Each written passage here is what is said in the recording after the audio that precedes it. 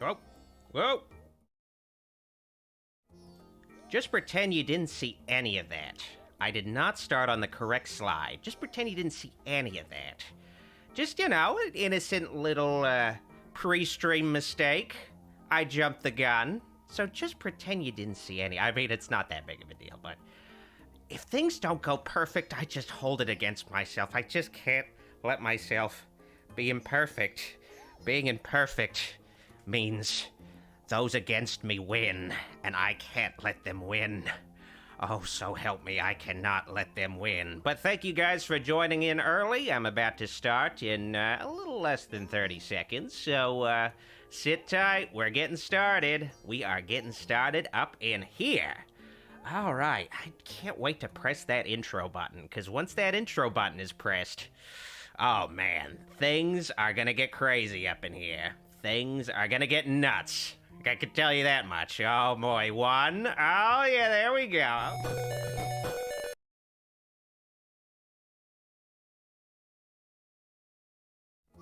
Greetings, I'm your host, Dr. Wolfula, and welcome to Doc's Game Room, where I live stream games for your dangertainment. Tonight, I'll be continuing my playthrough of Batman Arkham Knight. Now, in the last part, Scarecrow took over Gotham using his fear gas, or at least the threat of his fear gas. So, Gotham is evacuated just for the sake of explaining why nobody's in Gotham, so Batman doesn't have to worry about running over innocent civilians with his tank.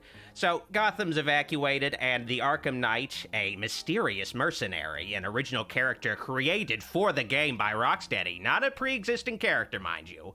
The Arkham Knight is basically a mercenary hired by Scarecrow, and the Arkham Knight has kidnapped Barbara Gordon, the daughter of Police Commissioner Gordon, and I need to rescue her as Batman, and I'm probably gonna fail, and Barbara's probably gonna die. I'm gonna call it right now. No spoilers, but it's probably how it's gonna go down. I'm just not a very good Batman. That's just how it is.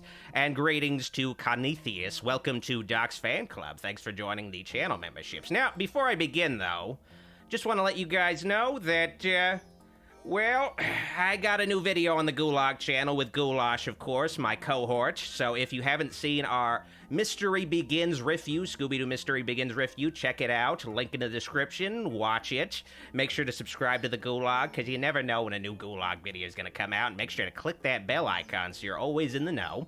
Also, on this channel, I'm going to have a review of Psycho, the original classic by Alfred Hitchcock. And also, of course, the 1998...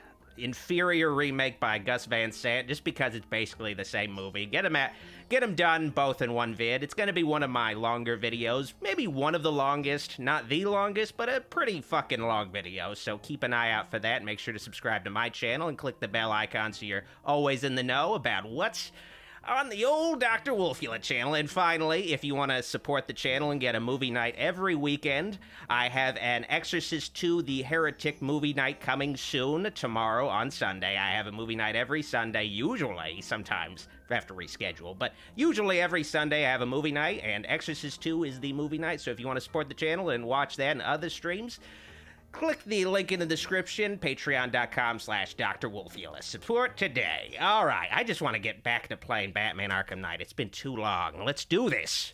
Let's fucking do this. And let me also get a better view of you guys in the chat. Yeah, okay, that's a good view of you guys. Thanks. All right, there we go.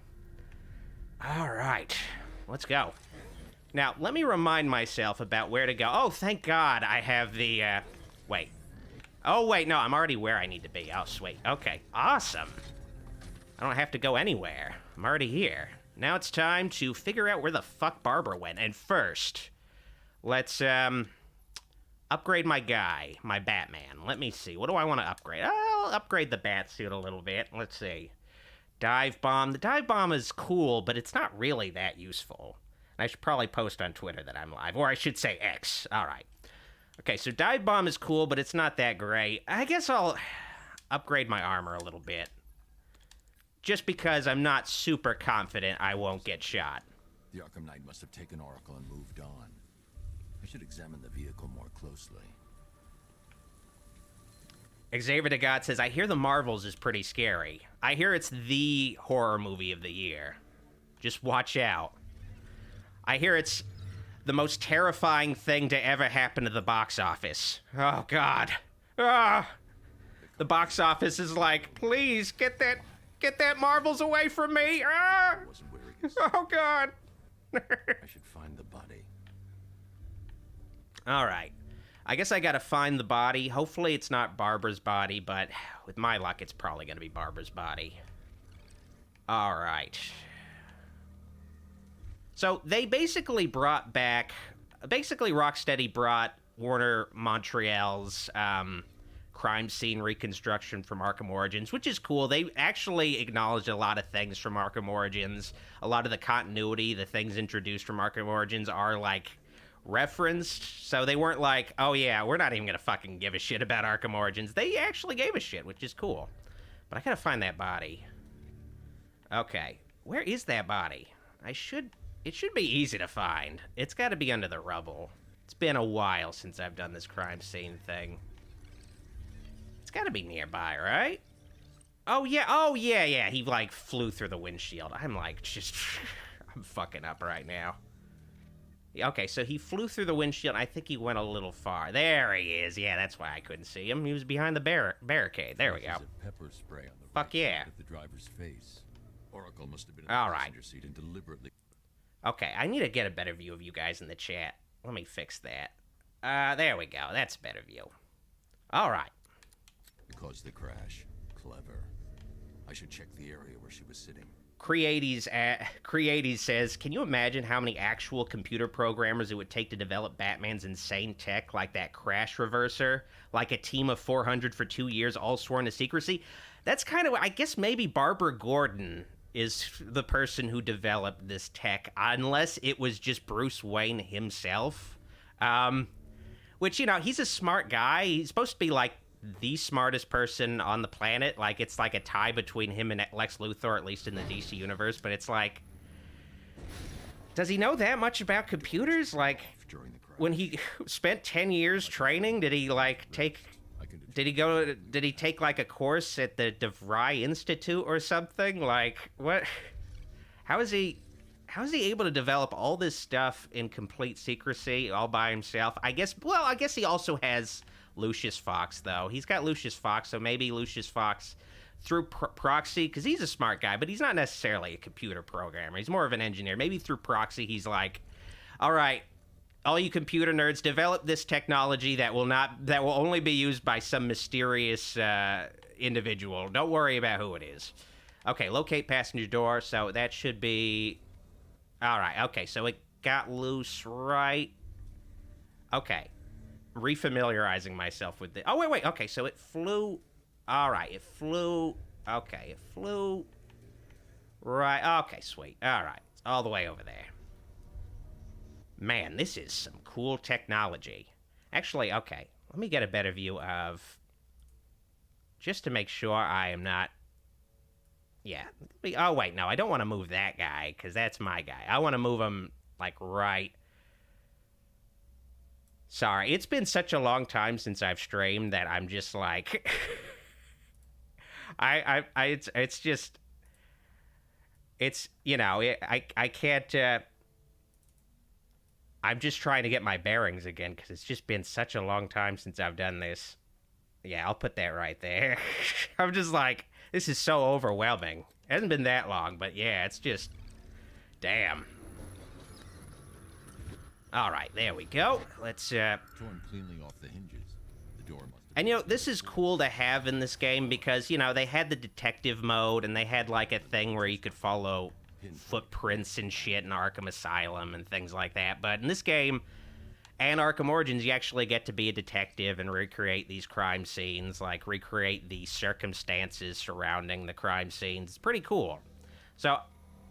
I could already tell, I could see Barbara, she's, like, flying out of that car right now. So, there she is. Yeah, okay, that's easy.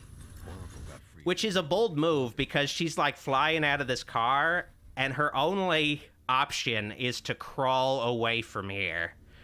In the middle of this city overrun by rioters, like, violent criminal men, like, really bold of her, like, as a handicapped woman...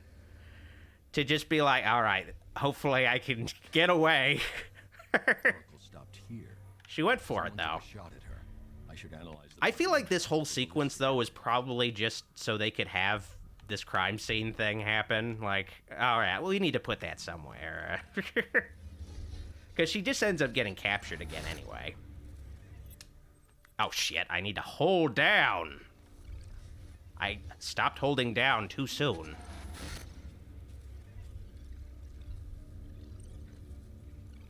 There's the Arkham Knight. The caliber of the weapon is Like, the Arkham Knight was really close by, too. the trajectory and impact velocity points to a shooter. She was, like, hoping he'd die in the crash. Like, At this range, he couldn't. hopefully Arkham Knight is not a guy who wears his seatbelt. Hopefully. But it's kind of weird, because, like, Arkham Knight made sure to hold his seatbelt, or maybe he was, like, bracing it. Maybe, I mean, I guess maybe these Jeeps do not have fucking seatbelts at all. But yeah, that was basically it. This whole crime scene, a horrible thing to start the stream off, Oracle knew she couldn't escape. just to find out she was kidnapped again. She must have left a clue while crawling away. I maybe should have ended the last stream with this, because this is just a really tedious part of the game. Find the clue left by Oracle. All right, I know where that is. Yeah, she, like, drops it in those boxes. Come on, Oracle. Just do the thing already. Do the thing. Come on. Show me. Oh, yeah. There we go. Thanks for the super chat, Joseph. Doc, you getting RoboCop? It's pretty damn good. I've seen some gameplay of it, but I'm more of a casual RoboCop fan, so if I get it, it'll probably be on sale. But also because I've just been getting a lot of games this year, and I need to, like, I don't know, get a hold of myself there, because I got just this last month. I feel like I got. Let me think. I got Alan Wake 2, and I got Spider-Man 2, PS5 Spider-Man 2. Gotham's most wanted. And those are pretty expensive, like, AAA games right out of the gate. So, even though RoboCop looks cool, I'll hold off on it for now. Oh my god, the EA app just opened. I hate the EA app. It just opens up randomly. I need to uninstall it. I never use it. Oh my god. You guys can't see the EA app opening, but god. Awful. It might be wise to establish whether this interloper is friend or foe. Reports are also coming in of a blaze at the Bristol fire station. This is basically Alfred saying, hey, there's some side quests you could do. Maybe you should check them out. Maybe you should give them a shot. You know, this is an open world game. You know, it's not just the main story. You know, there's some other stuff. I guess maybe I could show off a side quest just to have something fun to do. Well, yeah, let's just save some firefighters. That always involves busting some heads. Also get some skill points, too. I guess, yeah, anytime I guess the skill system in this game works. Oh, wait, there's a Riddler guy. All right, let's get him. Let's kick some ass. I'm just beating their ass. They're not even getting up yet. All right, sweet. That's a pretty cool angle. I like how he's wearing swim goggles. Why is he wearing those tinted goggles at night during the rain? I don't know. No wonder he got his ass kicked. Oh, shit, I'm getting my ass kicked now. Forgot that could happen. Something bigger than me. I forgot I did not clear out all the tanks on this island.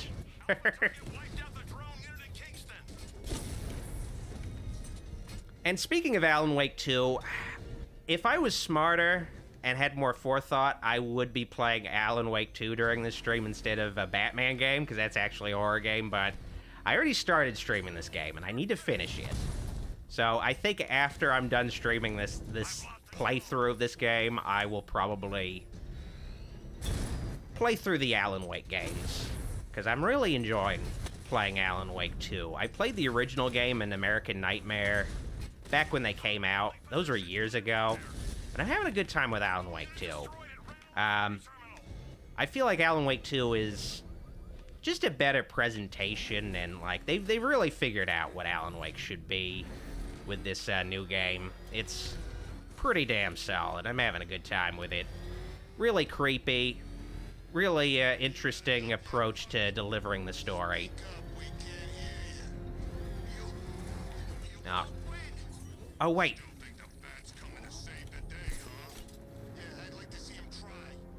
I'm hearing some guys kicking somebody else's ass. Oh, wait, yeah, okay, so there's a firefighter right there. Let's save him.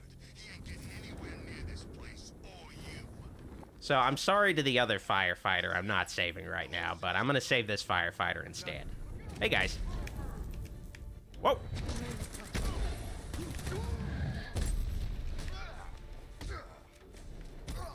Yeah, I guess you enter that mode. I've played this game through so many times, but I guess you always enter that mode if the guys have guns, so you can get, like, some kind of advantage over them. You enter that fucking, slow motion mode anytime they got guns. Just to have, like, a bullet time Max Payne sort of thing going on. It always looks cool. When they first showed that, though, in, like, the early gameplay of this game, I was afraid that that was just how all the Predator encounters played out this time around. Like, you just instantly beat anybody in the stealth mode. I was like, oh no!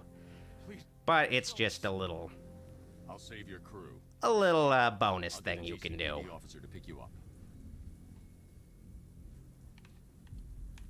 Alright, that's one firefighter saved. Hell yeah. Alright, forget about the other firefighter, though. I need to save Barbara. I'm heading to Wayne Tower. That firefighter can fend for himself. We should be able to track his location. Now, where is Wayne Tower? Oh, yeah, it's back that way. Alright, gonna grab the Batmobile, I guess.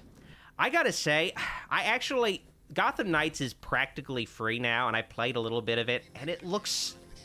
Like, playing it in person, finally, it looks like total fucking shit. I played it on my PS5, and I played it on... it's because it's on Game Pass, and it's also on PSN for free. I played it on both. It just looks like shit. Like, no matter the system you play it on, it looks like shit, especially compared to this game that came out 8 years ago. And I also gotta say, this game has, like, some of the best water I've ever seen in a game. Like, just... the best, like, it just looks good. Like, I feel like water in recent years, they just stopped giving a shit about water. It just always looks really shitty now. But man, this water, like, everything in this game looks great. Like, it's just held up super damn well. I'm gonna run these guys over. Oh, shit. And I need to remember I can, I have, like, bonus attacks I could be using. I never play the tank section. I never replay the tank sections, I should say, like that. Like I replay the stealth and combat sections in these games, so I don't know it as well. I only ever play the tank and driving stuff when I'm playing through the story. I just crashed it into oblivion.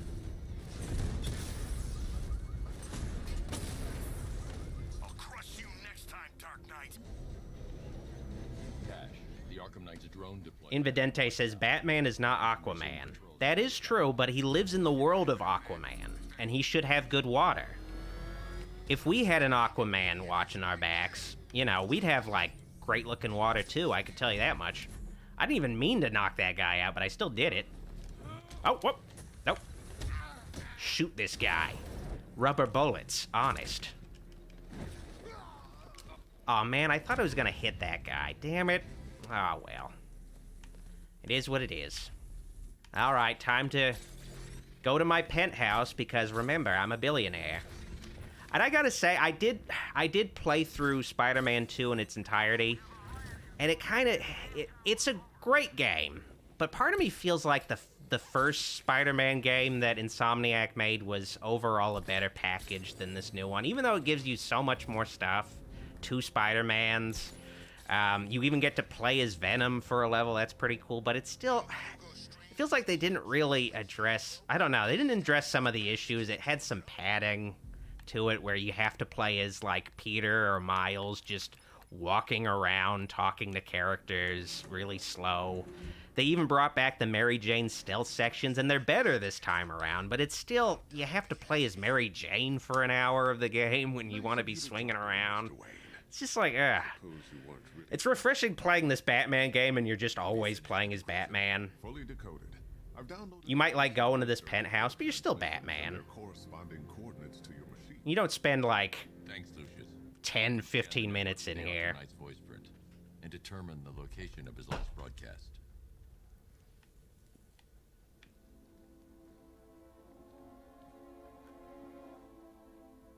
All right, let's I guess I'll do my taxes while I'm here. I'll do my Batman taxes. Here's the one Vicky Vale cameo in the game. I know you're listening to these messages. Look, it's about that. Oh, there's Joker. I forgot. Batman sees Joker for a second. I would have torn off that mask years ago. I always figured the truth would be a letdown.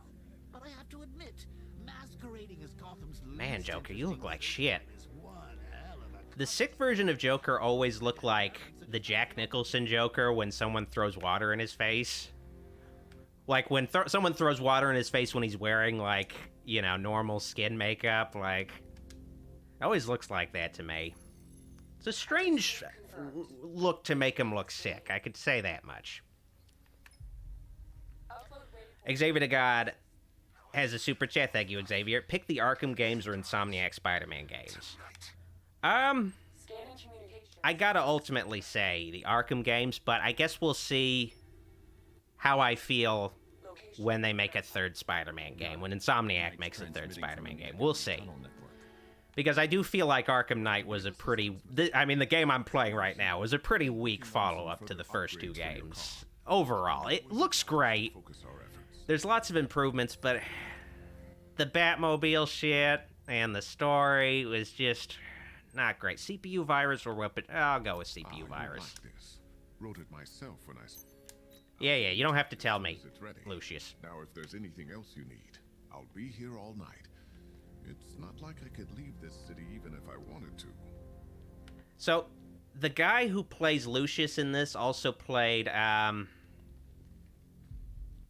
main character from the Walking Dead game. Oh, wait, Lee. Yeah, he played Lee in the Walking Dead game. That's a very easy name to remember. I don't know why I forgot it for a second, but he played Lee. But it seems like usually in games when he appears in a game, he usually just does like a Morgan Freeman impression. Like the director's always asking, "Can you do a Morgan Freeman impression for us?" He plays Lucius also in the Telltale Batman game, also doing a Morgan Freeman impression. I feel like at this point it's just like, yeah, Lucius Fox has to basically be Morgan Freeman. Which is maybe why we haven't seen him again in live action. We didn't see him at all, I don't think, in the Batman. I gotta say that it is I feel like it's a...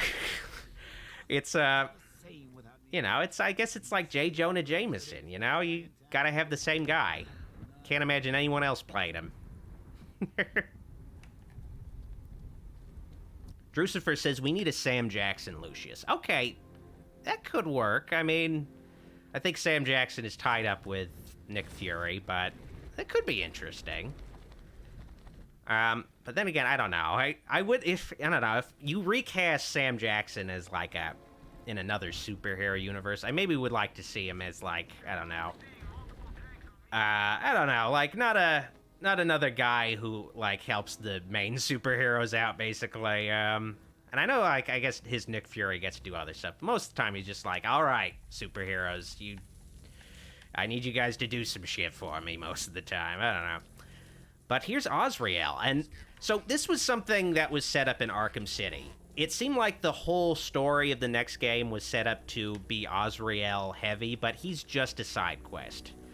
A lot of the things that were set up as possible, like, stories for this game were basically relegated to side quests. Hush appears later in this game as a side quest, but it seemed like they were all set up to be major things that happen. And I think that's basically...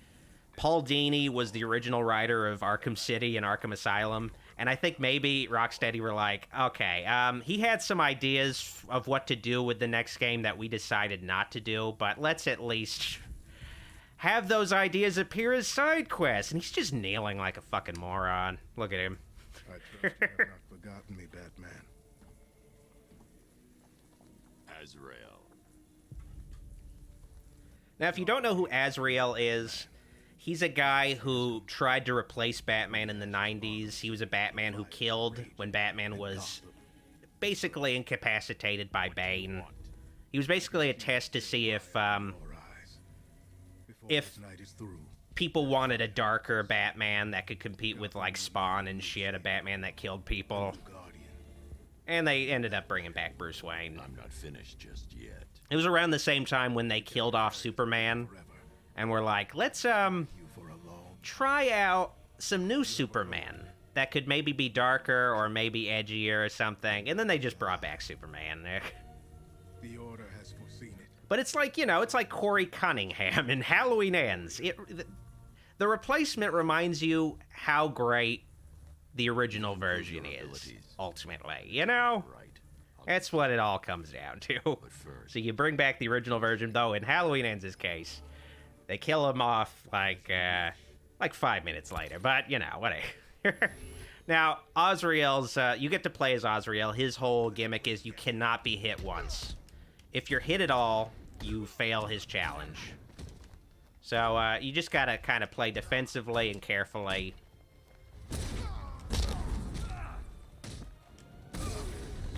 Alright. Alright. No, I don't think so. Alright. So that was easy. But that's just a taste of Azrael's challenges. give me a sign when you are ready. What's with this flashing happening in the game? Sir, I've captured Alright. performance. Good work, Alfred. Run the usual physiological tests. Then am I to understand you are considering him as your successor? None of us know what will They happen keep after. Batman's intentions through this side quest completely vague, and, because you're like, maybe Batman is considering replacing himself with Azrael. Maybe. It seems like it. That would be kind of interesting, a bit of a twist, though. Like, maybe, I mean, that would have been, I mean, I guess it, like, if they wanted to rip off Red Dead Redemption, have Batman actually die in this game, but then you're playing as Azrael Batman. Oh, man! Man-Bat! Oh! This is a horror game. All right. Time to fucking capture Man-Bat. He's got something in his mouth. I need to find out what it is. All right. Where'd he go? Come on, Man-Bat. Where'd you go, Man-Bat? There you are. All right, get over here, Man-Bat. Come on, Man-Bat. I got you. Oh, no, I need to get higher. Whoop. Come on, Man-Bat. Come on. Come on, take your medicine, Man-Bat. Get over here. Oh, come on. Show me what's in your fucking mouth. Get over here. Come on. Come on. Come on. Get down there. Okay. What's in that fucking mouth of yours? Come on. Okay, take the medicine. Take it. Okay. Man, this always happens when I need to take him to the vet. Oh, God damn it. All right. That's the cool thing about this game is just random shit like that'll happen. Run analysis on the blood sample I just uploaded. Right, you are, I do think they did a great job, like, making Batman open world, giving him these dynamic side quests. It's pretty cool. It's just the main story that's kind of a letdown. blood is heavily mutated, but we have a partial match, a Dr. Kirk Langstrom. Search for any properties in Gotham only. Six Squad, greetings to you. Certainly. Let me see. He and his wife lease a basement laboratory in Chinatown. I'm sending you the address. Oh, man, I got some skill points. Let's use them. All right, let's see. I guess I should use them on the Batmobile stuff, because that's... Really, honestly, I usually put my skill points in Batmobile stuff, because that's honestly the only places where there's actual challenge in the game. Definitely want to upgrade the armor levels, because some of the Batmobile... Oh, wait! I gotta kick these guys' asses first. Because this stuff, you know, I could do this stuff in my sleep, though I do have the, training wheels of the counter icons, but I don't know, I like the counter icons. You know, I could play the game, I played through this game without the counter icons and beaten it, but when I'm just playing casually like this, just like normally, I do like having the counter icons, just, you know. Just because I'm not that concerned with challenging myself when I play a game. I'm just like, you know, trying to have a good time, you know? Alright. now let's, okay, do I have the... Okay, I don't care about the AR challenges, Alfred. Let's, okay, I don't want to take care of the Man-Bat side quests. I don't care that much. Let's take care of the... Wait, what is this? Okay, what am I doing in this part? Infiltrate the tunnel network under Miyagani Island. Okay, that sounds reasonable. I can do that.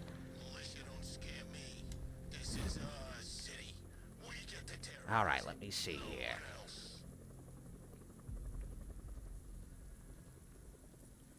Tevya Smolka says, Man-Bat reminds me of Kurt Connors' The Lizard from Marvel, but for DC Comics. Yeah, Man-Bat came a lot later.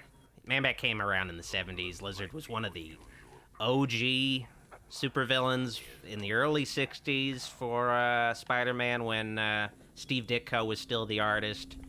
It's so crazy when Steve Ditko was around. They were, like, pumping out classic villains. Like, just really impressive. Just classic villain after classic villain. But, you know, Kurt Connors is still kind of, I don't know, it's got some neat spins on the Lizard concept, at least. But still very much just the Lizard.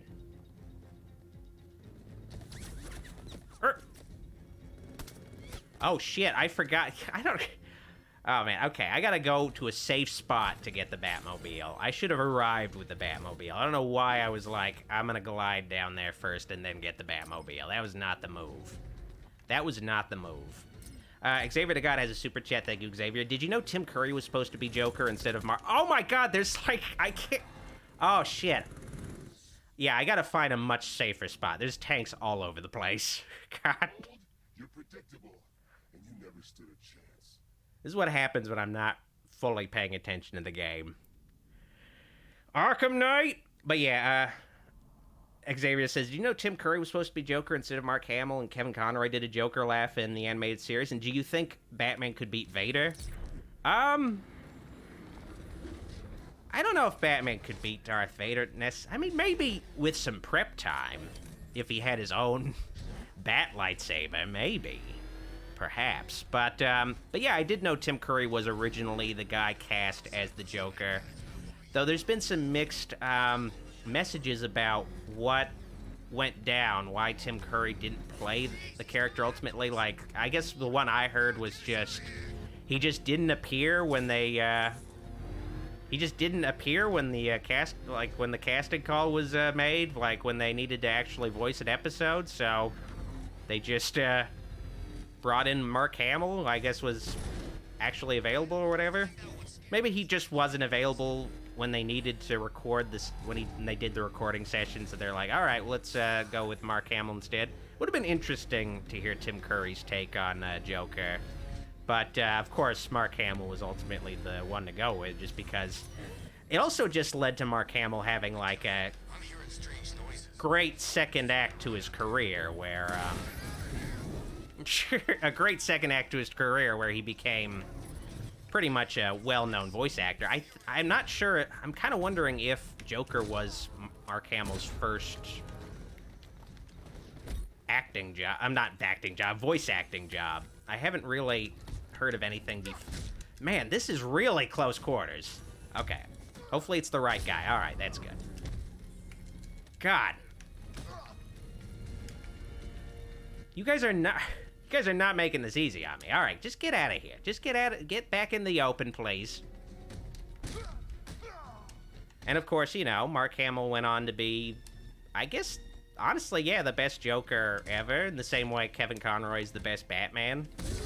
If we're only counting, where's the other guy? There's apparently another guy around here, because I can't interrogate him. Let's see. There's apparently oh wait, now I can interrogate him. I don't know why I couldn't do it sooner. Let's talk about Riddler. But yeah, it's messed up though, because Kevin Conroy, man, yesterday marked a full year since Kevin Conroy passed away, and I don't think of him being gone. It's messed up, but yeah, I still think of it. He's still around. He can still play Batman, but he can't. It's really sad. It's very upsetting. I couldn't even imagine him never playing Batman again. Like, it's really... It's the ultimate bummer. I don't know why it's is it set to the right? No, it's fucking set to the Kurt Connors mission. There we go. All right. Not Kurt Connors, the fucking Man-Bat mission.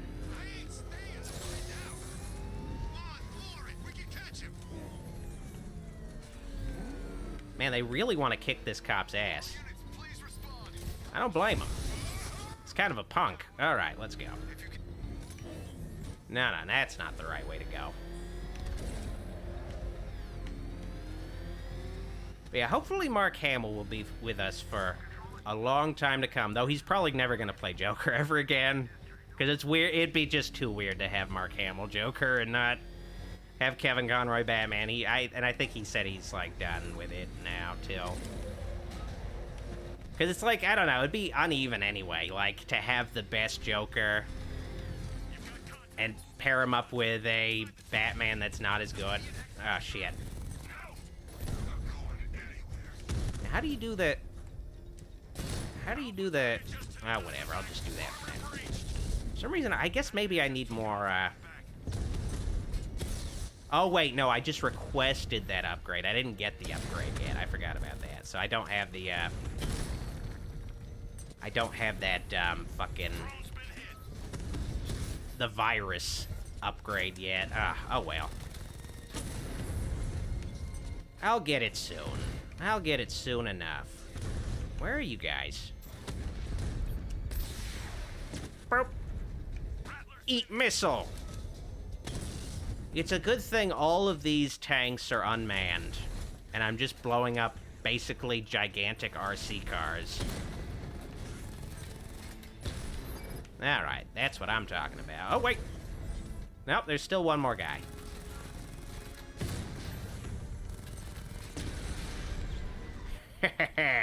So long. I mean, honestly, the Arkham Knight would win if he just decided to put like, guys inside those tanks. And then Batman would be like, well, I can't kill, so I guess the Arkham Knight has won. All right, Gotham is yours. Alfred, I'm sorry, it's just my, Just a moment, sir. it's my one rule. Accessing the building's security mainframe.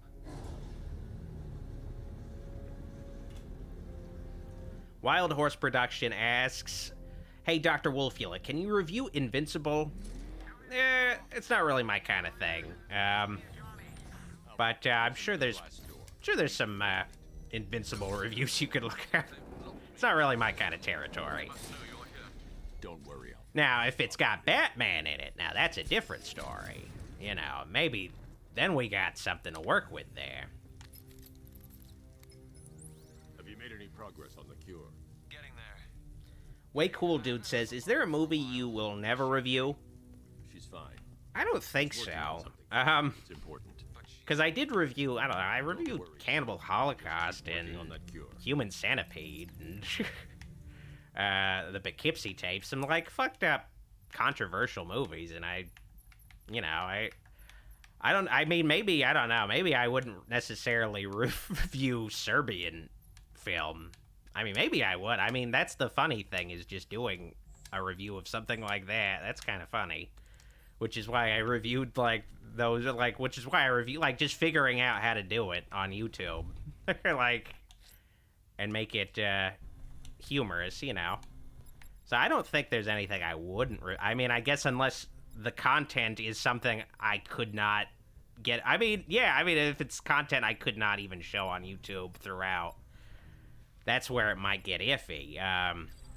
But even then, like, I've been wanting to, for years, review the Scooby-Doo XXX movie, and just review basically just review the story parts of the movie, and maybe graphically describe what happens during the sex scenes, but not show the sex scenes. Because I think that would be funny, but at the same time, I'm afraid YouTube might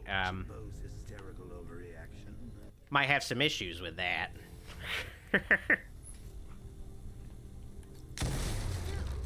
you cared about Barbara the way that little sidekick of yours does, maybe she wouldn't have got kidnapped in the first place. Caesar says, Batman Arkham series is #1 superhero games. #2 is Insomniac Spider-Man series. Insomniac Spider-Man series is great to me, and I feel like because they're the new things, and it's been a while since there's been Arkham games, there's, like, been a lot of talk about them just being the best superhero games. But I feel like, I don't know, there's just not enough. They're great games, but there's just, like, when they make their version of New York City, like, when I'm swinging around New York City, it just feels like I'm swinging around, like, just a regular New York City, not like a heightened comic books New York City, like, just a regular New York City where you'll see Avengers Tower or the Sanctum Sanctorum, like, shit, like Doctor Strange's headquarters and shit. Like, you'll see, like, those, like, little Easter egg things, but it's not, like, something where it's like, all right, a reimagined New York City that's, like, cooler and more comic booky and, like, where it's, like, it's supposed to be a world with, like, where, like a teenager can basically shit out awesome fucking 3D printed costume in, like, a half hour between scenes, but it just looks like a regular New York City. Like, I don't know, I would like them to be, like, I don't know, to get a little more creative with the design, I suppose, because the Gotham, like, the art design of these Arkham games is just unparalleled. Like, they just not only do a great job, capturing the feel of the games, but also just do their own thing with it. Where, I don't know, it's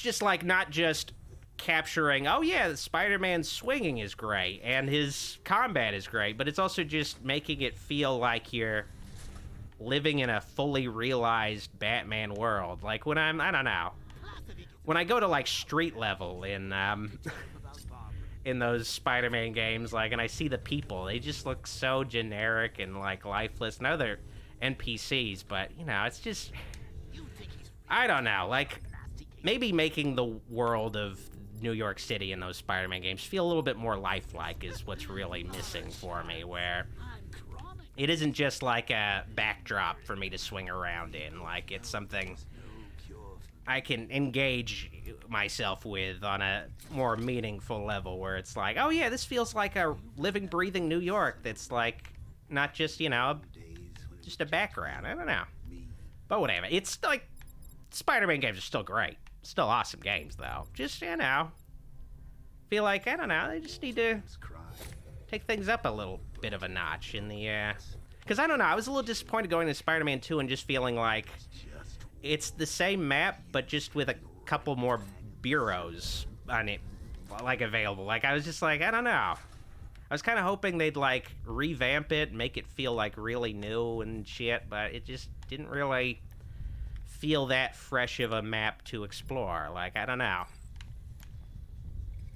And also, them introducing the ability to, like, fly around also made me wish they made a Superman game. Oh, shit! I was like, oh, man, flying around is really fun. I wish I could just do this the whole game.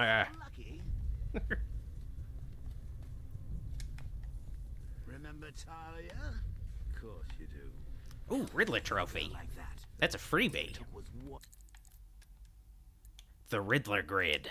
piece of lead to end your hopes of a happily ever after. You blamed me, of course, but you were wrong. Creates says, I see you reviewed House on Haunted Hill, but I don't see you've covered 63's The Haunting, and not that rotten 1999 remake. I haven't really reviewed House on Haunted Hill. I just streamed it. But I might review the original House on Haunted Hill and the remake, as well with the Haunting. That'd be a good double feature kind of vid.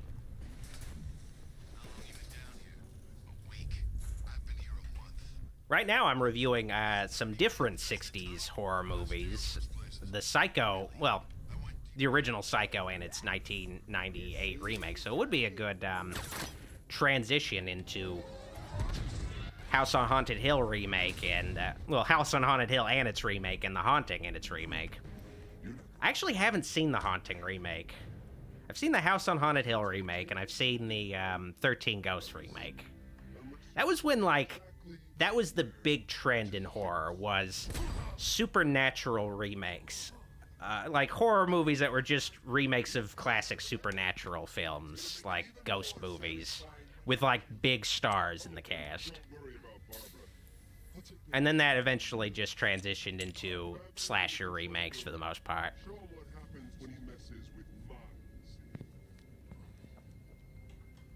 And now, today, where a lot of the horror movies coming out are just reimaginings of other movies, but what if they were horror instead? Like I saw, and I'm considering reviewing it, I saw It's a Wonderful Knife came out recently, which is just a horror version of It's a Wonderful Life. Like, basically like Freaky was a horror version of Freaky Friday. Just like, oh man, this is what's coming out. I was surprised it wasn't made by Blumhouse, honestly. Or like, the Fantasy Island movie was a fucking horror version of the Fantasy Island TV show. Oh shit, I totally missed that box. Ah, man, I need to get back into the zone of things. I need to counter better. Oh shit! Ah, shit! I need to get back into the zone. What am I doing? That time I caught the box. Alright, I need to get these guys closer to the... there we go. Eat lamp, motherfucker! He's like a moth to the lamp. I do like how that kind of only counts as one hit to that guy. A regular takedown is just pretty much just one hit. So I took down half of his health bar before that beat down. But if I didn't take down his health bar before that, I'd have to do a much longer beatdown before I could actually take him out. Oh, fuck, I forgot they have medics. That shock guys back into consciousness. I hate the medics. Oh, God, I fucking hate the medics. I hate any mechanic where the game takes away your progress. That always sucks.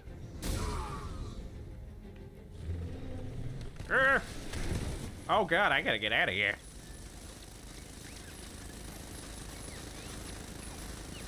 Tevya Smolka asks, how do you feel about the Winnie the Pooh horror movie? I did review that, so check out that video, but I didn't like it, you know? I can go much more in-depth in the video, though, so I recommend checking that out after this stream.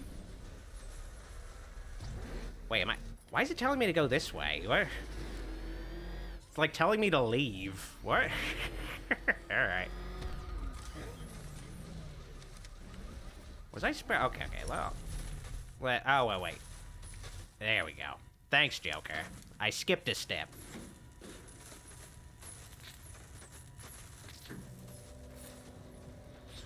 That guy doesn't know you very well now. Philip J. Fry says, throw batarangs at the meds. Yeah, I guess that's something, that's an approach I should do, but I don't really have issues with the, those medical technician guys or whatever, the doctor guys, all that much in combat mode. It's just in stealth mode where they get a little annoying. But in, combat mode, I can just take them out. It's just a little annoying seeing a guy get back up after I just beat him up. Hey, guys. Whoop.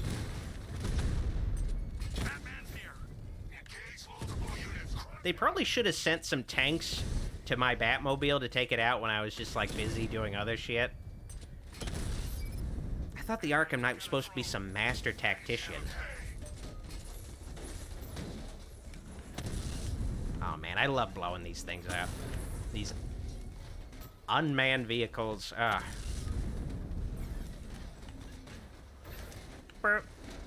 God, who's gonna sweep this mess up once this night is over? Oh, God. Oh, yeah. Blow that up. Did I blow it up? Yeah, it's blown up. I blowed it up. Don't worry, I blowed it up.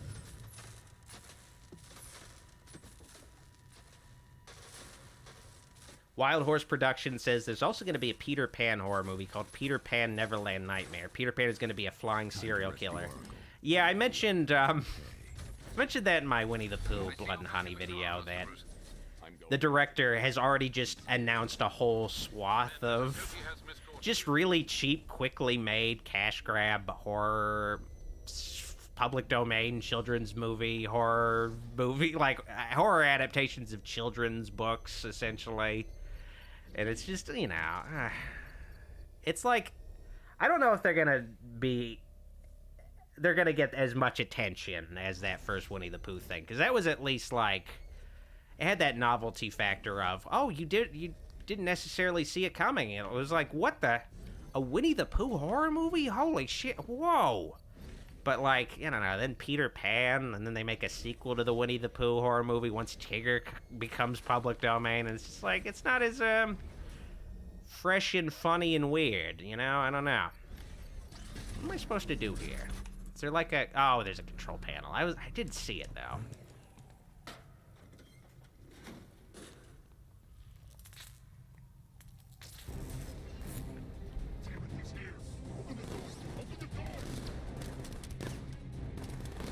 So I accidentally inhaled my Fresca and coughed a little bit, but I made sure to mute my mic just in time. No, okay. Maybe I need to mute my mic just a little longer, just to get the cough out completely. Oh, God. Oh. Okay. I think I'm all coughed out. There we go. That's what I'm talking about. Blowing things up is my favorite thing to do as Batman. I mean, I do gotta hand it to the Batmobile. You do get to blow stuff up. That's pretty cool. Need to remember to do the dodge thing.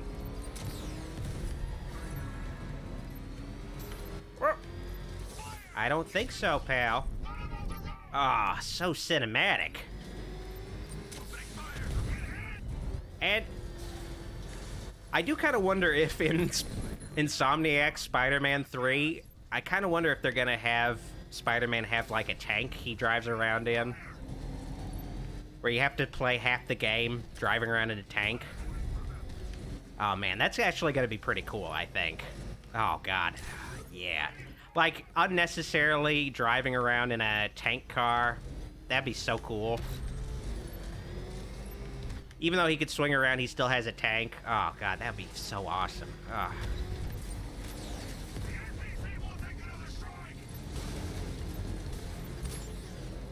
Whoa. All right, time to, do some cruel and unusual punishment. It's time to do the equivalent of waterboarding a guy as Batman. Here we go. Isn't the Arkham Knight? Oh, this is gonna be so cool. I can find it. Here we go.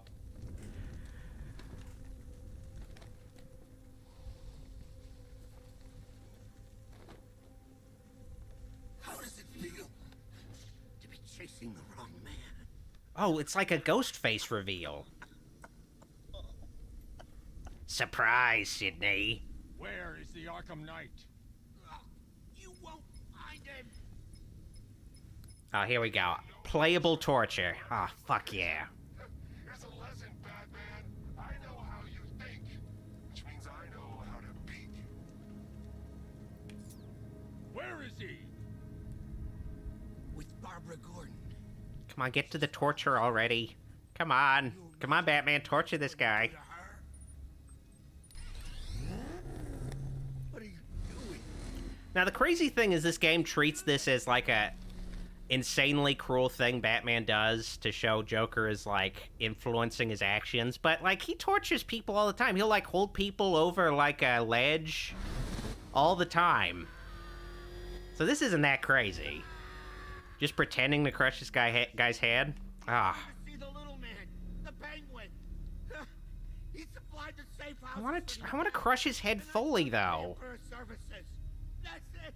Let me crush his head already. Anything else? I'm gonna do this for as long as I can. I kind of wonder if you do this long enough, he'll just die of a heart attack or get his head crushed for real. Let's see. Stop! Stop! Please! Please, stop! Please, God! Come on, let me see some blood. Let me hear some crunching. Come on. Okay. Remember something else? He uses a refrigeration company as a front. The trucks distribute weapons throughout the city. What's it called? North Refrigeration. Thank you. Oh, yeah. Well, I'm sure that still crushed his head in. I'm sure his head is completely caved in now. To find out everything you can about North Refrigeration. Of course. May I inquire why? Penguin's supplying arms to the Arkham Knight, and right now... I remember, like, seeing some clickbait articles, like, kind of upset about this, saying, like, Batman tortures people in the new Batman game. And it's like, he tortures people all the time. What are you talking about? Batmobile upgrade is ready to deploy. That's it. That's one of his things. Is en route to Grand Avenue. All right. Time to see what good old Penguin's up to right now. Sweet. Sir, I've discovered an exploit the Arkham Knight was using to broadcast via your gauntlet. Rest Blow assured, this out. all of our communications are securely encrypted. Blow up already. To prevent further Blow up. Keep the channel open. Come on, blow up. Just blow up. Oh, it doesn't blow up. Oh, well. This blows up, though. Oh, yeah, this definitely blows up. Yeah. Oh, yeah. Travis Bickle's gonna be so pissed. All right, let's go. Oh, luckily it's just right where I need to be. Hell yeah. All right, Batwing, give me my upgrade. Oh, God, they've never nailed the design of the Batwing or Batplane in these games. It just never looks quite right. It needs to look more Bat-like. It always just looks like...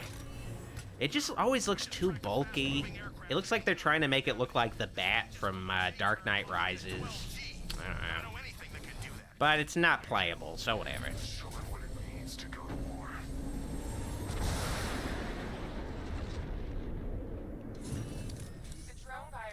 Engineer for the Future says, hey Doc, do you think the ending of this game will be referenced at all in the upcoming Suicide Squad game?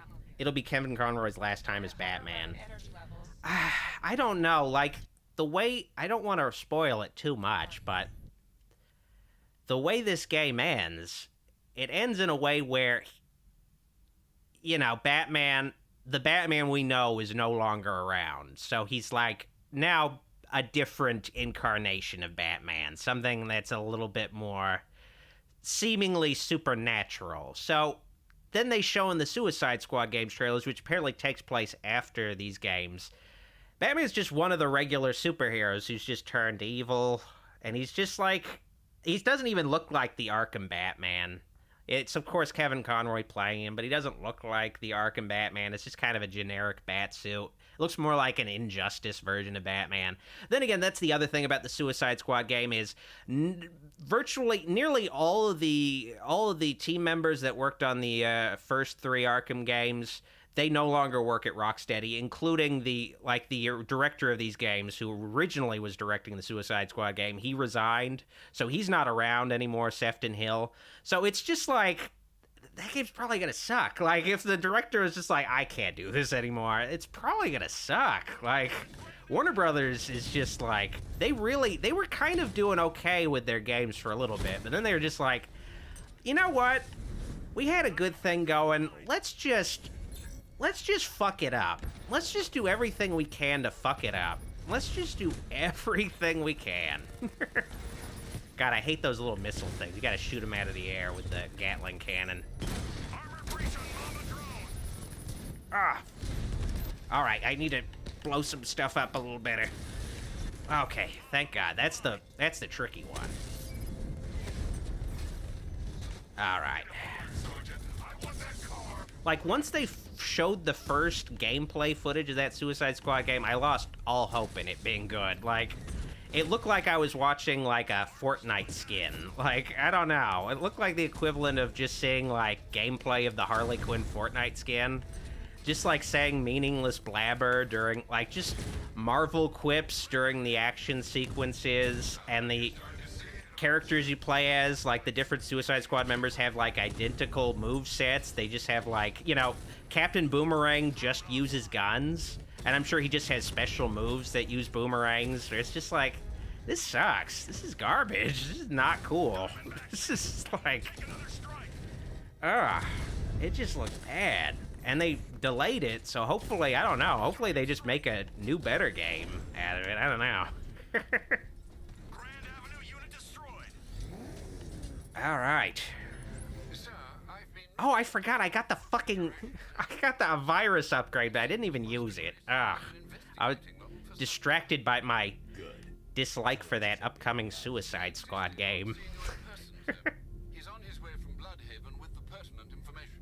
He'll meet you on a rooftop overlooking the Ranelagh Ferry Terminal. Thanks, Alfred. In the meantime, sir, scans... Strawberry Struss says, these parts are embarrassingly easy on mechanical keyboard. I assume that's mechanical keyboard. I just see MKB. Yeah, anything that's shooter involved, it's always going to be easier with a keyboard and mouse. But overall, when I'm playing, like, this Batman game, my preference, of course, is controller. I'm not going to... I guess I could... Yeah, I guess I could switch... Yeah, okay, so I could, on the fly, switch around. I'm now using my mouse to control the camera, but... I don't know. I don't know. I've just become so used to controllers. I just can't help it. Alright, let's help out this cop. Luckily, the police cars are totally indestructible.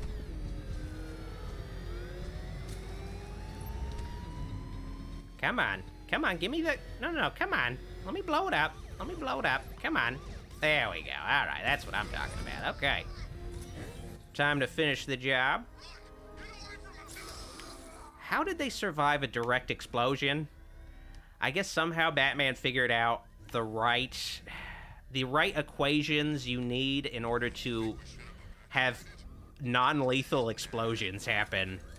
So, like, he figured out how to run somebody over in a non-lethal way. He figured out everything he needs to do to be completely non-lethal. It's impressive. Blow up a car non-lethally. And then, crush these guys against the car non-lethally. It's impressive. You know, it's impressive. I gotta hand it to him. Alright. I gotta fucking, head to Penguin's hideout and meet good old Dick Grayson. Good old Dick. Master Grayson confirmed he'll meet you on the building overlooking the Ranelagh Ferry Terminal. And this is the first time in the Arkham series Dick Grayson is actually voiced. There was a Dick Grayson Nightwing DLC in Arkham City, but he's totally non-voiced. And you could play as him in Arkham Origins defunct online mode, but he's also non-voiced there, so, yeah, you know, it's cool to hear his voice. I usually change his suit when I play the game normally. His suit kind of looks shitty by default in this game. I mean, it's kind of okay looking. It's just the cowl mask with the ears popping out. It just looks really 90s in the worst way. The only thing missing is a bunch of pouches. I guess it would be worse if he had his 90s mullet. That would be even worse. I think he's stockpiling arms right here in Gotham. The question is where. Cobblepot's the best lead we have on Barbara.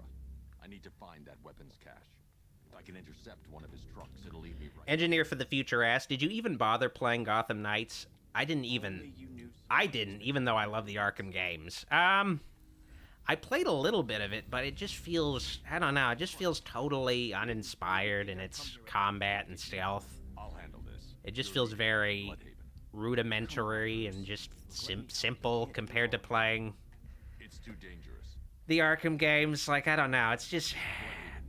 It's one of those things where playing Gotham Knights, I'd rather just be playing this, or Arkham City, or Arkham Asylum, or Origins, for that matter. And, you know, the developer of Gotham Knights developed Origins, and I would have preferred them to make a game in this style, but just maybe strip out the stuff that makes it in the Arkham universe. I think that's all, you know, you had the solid formula, and then they just kind of abandoned it for 8 years. They're like, let's try Gotham Knights. And the thing with Gotham Knights is that originally it was supposed to be a games as a service game. It was supposed to be like that shitty, failed Avengers game. It was supposed to be like the future shitty, failed Suicide Squad game, but then they realized, maybe this isn't the game. Maybe, like, this Batman Sidekicks game isn't the game to spend the resources on the online infrastructure that will eventually take offline anyway. So maybe we should try, I've only got 3 shots. I should pick my targets wisely. Maybe we should try to just make it single player and just make it feel like an online game that's just happens to be single player. Alright. Why can't I shoot those? Okay, now I can shoot them. If I use the disruptor again, it will explode when fired, knocking out the user and flooring anyone nearby. Okay, I get it, Equipment Kevin Conroy, sabotaged. don't worry. Time to introduce myself. Some dude smashed it on the table and ground it into his damn face. Never seen anything like it. Okay, alright, well, I thought maybe I almost never used the disruptor, so I'm just like, how do I make it blow up? Oh yeah, okay. Teaming up and working. Like that, alright. Wasn't like this in my day. We play by the rules. Oh, shit! Alright, need to isolate that guy.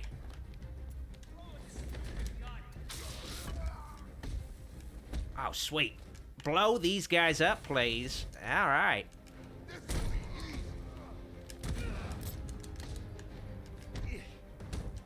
Come on. Give me a 5. I want to beat this guy up. Oh, shit. Oh, shit. Oh, man, I want to pick up the bat. Okay, there we go. Now I can beat the hell out of this guy. Hell out of this guy. All right. I like that guy's buttons. They look really good on his vest. Oh, shit. Okay, I countered too soon. I need to get a hold of myself. That was really sloppy. I'm the Batman. I need to do better. Let's see. A truck full of weapons and explosives. But, you know, I always play a game worse when I'm streaming. That's just how it Attack is. the vehicle and follow it across Gotham. KDB says, "Night, nerds. Love you, Doc." Good night, Katie. Pleasant dreams. I All better right. tag the truck before Oh, yeah, I starting gotta- the thugs inside. You gotta tag the truck. All right. Let's do it. Now I just Sweet. need to give them a little motivation to lead me back to their hideout. Knock, knock. What did you forget? No, it's Batman. Get the hell out of here. Tevya Smolka asks, "Hey, Doc, any opinion on playing Hogwarts Legacy?" I'll be able to I played back to Penguin's a lot of that. I played, like, near the end of the main campaign. tracker will remain I locked. kind of lost interest after a while, though. I need to at least finish it. But it was kind of neat. It was sort of something I played to tide me over until Tears of the Kingdom came out, though. I was like, oh man, I want to play something before Zelda comes out. And you know what? I played the fuck out of Tears of the Kingdom, I can tell you that much. I was like, I gotta play this game from front to back. Okay, I can't see him. You think we lost him? How do I know? Keep looking. We gotta be sure before we head back.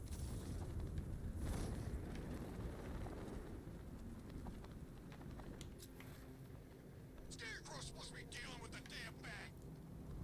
Engineer for the Future asks, "Hey Doc, why did they ship Barbara and Tim Drake in these games? That has always baffled me."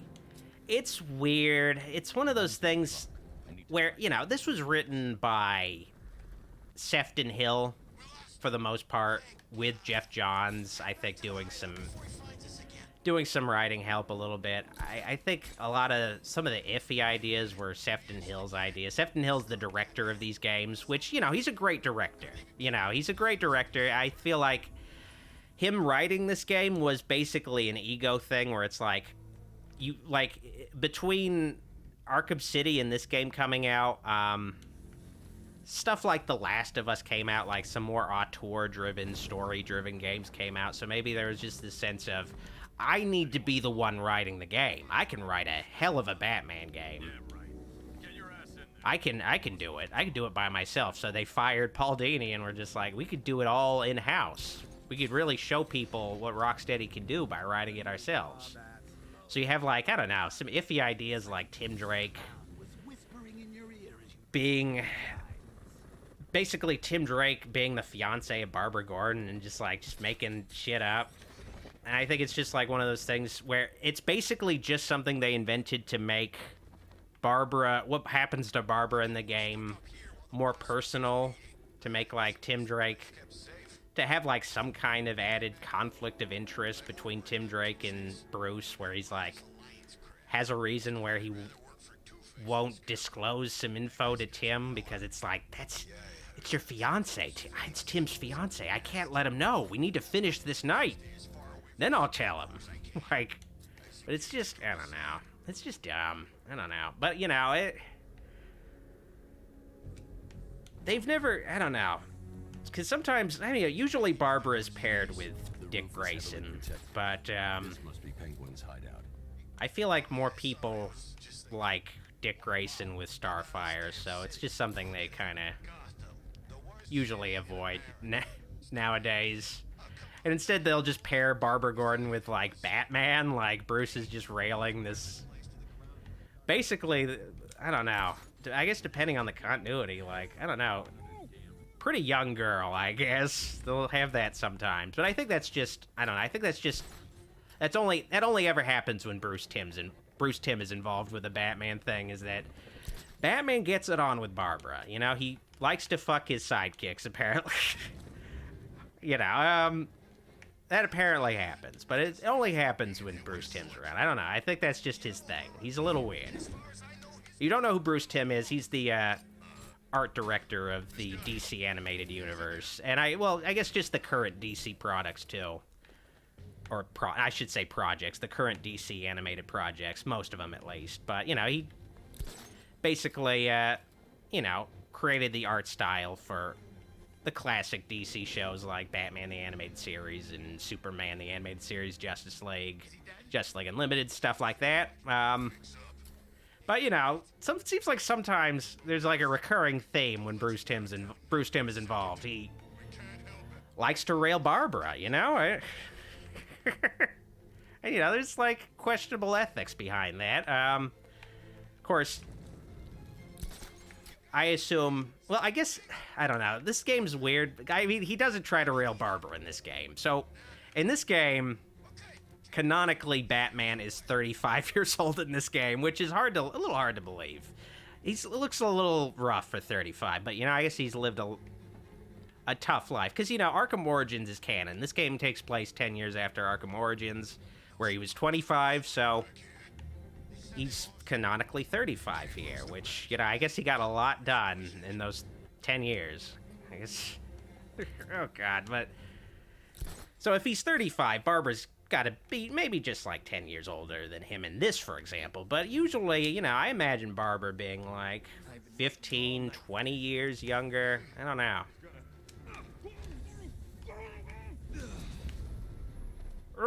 Gotta get out of here. I gotta use my gadgets more. When I'm talking, I'm not thinking. That's my problem. Less gabbing, more thinking. Alright. Let's see. What do I got that's good? Oh, yeah. I mean, well, no, not that. Got a couple of these charges. So I could shoot one of those guys. Oh, yeah. Well, yeah, I could just isolate this guy at least. Oh, he's on a ladder. My greatest weakness is ladders. When they go up ladders, I can't do anything about it. Actually, maybe, I guess I never tried it. Maybe you could use a grapple on them, use the back claw on them when they're on the ladder, pull them down.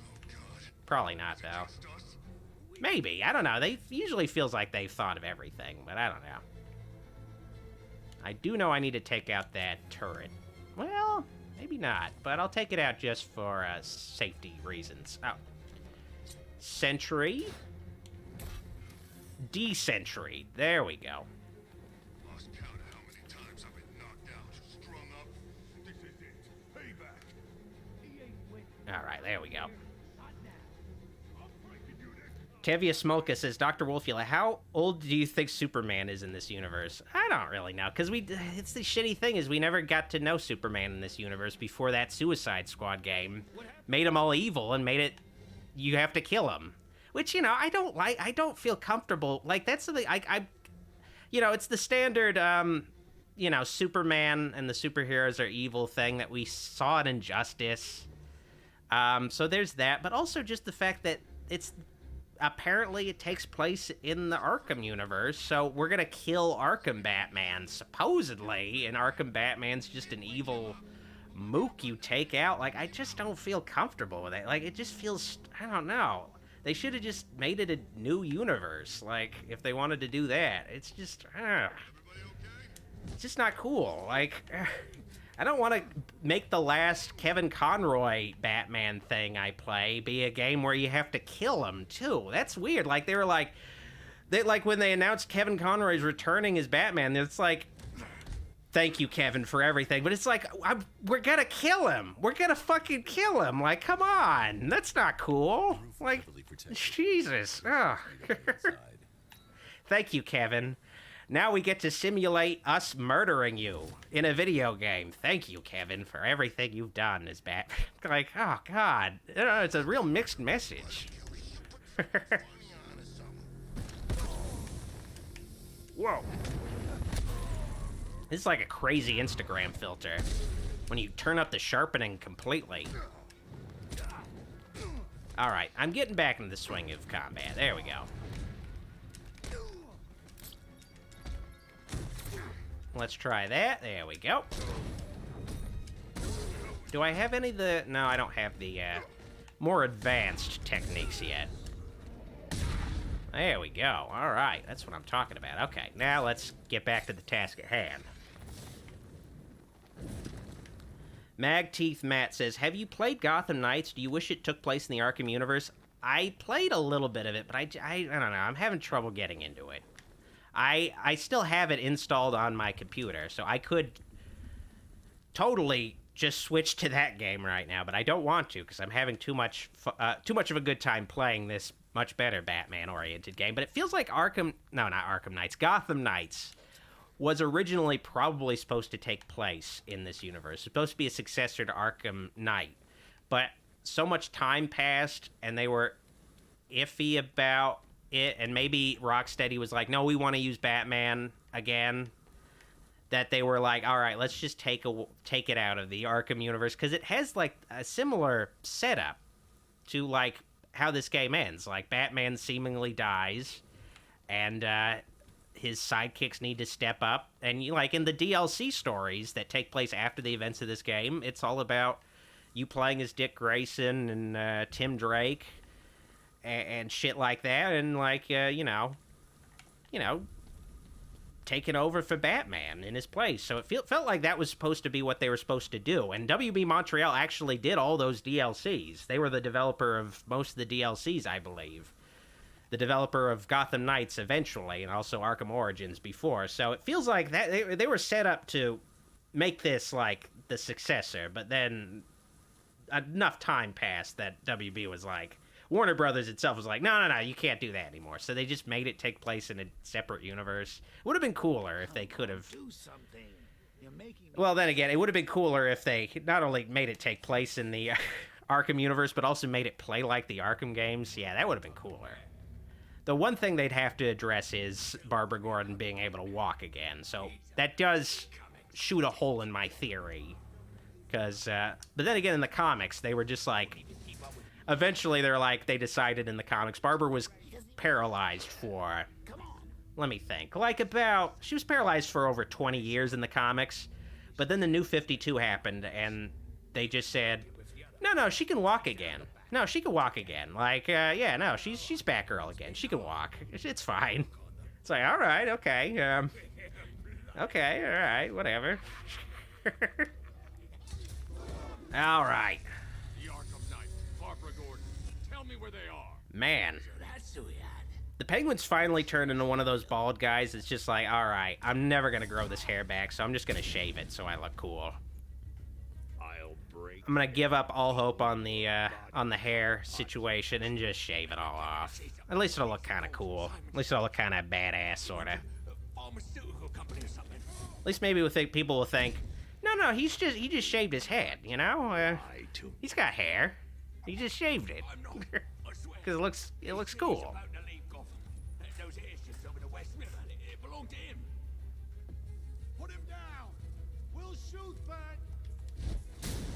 All right. You mean I could counter guys with guns this whole time? Oh man, I'm getting my ass kicked right now. Oh no. I've been working on my swing. Watch and learn. Gonna knock his head right out of the... This is you handling it, right? Now, don't worry. You can thank me later. Devious Smolka says, personally, I'm more of a fan of Cassandra Cain Batgirl. Yeah, they could have just used Cassandra Cain Batgirl. I mean, you also gotta, you know, you'd have, like, an Asian member of the Bat family as, like, the Batgirl, you know? They had a good thing going, and then they're just like, no, let's keep it, traditional. I feel like I prefer Barbara as Oracle at this point. Like, I feel like that's, like, a pretty, I don't know, that's a pretty good role for her. Like, this character that's always helping Batman out, that's, like, just omnipresent in her role. Like, I don't know. Just let another character take that place. Take the place as Batgirl, I should say. Because, you know, paralyzing Batgirl was iffy. It wasn't supposed to be canon. Alan Moore just, like, Killing Joke was supposed to just be a, you know... It was supposed to be, like, you know, a non-canon story. Like a darker, more mature, non-canon story where they could get away with doing anything. But then it was so popular that the editors decided, no, let's just make it canon. And, you know, it was questionable in the fact that, you know... They take out, you know, they just, like, they, you know, Joker just randomly shoots Barbara Gordon and she's just paralyzed. She's just like a, I don't know, she's just, like, any, like, I don't know, it just felt a little weird, I should say. Like, she, you know, she's been this crime fighter for years, and then she just sees Joker, just gets shot, she's just, like, collateral damage. It does feel weird. And, you know, it's one of those things where it happens to a lot of female characters in comics. It's called the women in refrigerators syndrome, where a female character will get killed or horribly maimed or whatever in order to motivate the hero. You know, it happened with Gwen Stacy. It happened with, like, it happens with a lot of female characters, which is unfortunate, you know? Whereas, you know, male characters... Nothing necessarily bad happens to them, because they sell comics, ultimately. So, you know, nothing bad happens. Like, you know... You need to let me help. You know, Jason Todd gets brutally murdered, but he comes back, like, about 15 years later. You know... Bucky Barnes died, but then he came back, you know, it's just... So, you know, I guess it's, you know, it does feel fitting that Barbara Gordon eventually got to walk again. I guess they reversed that, you know, just evening the playing field. Because, you know, the same thing happened to Batman. He got paralyzed, too, by Bane. And, you know, he got to walk again, you know. It just happens. It's fucking comics. All right, time to blow up the Joker. But first... I need to be safe about it. Literally. Because I'm using a safe to contain the explosion. I'm being safe. Philip J. Fry says, Marvel treats Peter so bad so they can put up Miles. It is so insulting. Well, I don't know. They only really killed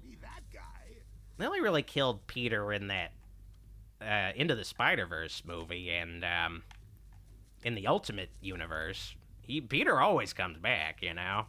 And, you know, there's still Peters in other universes in the Spider-Verse movies. And the Miles Morales Peter Parker is, like, just the fucking ultimate version of Peter Parker, too. Like, you know, it's just like a thing where you have to live up to, like, the best Spider-Man ever, too. It's like a cool, motivating thing. Why did I do that? That's not the right way to go. It's the other one. Damn it. All right, there we go.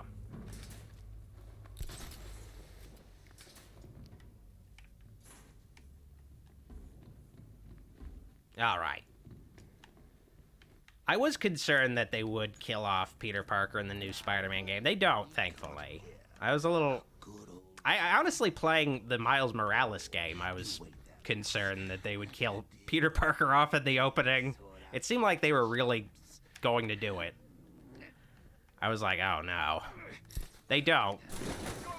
So if you're concerned about that, like, they do like a Red Dead Redemption thing where they kill off the character you maybe like more. Some people like Miles Morales more, some people like Peter Parker more. It just depends on I need to find somewhere I can get a clear shot. what your preference is. But no, like, it's nice that, yeah, you know, you could, once you beat the Spider-Man 2, you can just, you know, keep playing as both Spider-Man. It's nice. All right.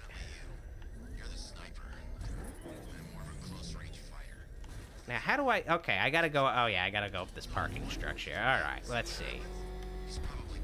I become such a slave to the little arrows guiding my path that when I have to figure something out myself, I'm just like, wait, what do I do? What? What's going on? What's happening? Oh, God. I'm scared. No, not yet, not yet. I'm not at the top yet. All right, here we go. Oh, wait, there's also that little turret thing. There we go. All right, yeah. A little precision going on here. All right, nice and safe. Okay.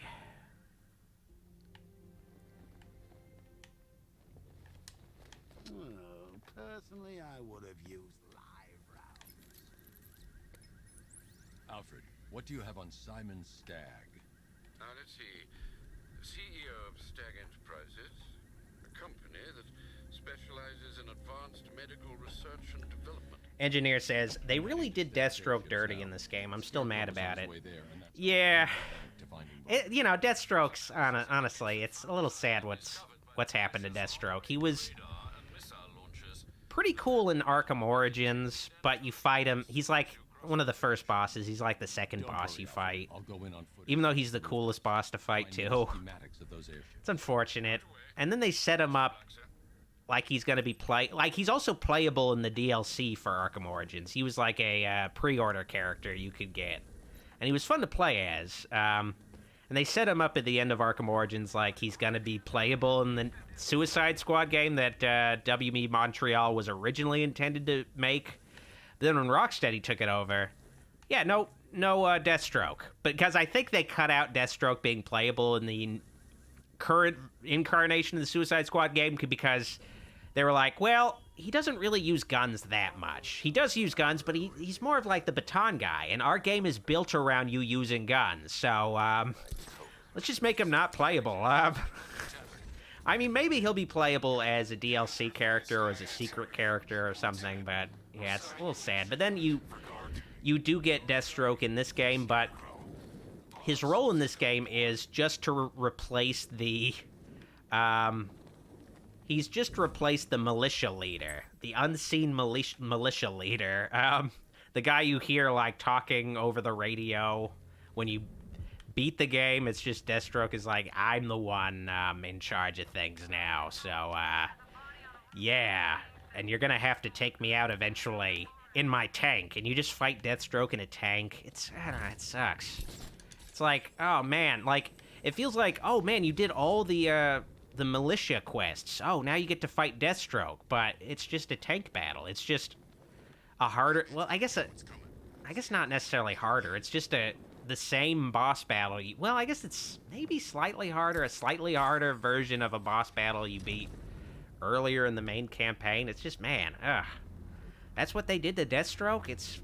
That's bullshit, wow. I think this is gonna be one special Halloween.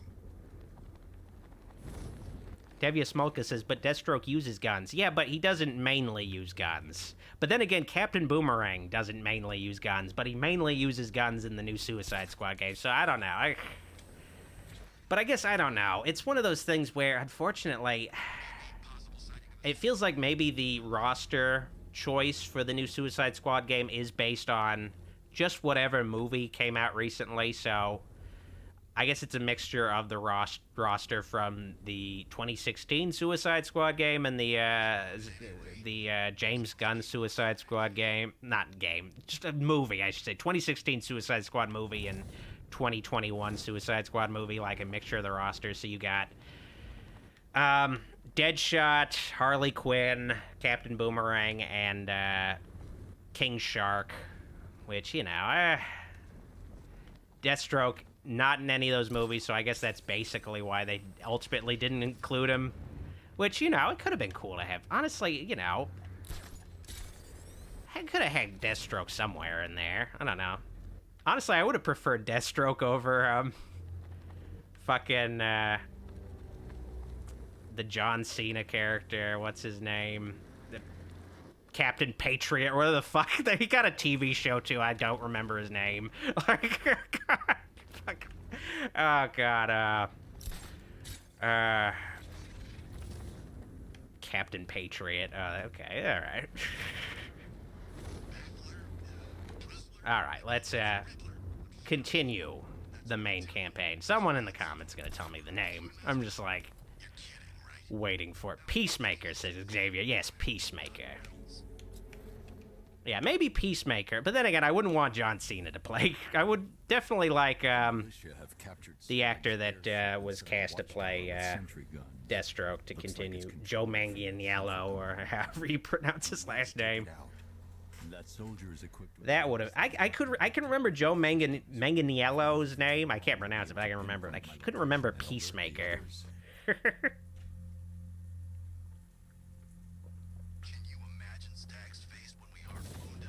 Peacemaker's not really a DC character originally. He was one of, basically, essentially, there was this comic book company called Charlton Comics, which I guess existed in the 50s, 60s, but eventually they went out of business, and they had characters like, they had Peacemaker, they had The Question, which was created by Steve Ditko, the faceless guy.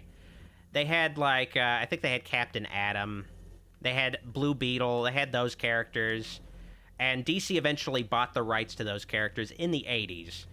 And originally Watchmen was supposed to be using those characters, but then they decided, based on the, like, plot outline, in Watchmen, most of those characters would end up having to get killed. So DC was like, all right, just reimagine them. So, you know, Question got turned into Rorschach, and Blue Beetle got turned into different versions of Night Owl, and, which mixed with Batman, of course, too. Yeah.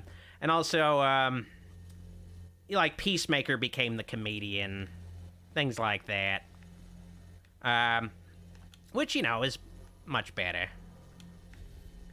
I don't know if that Peacemaker show was more like a comedian show. I maybe would have been more interested in it, I should say. All right, let's take this guy out.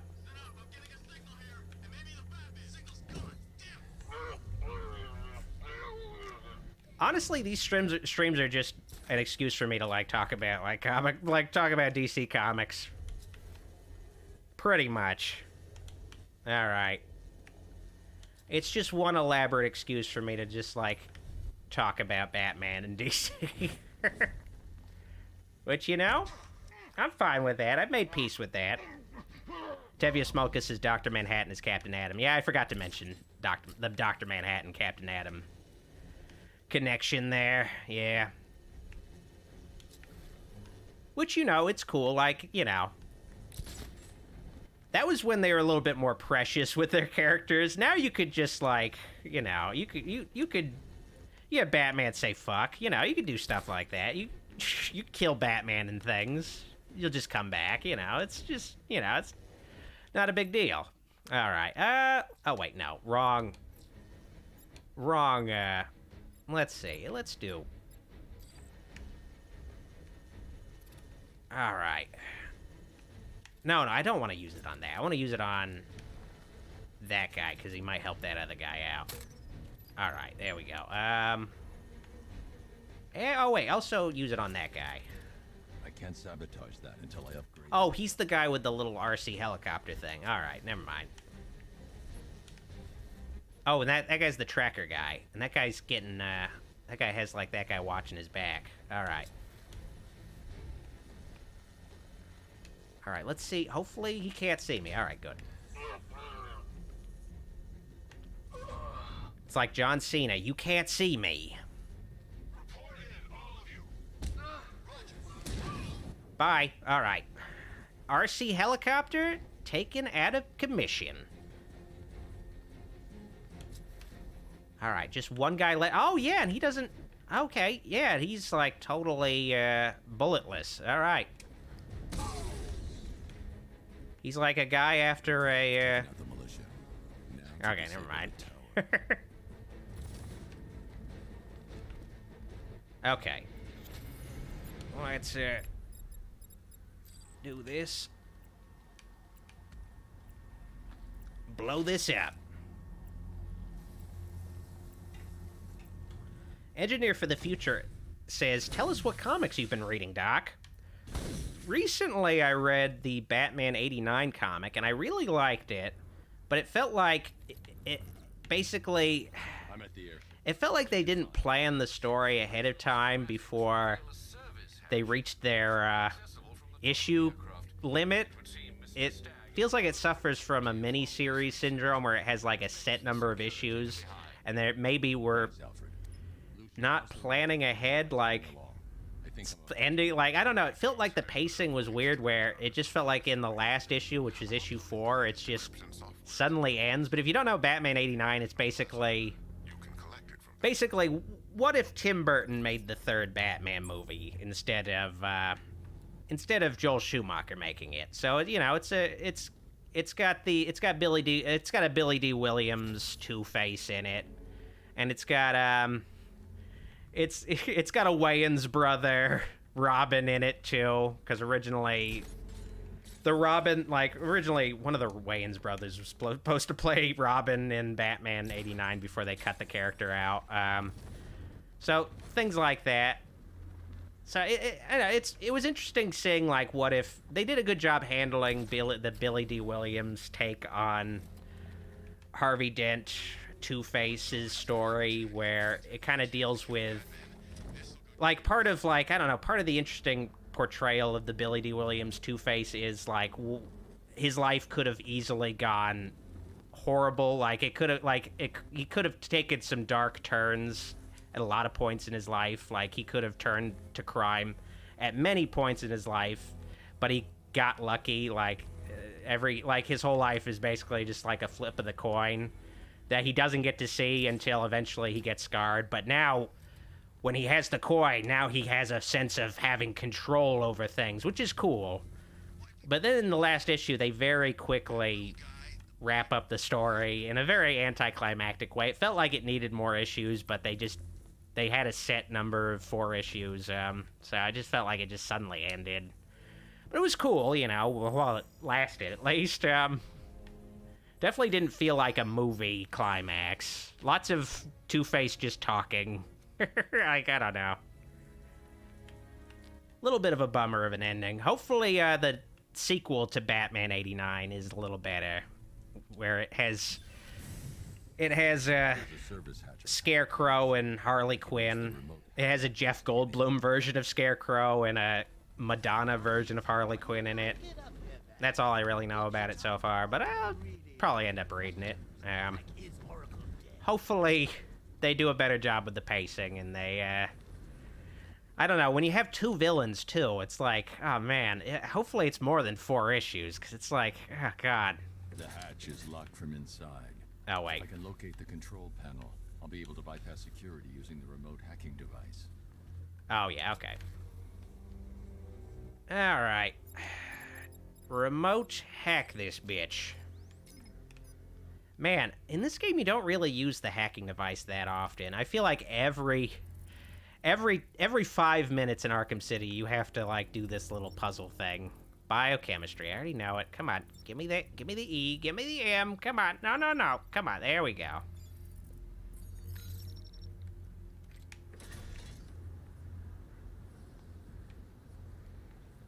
Repost asks, Doc, when is Goulash's mixtape coming out? Wow. I think we'll try to make a holiday mixtape this Christmas, so keep an eye out. It's gonna be great. You're gonna have a lot of new holiday classics to listen to. I can tell you that much.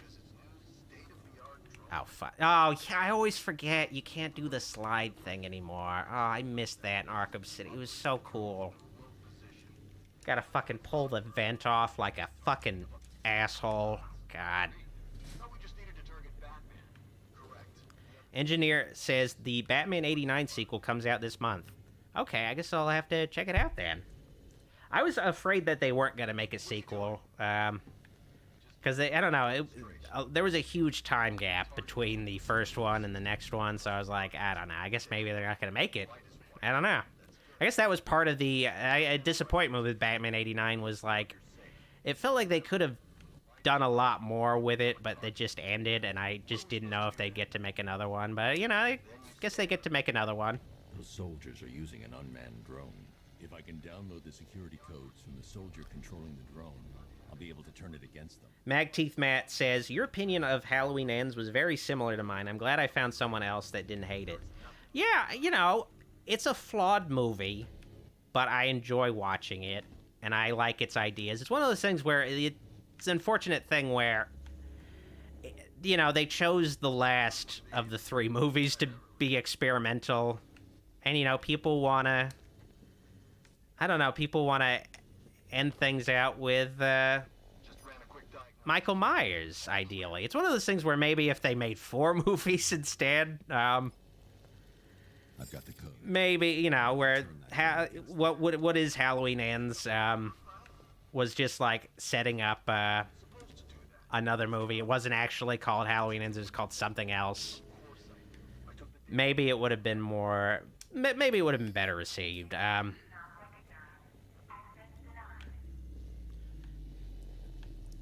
But it is what it is, you know. Wait, what am I doing again? Oh, yeah. I gotta take these guys out. Forgot about that step.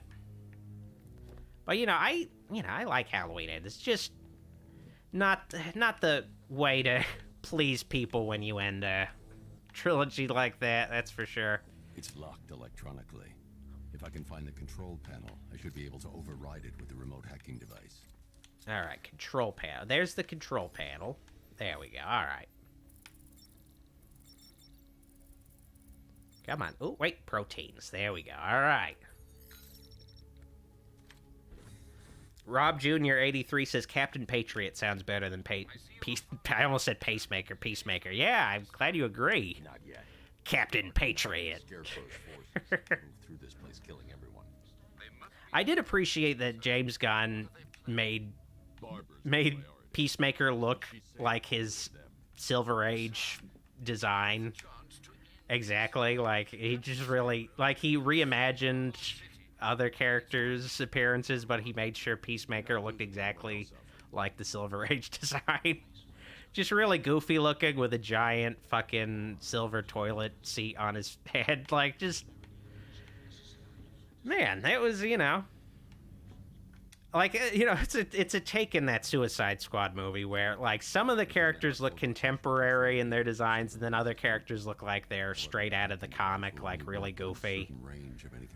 Where, like, a character like Javelin looks like how he does in the comic, like, as goofy as he is. Oh, yeah, I remember this fucking thing. You gotta tilt the airship. And, you know, it is actually kind of cool about this game is they finally have the, you know, Gotham City, like, for whatever reason, is a city that has tons of these airships around. But, you know, they never do anything with these airships. But, you know, in this game, the airship is an actual, you know, part of the game design. You have to control the airship. So, you know, there's that at least. Kind of get annoyed by it. It just feels a little too Legend of Zelda-y. And I love Legend of Zelda, but it's like, I'm playing a Batman game. I don't know. Doing these, like, one dungeon gimmicky puzzles. Because, like, that was a little bit of an issue. Like, Twilight Princess is a good game, but that game had, like, gave you some gadgets. I guess they gave you some items that only are useful in, like, specific areas. And it's just like, come on. I don't know. I don't need, like, a spinning top thing. I don't need that shit. I don't need any of that. I just let me... like, I don't know. Just, like, lots of unnecessary, tedious bullshit. Oh, yeah, I guess I should get that. I don't really need the Riddler. I'm not getting all the Riddler trophies, but maybe. You never know. Honestly, I got all the Riddler trophies in this game, and having to backtrack to this airship to get the trophies I missed. Horrible. Just so fucking horrible. Like the Riddler trophies in Arkham Knight. Oh, God. Getting them all is just such a fucking chore. Oh, God. Horrible. Ugh. Okay, alright, now let's go.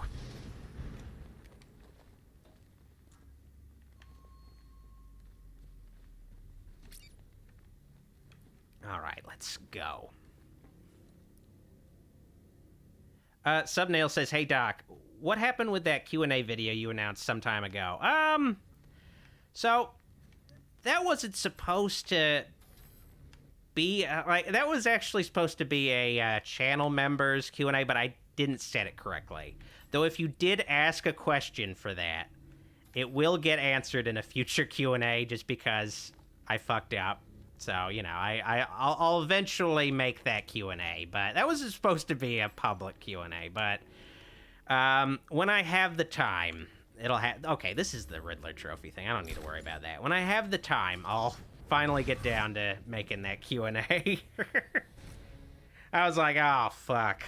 Oh, well, I gotta record all these questions. But yeah, I fucked up with that. Oh, yeah, I need to do the dodge. Alright. Basically just a beatdown henchman. Whoa. Hell yeah. Venom X Shocker says, "I'm surprised to not see a review of The Omen or Rosemary's Baby." Well, you know, reviewing Psycho right now, so opening the door for all kinds of different things going forward. So keep an eye out, you know? Keep an eye out. There's lots of horror movies, ultimately. Hopefully someday I'll cover them all, but, you know, there's going to be some blind spots where I miss some.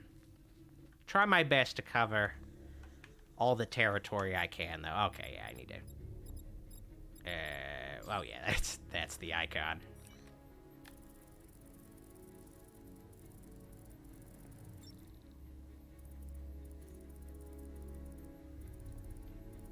Alright, come on. Give me that, I was looking at the chat. Flements? Oh, wait, no, it's elements. Okay, I was like, what the hell's a Flemont? I didn't see all the E for some reason. Alright. Soldiers have got Stag, and from the look of him, he won't last much longer. I need to save him. The Darkness says, "Thanks Killing for Thanksgiving, LMAO." I've already reviewed Thanksgiving, both the Thanksgiving movies, so I got that covered. But, I am planning to review the Eli Roth Thanksgiving movie, so keep an eye out for that. That's gonna happen.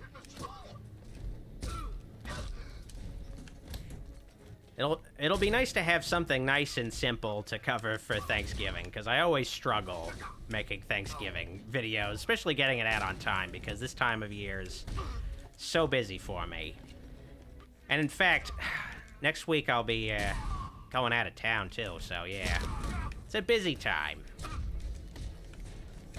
But it's also the most wonderful time of the year. Whoa! Come on. I also gotta try to get my Psycho video done before I head out of town, too. Not gonna necessarily be easy, because that's a pretty long video, but I gotta try to do it. I guess I could have just done the blade dodge technique, but I didn't, okay? Oh, I wanted to use the takedown on the big guy. Come on.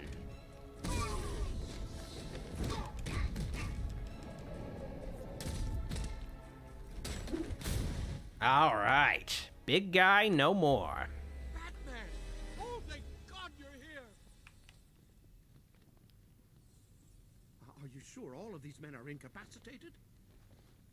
Yeah, Stagg, I think they're pretty much incapacitated.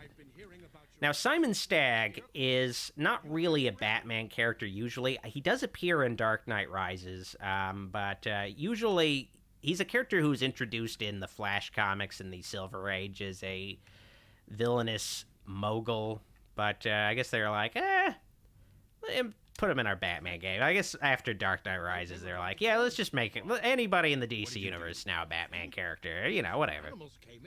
I think he also appeared in Batman the Animated Series, though. Nimbus generators, a totally clean power cell technology we've been developing. Where's Scarecrow?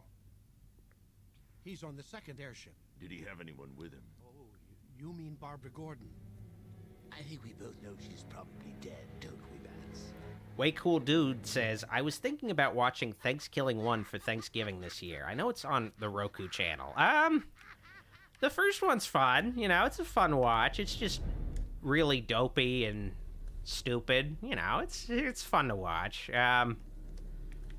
It's the third movie, aka the second movie, that's just iffy. Oh man, yeah, I get to fucking beat the shit out of these guys. Yeah.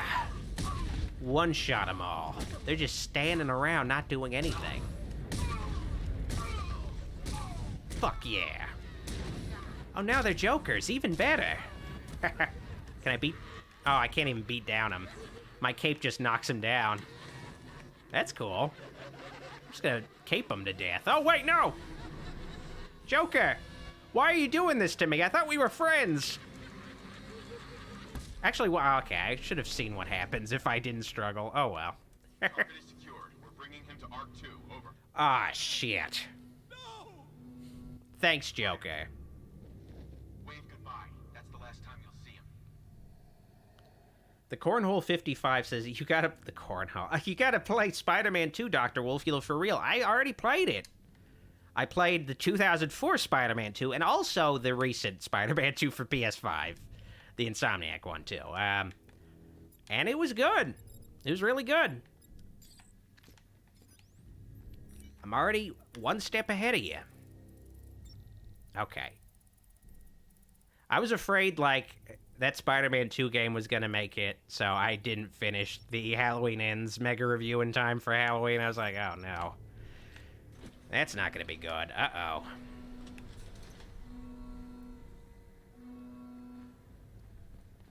Hey, Joker. Really, Bats. I could feel you losing control there. Engineer says, why did Killer Croc grow a giant tail in this game?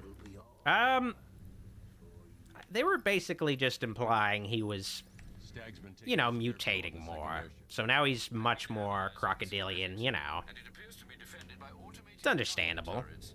There's a security terminal in the research laboratory towards the rear of your current vessel. You should be able to disable. I kind of prefer a more... a Killer Croc that's more of an in-between human and crocodile, though, of course. You know, but I guess they wanted to show this is their last Arkham game.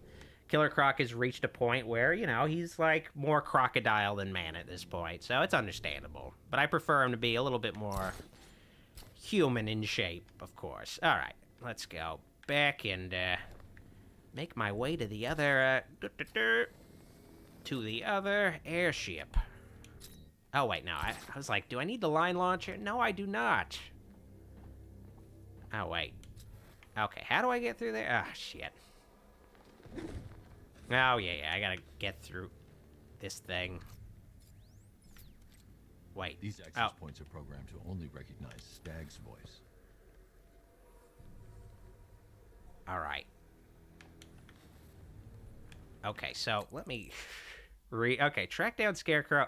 Destroy the weapon turrets on this... Okay, I guess I'll try to go over there. I don't know. Maybe I'm not approaching it the right way. Alright, let's see here. Come on, there's gotta be... Oh, shit.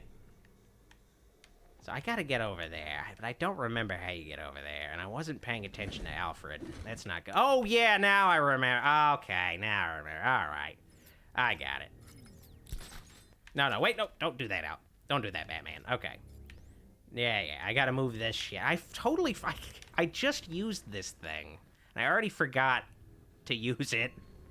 It's like, oh, whatever. Okay. Now I know what I need to do. Chemical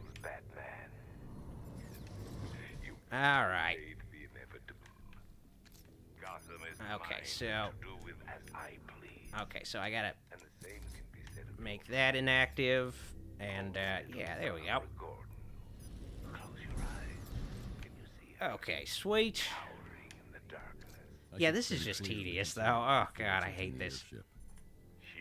I should stand clear of the Oh, yeah. tilting the airship.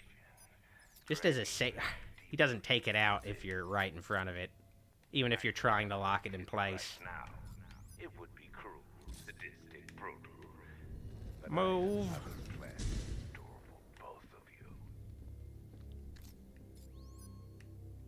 All right.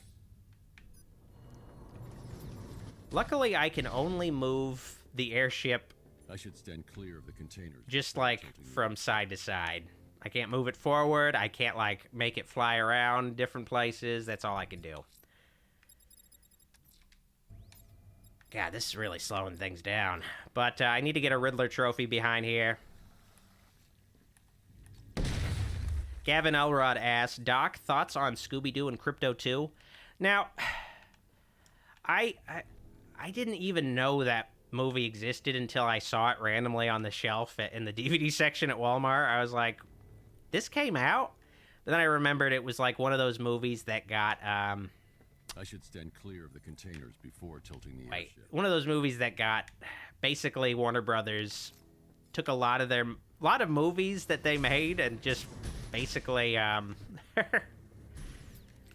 basically just didn't release them for the sake of... tax write-offs. So they basically made a Scooby-Doo meets Crypto movie, and they just didn't release it for some reason, just so they wouldn't have to pay. So I guess they could just like, I don't know. It's just dumb. But then it got leaked onto the Internet Archive. So then Warner Brothers was like, all right, now we got to release it. I guess it's weird. I don't know. Warner Brothers has become something really weird.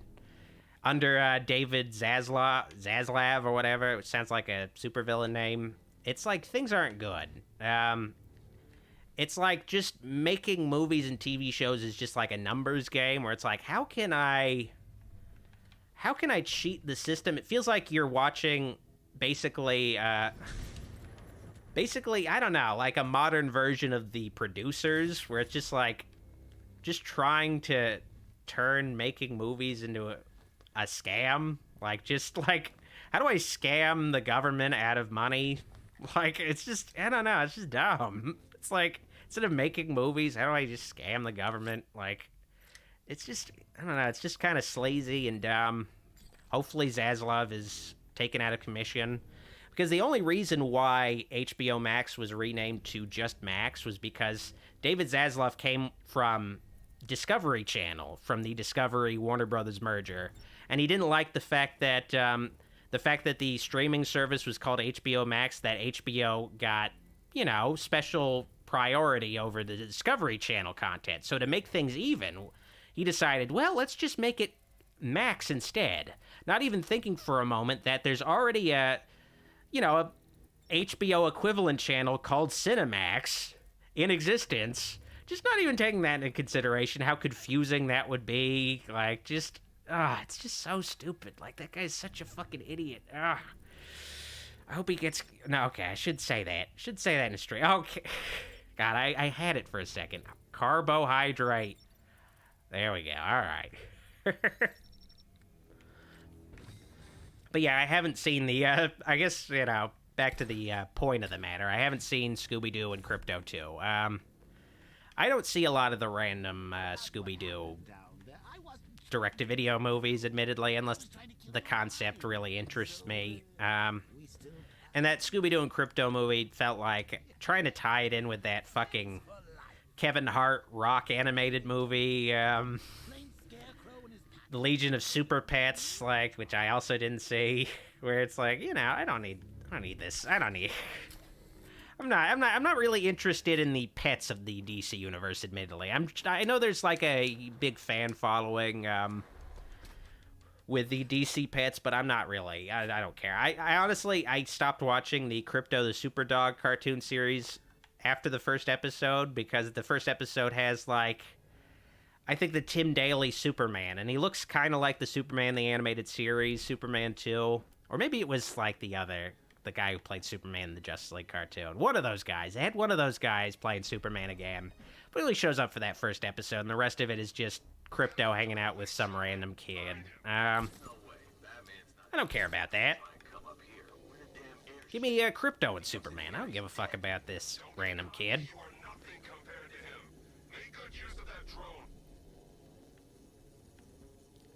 All right. Now, I'm going to take just a quick stretch break because I've been sitting in this chair for 2 hours, but I'll be back in about a minute, so sit tight. Gonna switch to my intermission slide, and I'll be right back.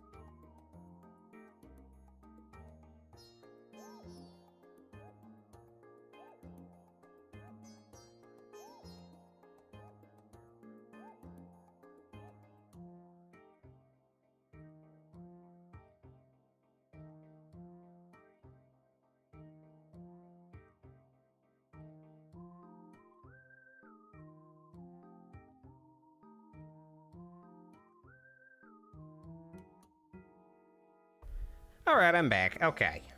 Now, where is that? There we go. Alright. Let me get back in my chair. Let me, also open up this Fresca can. Here we go. I had the Fresca on my desk that whole 2 hours, and it's gotten warm in the span of time. Damn it. I'm gonna sip it psychically. Yeah, I should have opened that much sooner. Especially since I turned off my fridge so I don't have fridge sounds in the background. Damn it. Okay, so I could do a fear multi-takedown on these two guys, but I don't want to waste it. So I'm going to just take out this first guy. Take out this second guy. And I'll have a fear multi-takedown, geared up for later.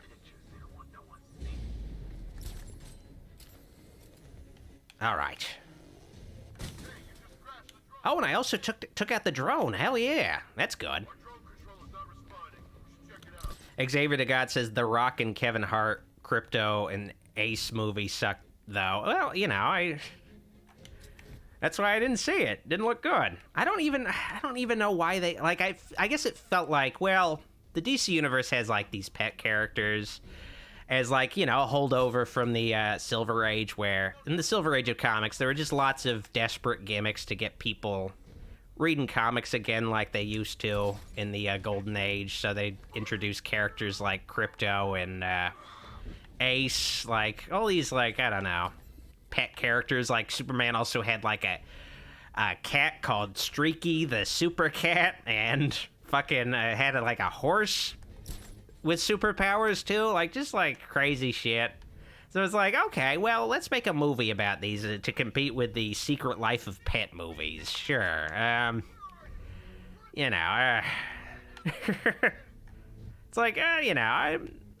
don't need that. I don't need to watch that. Okay. Okay, so that guy's alone. He's facing in that direction for now. I need to get him while I can. There we go. Okay, sweet. So I don't have to worry about that guy tracking me. Gavin says, I heard Disney Plus is shutting down. What would Disney do? I guess maybe they'd just fold. Because I guess that makes sense, them shutting down Disney Plus, because I heard they're going to buy the full and total stake in Hulu. So it does make sense they'd shut down Disney Plus in that case, because if they did that, then they just have one streaming service to put everything on. So, yeah, I guess I could see them doing that. And they could have, like, their Disney stuff. They could have some, like, more adult-oriented things and compete with Netflix more confidently. Because you call something Disney, you can't have, like... You can't have It's Always Sunny in Philadelphia. I know, like, there's the Disney Star version in, like, Europe and other territories. But generally, you know, you can't have, like, other adult... Oh, shit. How did that guy not see me? Oh, man, that was lucky. You know, you can't have, like, Family Guy on Disney+. You can get away with kind of having Simpsons on Disney+, but it is funny. Like, you know, I do appreciate Disney doesn't really censor, like, any of the Disney criticisms on The Simpsons. Like, they still have... If you watch the Itchy and Scratchy Land episode of The Simpsons, it still has, like, the joke about the Walt Disney equivalent of... the Simpsons universe being a Nazi sympathizer, like, who made, like, an animated short called Nazi Supermen Are Our Superiors, where it's like, oh, man, that's a fucking badass joke, and it's still there on Disney Plus, thankfully, you know. There's stuff like that. I guess there's that. Like, you can hear that kind of Disney joke, you know, and it's still there. But, okay, yeah, that was the time to do the Fear multi-takedown, for sure. Now that they're out of the way. Nicolo says, hey, Doc, home from the party. Hopefully you had a great time at that party. Engineer says, Disney Plus is folding into Hulu plus Hotstar. Yeah, I can understand that, because Disney... also feels like a modern version of the producers, where it's like, you can make more money with a flop than you can with a hit, like, lately. Or it feels like, I guess, maybe the CEO that took over for the Bob Chapek CEO took over before Iger had to, like, bail him out and become CEO again. Like, it seemed like he was, like, gearing things more towards movies and other shit that just sucks, but... even if it sucks, we'll still make money off it in some form. Like things that just don't... like that Wish movie's coming out this year. It's like their 100th anniversary animated movie, and it looks like shit. It looks like forgettable garbage. It looks like it would go direct-to-video to Disney+. But that movie probably would have been greenlit when Chapek was still involved, where it's like, okay, all right. Scan the footage to see if Stag's hands touched any surfaces during the abduction. Hopefully, we'll see some less shitty Disney things, because it's been a real shit fest the last 5 to 10 years at Disney. They really... okay, but yeah, I need to scan that for fingerprints. Okay, so he touched the ground there. It's like, just... lots of things I don't want to watch coming from Disney. You check for other places he touched. But at the same time, it's one of those things where people complain about stuff like the live-action Lion King and shit. And it's just like, you just watch the trailer and it looks like shit. Just don't watch it. Like, seriously. Like, you can tell it looks like shit. You don't need to be like a rocket scientist to figure that out. It's like the episode of Treehouse of Horror, where it's just like... to beat the advertisements, the billboard advertisements that come to life, you just don't look. If you don't watch these movies or give them any attention, they'll stop existing. You know, it's that simple. Hopefully the live-action Snow White movie coming out next year. Well, no, that's not going to be the last one, because I know they're also making a Moana live-action movie, unfortunately, which feels like a desperate thing to basically say, oh yeah, the Disney movies we've been making the past 10 years are just as relevant as the classic Disney films from the previous 30 to 70 or 80 years. Like, you know, they're just as good. They deserve a live-action movie, even so soon. Like, of course. You know, we're still making good movies. Like, nothing here to help me. Okay, wait. How do I zoom out again? Stag's hand came into contact with the surface in the room. Oh, yeah, that's how you zoom out. All right. One last fingerprint. There we go. All right. Give me that fingerprint, baby. Handprint near the exit to the room. I know where Stag left his prints. All right. Just have to scan those locations.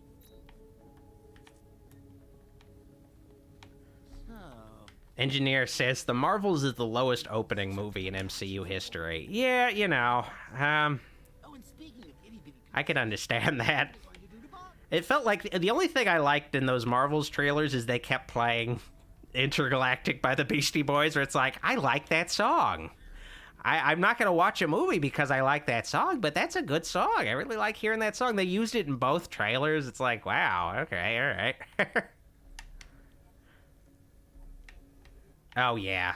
Once I got to also scan them again in person. I've completed reconstruction of Stag's thumbprint. 3 locations left. All right. Intergalactic planet. Like, I get goosebumps when I hear the Intergalactic song in those trailers. The movie looks like shit, but I do like that song, you know? Didn't work to get me in the theater to see the movie, but man, that's good use of that song, I guess, at least.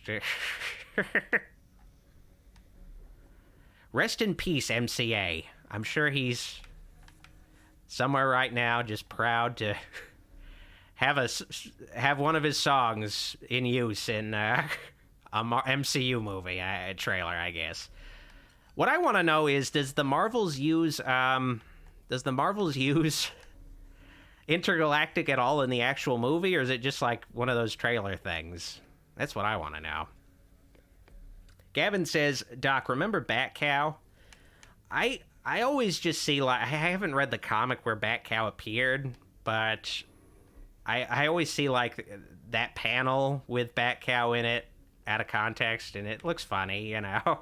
It feels like it's just a joke on the Silver Age era where, you know, you'd have, like, different bat animals, I guess, or just, like, superheroes with their own pet sidekicks. Okay, the other handprints are up on the upper floors. I just need to go up. Yeah, there's one of them. Okay, come on. I've been able to reconstruct Stag's middle fingerprint. Honest Dave says, what do you think about the Five Nights at Freddy's movie? Well, I reviewed it, so I recommend checking out the review, but, you know, it wasn't really my kind of thing. But I think fans may be pleased with it, I think. I don't know. I don't know for sure. Then again, I think fans like, I don't know, if it looks like, I guess my theory with the Five Nights at Freddy's movie is, as long as it looks like Five Nights at Freddy's, the fans will be pleased. That's all it needed to be. It just needed to be like a live action version of that game that looked like the game. That's all. And it accomplished that, you know.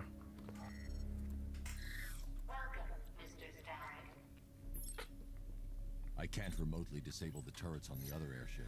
Honestly, that's really all live-action adaptations boil down to, ultimately, is just, you know, what if this thing that's like a cartoon or a video game was rendered in real life? What would that look like? All right, okay. That was interesting and amusing. So, you know, it's like the Scooby-Doo live-action movies. It's like, you know, what would it be like if the Scooby Gang were real? That was pretty cool. You know, it's nice to see.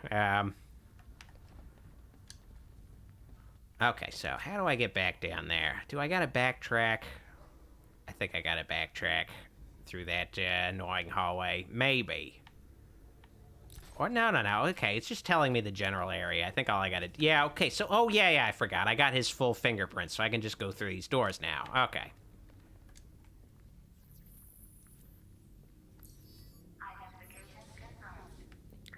Ray Deathray asks, Doctor, do you collect any of the NECA horror action figures? I've got 2 of the Halloween 2 NECA action figures of Michael Myers, just so I could make one of them Ben Tramer, because it comes with an alternate head for Michael that just turns him into Ben Tramer. He still has bullet holes in him. So, whatever. But, you see, if you saw the Halloween Ends video, you see that Ben Tramer action figure in it a couple times, once at the start and a little later. So I got that one, but I also got a bunch of the Toonie Terror figures, which are basically Scooby-Doo style versions of classic horror villains, which, you know, unfortunately they're based on those images by a certain artist who kind of, you know, they basically look like his artwork. Like, basically this artist drew in horror villains, like classic horror villains in the Scooby-Doo scenes. It became like a very big viral thing, to the point where I, like, on a regular basis, fans will just send me those images. Like, they'll share them with me on social media, on Facebook and Instagram. Like, I haven't been shown them a million times. But, you know, they became, like, you know, these viral meme images. But Nika basically, you know, kind of basically ripped those off without his involvement.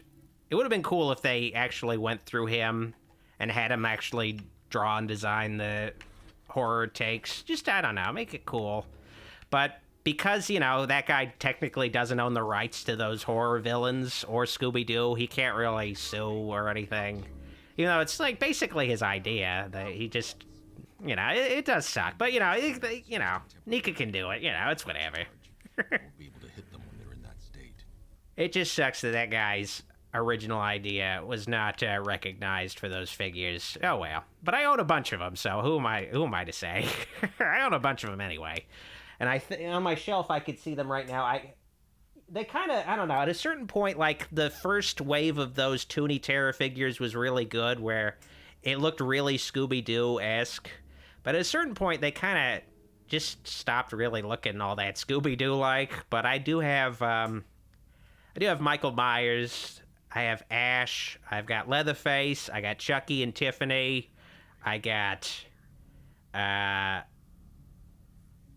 what else do I got? Oh yeah, I got Jason, I got Freddy, I've got Ghostface, I even got, Quint from Jaws. They made a Toony Terror's figure of him with, like, a big version of Bruce the Shark. Just Bruce the Shark's, like, head and one of his fins, though. But I got oh yeah, I also got Elvira. So they also made a Toony Terror's figure of Elvira.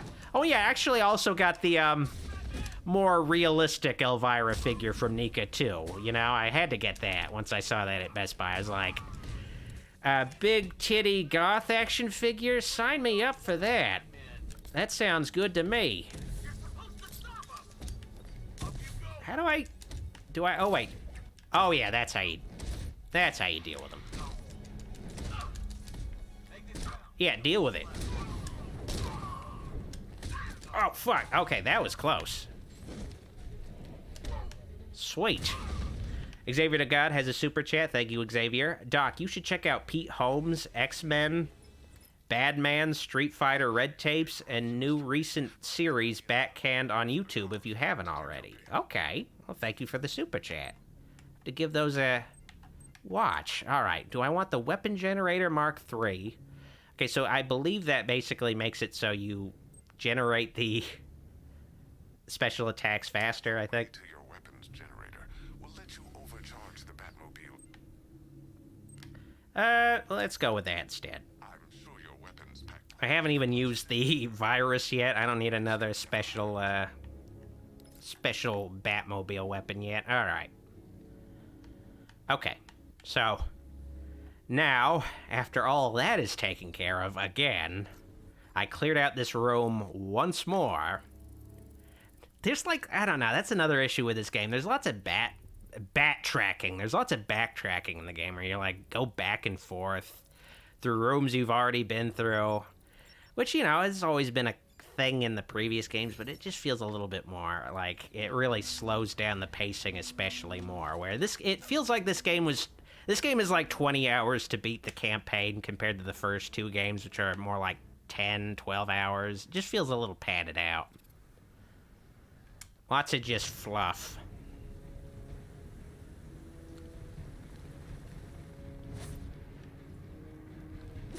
Gavin Elrod says Scrappy has an action figure. I'll have to get that then, so I can set it on fire.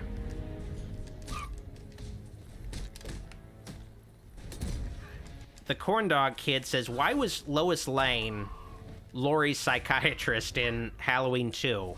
Rob Zombie's Halloween 2, I should say. I think it just comes down to Rob Zombie was probably just a fan of Margot Kidder from one of her movies and just wanted to put her in the movie somewhere. I don't know. I watched the commentary with Rob Zombie for his Halloween 2, and he didn't really go into his casting all that much. He mostly kind of complained about making the movie, complained about the crew being shitty, like him being stuck with an inexperienced Georgia crew at the time.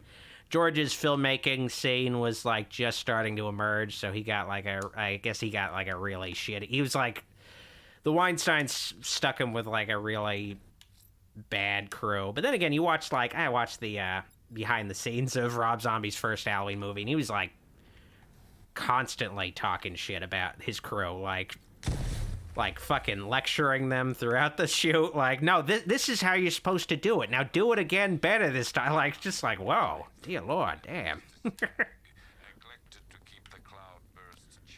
Nicole L says, getting sleepy, been a long day. Bye, Doc. Well, good night to you, Nicole, and thanks for the super chat. All right.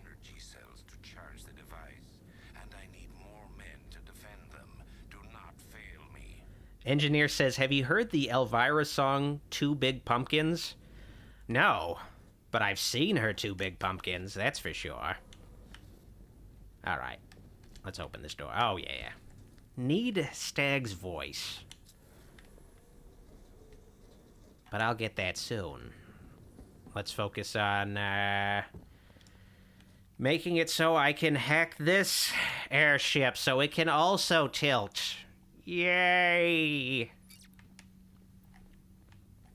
Gavin says, I beat Arkham Knight on hard mode. I did too. So, you know, you're not alone on that. I actually beat all these Arkham games on hard mode. Alright. I haven't, like, 100%ed the games on hard mode, though, that's for sure. Honestly, I feel like I haven't... the only one I 100%ed was Arkham Asylum, just because it's a lot easier to 100%. There's just lots of, I don't know, lots of tedious bullshit you have to do to 100% some of the games. Okay, wait. Alright, let's see. Okay, I need to make that box. Wait, let me see. Oh, yeah, so I need to make the box break this window. There we go. There we go. Hell yeah. That's what I'm talking about. Bye, box. Hopefully it lands on... No. Fell into the ocean. Damn it.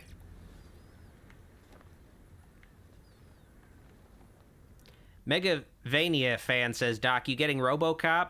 I was asked that earlier, but I might get it later when it's on sale. I've just bought a lot of games recently that I need to play through some more first, because I bought Spider-Man 2, and then I bought fucking Alan Wake 2, and right now I'm playing Alan Wake 2, and I'm having a good time with that, but I don't want to buy another game anytime soon.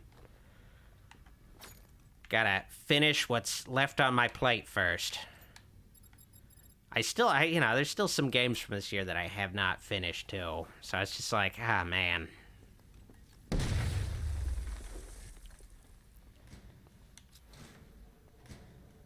No, this is just a Riddler room. Fuck that. I don't care. Man, Riddler even got his Riddler trophies in this airship, too. Both these airships. It's impressive. The revised formula works perfect. Caesar says, I keep replaying Arkham Knight just to try different skins. Now it'll be the Robert Pattinson, the Batman suit next. Oh, yeah, I meant to mention that earlier. But there is some new Arkham Knight news where basically the Robert Pattinson Batman suit was added to the game on the Epic Game Store, but it wasn't supposed to come out yet. I think it was made basically for the upcoming Switch re-release that's coming soon that got delayed. So I think maybe it was, I think the Switch release was supposed to come out, and they just set the skin to come out on the same day, but then the re-release got delayed, so they're like, oh shit, oh fuck, we accidentally released that. So that happened. So that skin's gonna officially come out eventually. Just not yet. Didn't get leaked on the Steam version, though. It's Epic Games that fucked up. Stag and Scarecrow were working together on a project codenamed Cloudburst. But hopefully we see a little bit more content coming out than just the Robert Pattinson batsuit, though. Hopefully there's some new stuff coming soon. And hopefully it's a sign that they're going to do some more stuff with this game, or the Arkham games in general, hopefully. My hope is that they'll basically, I don't know, my hope is that they'll make a, you know, a PS5 / Xbox Series remastered version of all the Arkham games. Because, you know, they made the Return to Arkham remasters that were kind of iffy on PS4 and Xbox One.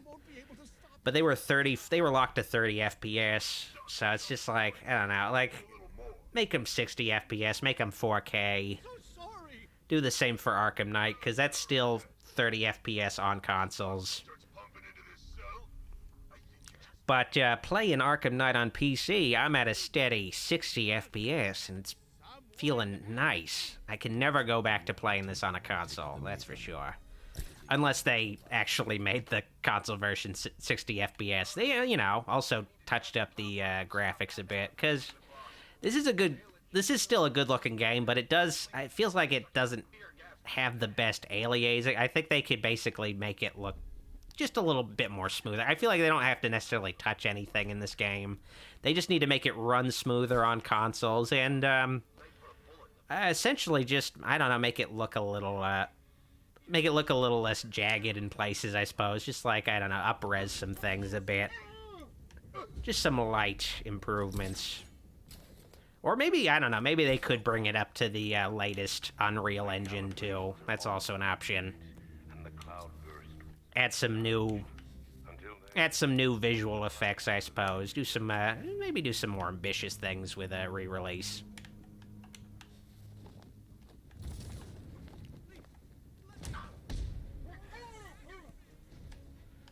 Engineer says, wasn't this game a disaster on PC when it first launched? It was, but eventually they made it actually functional. I never played it when it first released. I got the PS4 version. So I don't really know, but I am aware that I did hear about that controversy when it first came out. But that's, you know, that still happens. Like, you know, this year we saw PC releases of games just not well optimized. And that's a general thing to this day. That's still an issue where now they have to use AI to make games run well on PC generally. You have to use DLSS or other equivalents depending on the graphics cards to make, you know, a game run reasonably well on PC now. And they could run better natively. They just don't bother with the PC ports to make them run well. It just sucks because, you know, PC is not as profitable as consoles, so it just gets less love by developers. And,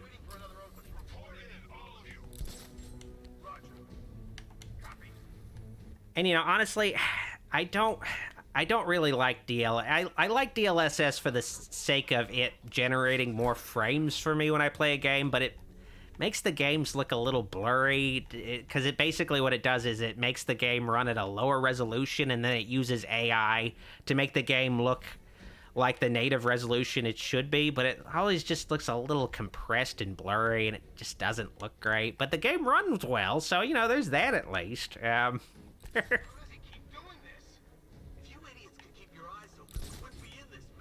At least sometimes it runs well. Some games just run iffy no matter what, even when you have those AI algorithm things fixing up the games. And then they have like a newer version of DLSS that basically generates frames in between frames.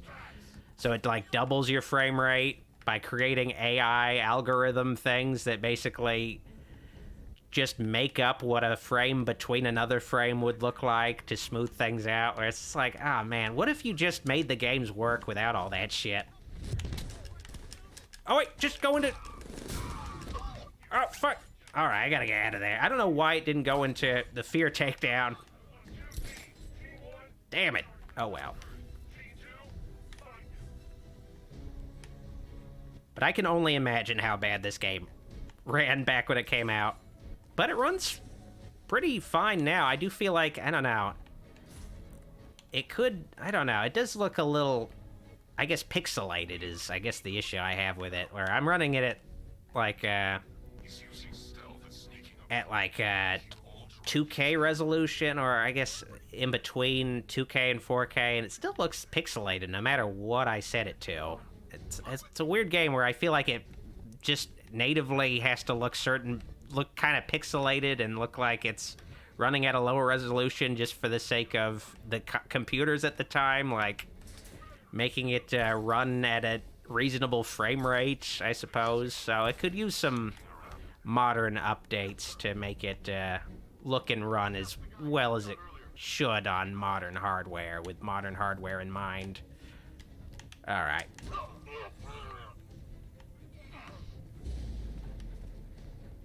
Xavier the God says, did you ever finish Resident Evil 4 Remake? That's another game I need to finish. I got close to the end, but then I stopped. I need to finish it. And I also didn't really finish the stream. But, oh well. I'll finish it eventually. Maybe not as a stream, but I think I definitely will finish the Alan Wake games once I start streaming those. If I start streaming those, but I do want to actually stream those. That's more of a survival horror game, especially the second game that I'm more into. It's got the kind of vibe that is more my thing. All right. So I guess I didn't mention it, but the Gatling gun guys, you need to do a special takedown on them that, you know, generates a lot of attention to you, and like it brings a lot of attention to you, and it's also just it's also very slow, so you want to make sure you take out all the other guys first. You can take out that Gatling gun guy first or very early on, but it's not oh shit, no. Oh shit, okay, no, I cannot die from that guy. I meant to sneak up on him from behind, but that did not pan out. Oh, dear lord. Okay. Oh man, these... Oh shit, okay. I need to remember how you're supposed to take these guys down. I can't fuck it up because I don't have much health. Yeah, you have to do that specific sequence. There we go. All right. Not that hard, but it takes a little while, and it makes a lot of noise. And I almost fucked it up, because I always fuck this shit up during streams when I do it perfectly fine when I'm playing offline. Okay. All right. Okay, let's actually level up a bit more. Once again, focusing on the Batmobile. All right. Way Cool Dude asks, is there a game you'll never stream? I guess like a hentai video game. I guess I wouldn't stream that. But I can't think of like a game off the top of my head where I'm like, I'll never stream that. I guess like, I don't know, preferably at least on the YouTube, I stream games that either are horror or in this case, Batman, so, or I guess in another case, Scooby-Doo, so I guess those are the three categories of games I would stream on YouTube. I've been meaning to get back into Twitch, though, to stream just general games, and also to bring back the die-in theater public domain movie streams, but I always forget to start that up again. I need to, but I always forget. It's something I really need to get around to finally doing again. You've got to get me out of here. They're insane. You lied to me. You've got one more chance, Stag. One. Okay. Why would Stag lie to Batman? Batman really truly trusted him too. It's tragic. What does it do? Ephraim asks, you ever watch Gotham the TV series? Love that show.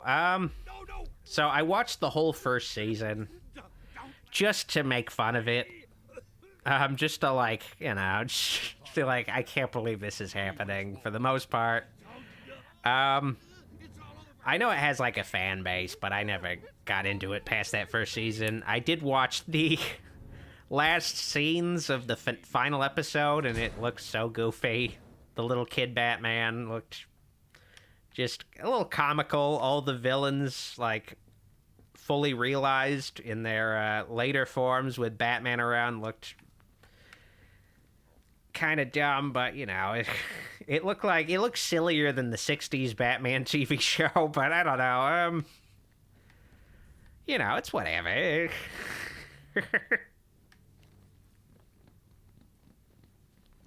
Maybe someday I'll watch Gotham in its entirety, though.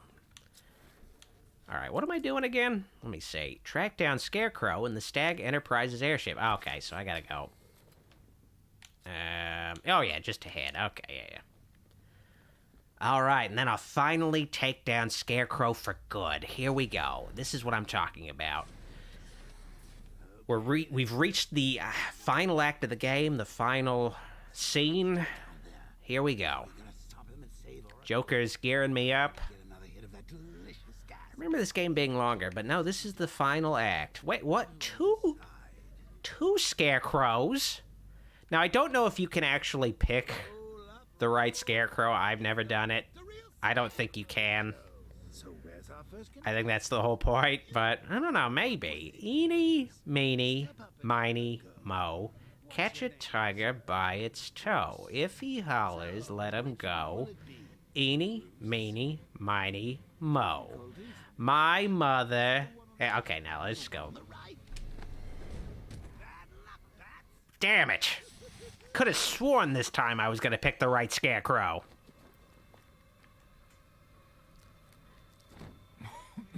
Efrain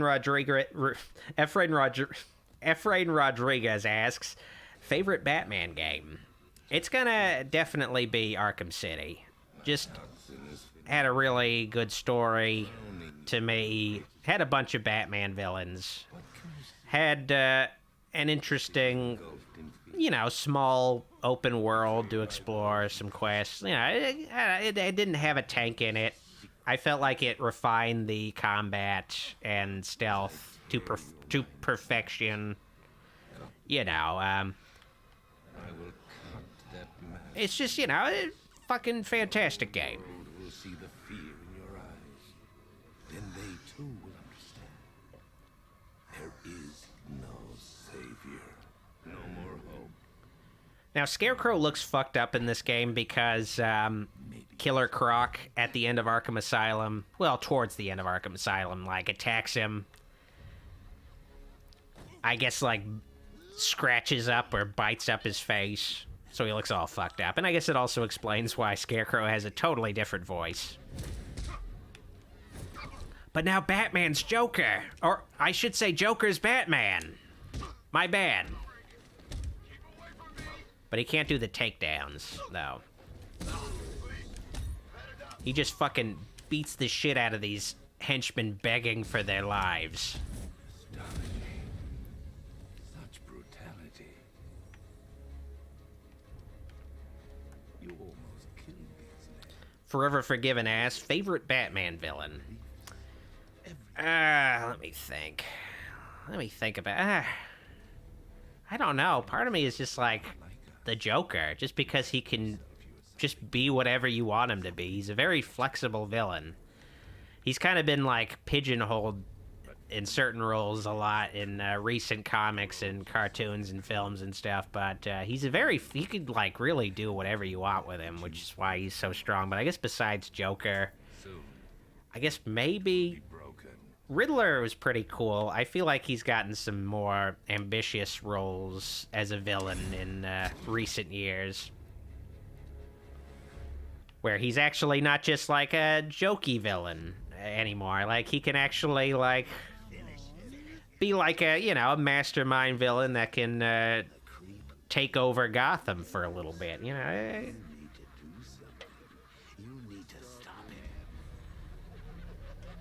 Oh, here we go. Fucking finally Batman's got a gun. Feels like a Batman Call of Duty skin.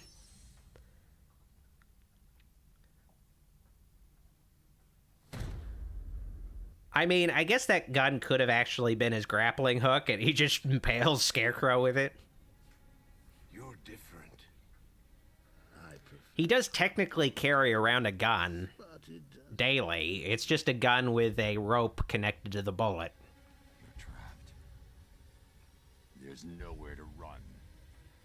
Who said anything about running? That is totally a trailer moment. That's something you put in the game trailer where you're like, whoa. Makes Scarecrow seem like much bigger of a threat than he actually is in the game.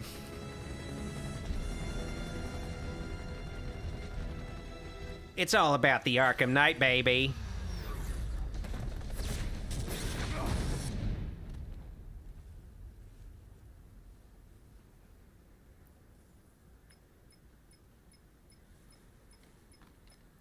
Engineer for the Future says, I hate a lot of the weird punk-inspired Riddler designs in recent comics. I'm not a big fan of the 0 Year Riddler with, like, the sideburns and stuff. But at the same time, it's one of those things where he's like a nerd. So it does make sense for him to look kind of dweeby. Kind of a nerd's idea of, like, a cool supervillain. Like, so you do have to factor that into it, into some of his designs. He's kind of like a sort of a neckbeard, like, actually kind of guy. So, of course, he'd have, like, questionable taste in some of his outfits. In this game, he kind of just wears, like, he just kind of wears, like, a Hawaiian shirt that just has question marks on it in this game. Like, it's just... Ugh. I mean, ultimately, he's a guy who wears a green suit with question marks on it, so it's just like... Alfred, he's holding Oracle at the safe. You know... The Batman, like, got around that by just making him the Zodiac Killer, you know. The whole movie. I do hope if they bring back the Riddler in the Batman sequel, he does have more of a conventional Riddler kind of costume, especially since his identity is now known. But then again, you know, Riddler always wears that little domino mask, even though... I mean, I guess in more modern portrayals, he wears glasses or sunglasses or whatever. But, you know, he usually wears, like, a domino mask, even though you know who he is. Same thing with Harley Quinn. She wears that little domino mask in her classic outfit. Even though her identity, her secret identity is her identity, like... It's Harleen Quinzel. Whoa, Harleen Quinzel was Harley Quinn the whole time? Oh, no way. It's insane. Now let's save Barbara already. I'm perfectly sure that I'm going to successfully rescue Barbara. Nothing can possibly go wrong. Possibly go wrong. That's the first thing that's ever gone wrong. Okay, you know, she's there. I see her. She doesn't look good, but I should be able to save her. He's got no sense of occasion. We both know fear is theatrics, Batman.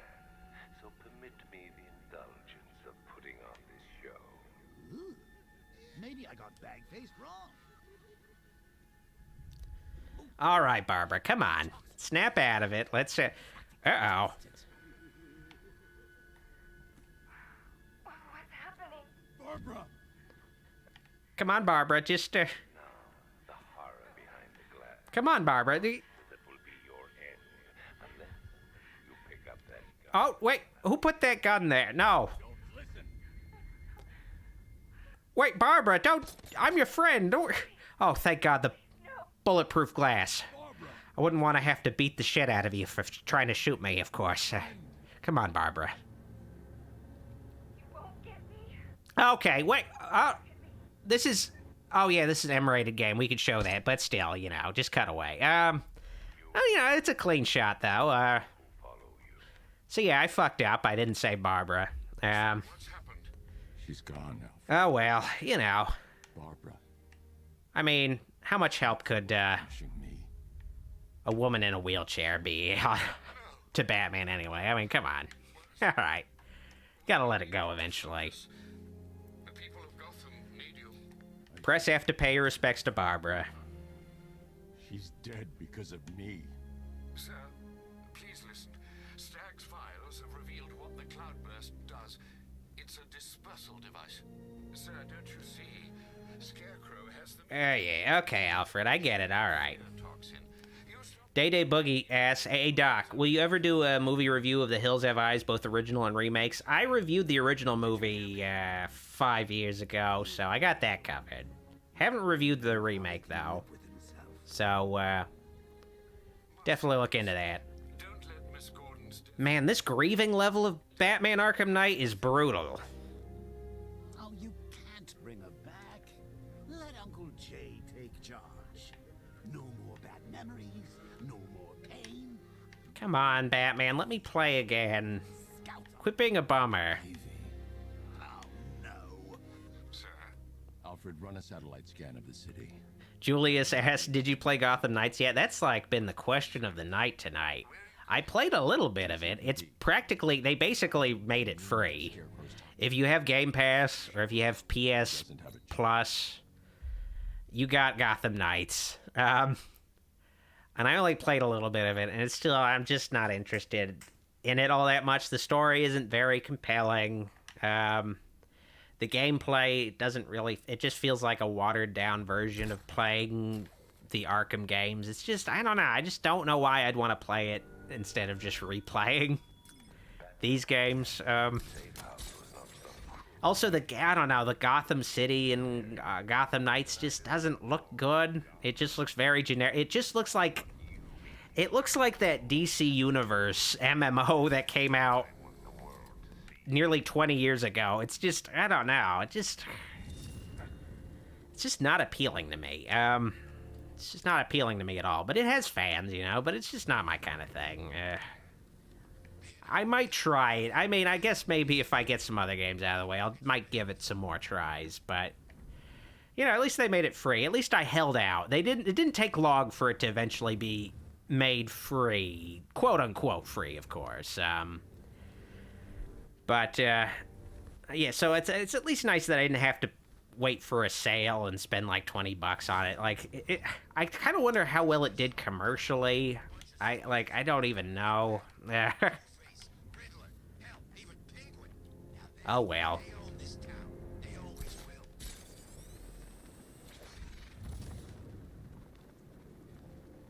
Dante says, sadly, looks like Gotham Knights is the last proper Arkham game. I didn't mind it, but it still could have been better. Well, don't say that. I think after Gotham Knights and after the Suicide Squad, Warner Brothers will hopefully, like, wake up and realize, oh, yeah. Also, you know, seeing the success of the Insomniac Spider-Man games, they'll realize, oh, yeah, maybe we should go back to making good superhero games.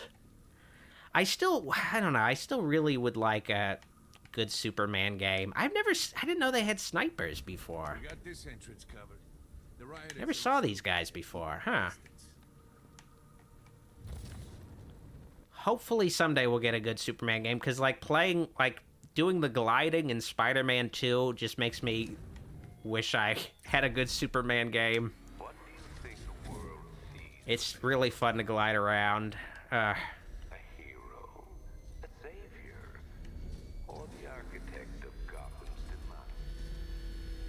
It's one of those things where making a Superman game, you just need to create a world and threats around Superman. Of course, he's not going to fight, like, regular goons with regular guns. You just got to, like, craft a story where, you know, he'll have threats that actually challenge him. Hopefully someday they'll figure it out. Because if you can, I don't know, if you could make a good Superman game, you could make a good version of any superhero out there, I think. Huh, this guy's highlighter green. I wonder what's going on here. Hey, Batman, how you doing?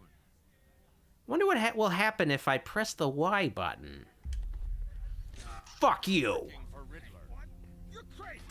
Batman's gone crazy, guys! What are you doing, Batman? Back up! Mini Dwarf says, do you always play the Arkham games around this time of year? Well, not always. Last year I just started, well, actually, maybe it was 2 years ago I started playing the Arkham games. But, I'm just... These are, like, my favorite... Like, I think this is one of my favorite game series, so I just love playing them. These are games I can competently play too, that I have a lot of experience with, so it's just a fun thing to stream. And this time of year, you know, I'm like usually working on longer videos, so I have like lots of, there's lots of absence of me in between while I'm making some longer videos, so it's nice to have something like this just to reconnect with people. And it's not me playing a horror game where I'm a little bit more stressed out playing it. I could be a little bit more relaxed and like look at the chat a little bit more than when I'm playing a horror game and a little bit more challenge, you know. What the hell happened on that airship?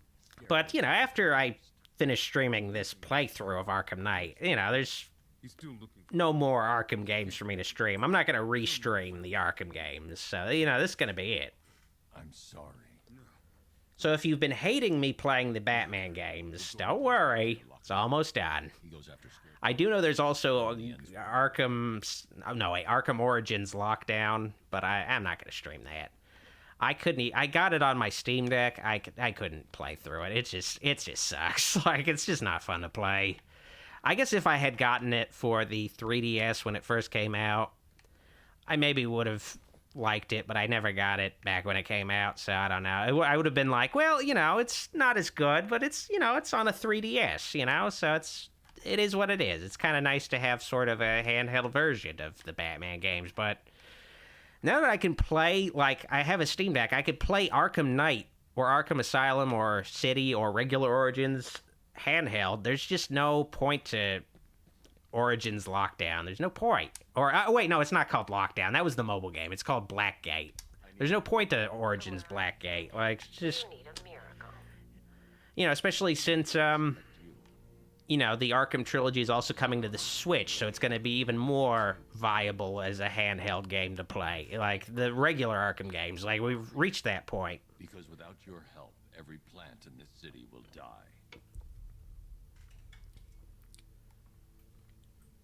We've reached the point where we don't have to water down games for the handheld versions anymore. Now we could just give you the games, you know? It's kind of nice. I created a spore to counter the effects of Crane's toxin.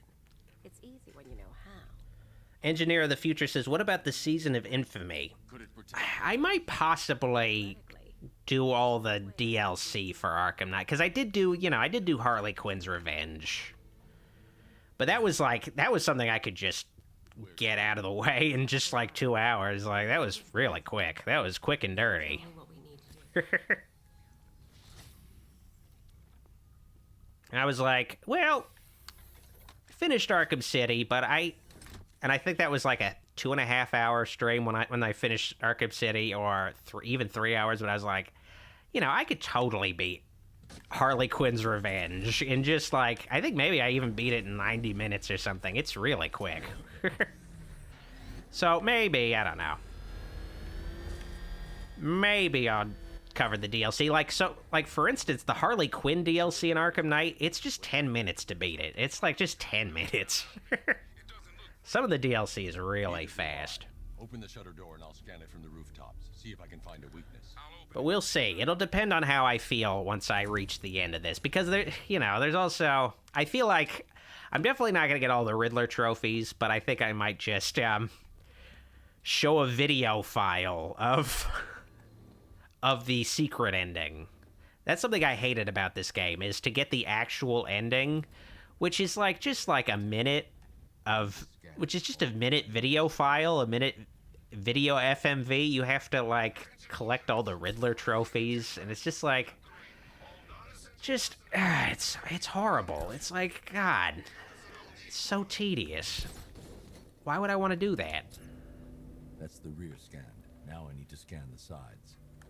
I don't know why they made that choice. The tree's in the way, damn it. That's the left side scan. Okay, good. I just need to got that one. Side. I do know I don't want to, like, I don't know, spend forever on this game, because I guess maybe I'll finish maybe I'll just finish the main story and a couple more parts, and then I'll just take a break from this and, like, move on to an actual horror game.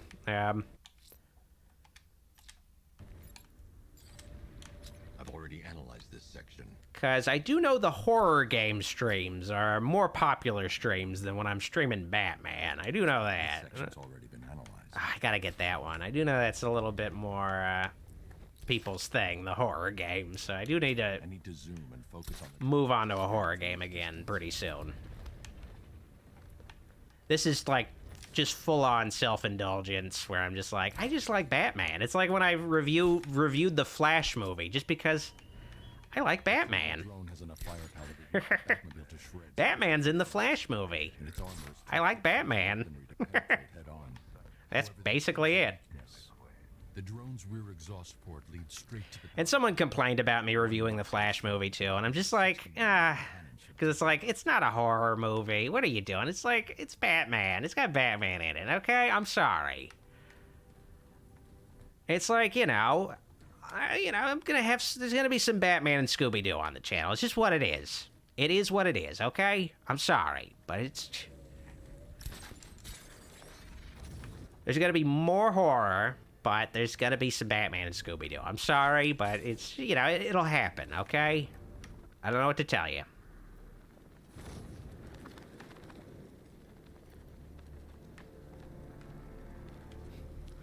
Julius says, I'm so excited for the new Wonder Woman game. It'd be so funny if they made that Wonder Woman game, but you spend most of the game in the invisible jet. You don't get to, you barely get to play as her. They just keep making up excuses for you to get into that fucking invisible jet. God. movements and get behind it for a clear shot at the exhaust port. All right. So this introduces an absurd concept that really risks ruining this game. Tank stealth sections. Now, this is just the tutorial tank stealth section. There's some much more difficult tank stealth sections, one in particular later. And in fact, the Deathstroke boss battle in this game is a tank stealth section where, for whatever reason, Batman is able to be really silent in this tank and sneak up on people. And the militia designed these tanks to only be able to see in one direction. And, you know, they don't like... You know, they don't do, like, a clean sweep constantly. They'll just, like, look in, like, okay, side from side to side. But it's, like, so annoying. Ugh. I thought you'd like to know that the Batmobile upgrade you requested is ready for... Dave says, review whatever you want, Doc. It's all really great. That's what I like to hear. That's what I like to hear. You know, it's, it is what it is.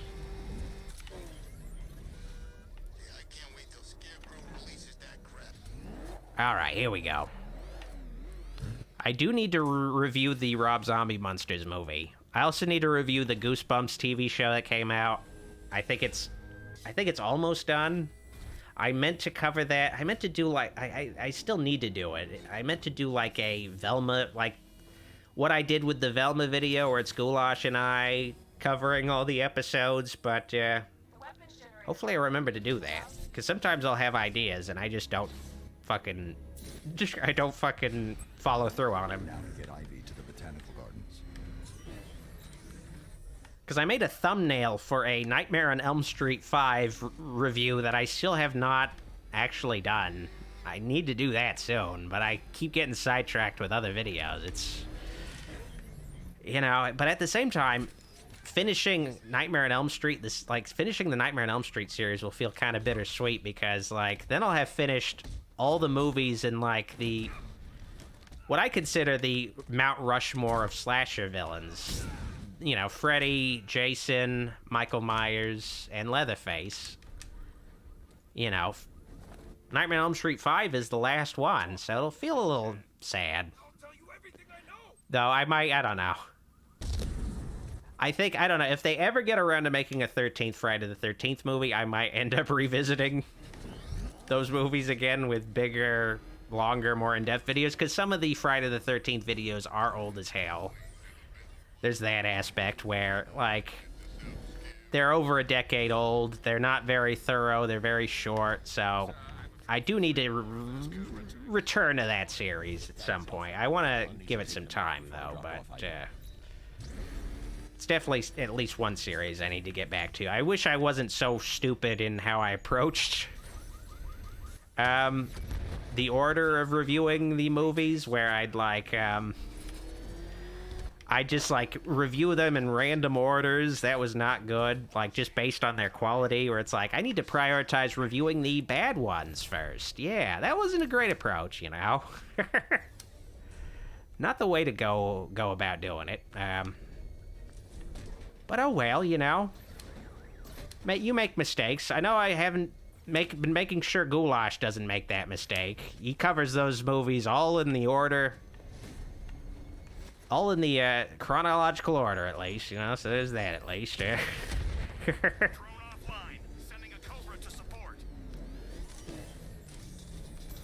So yeah, basically with the tank stealth, you know, you make a hit on the, you know, generally the tanks in the tank stealth sections are one-hit kills. They're basically like mini Death Stars. They have one weak exhaust vent you need to shoot at, and they blow up.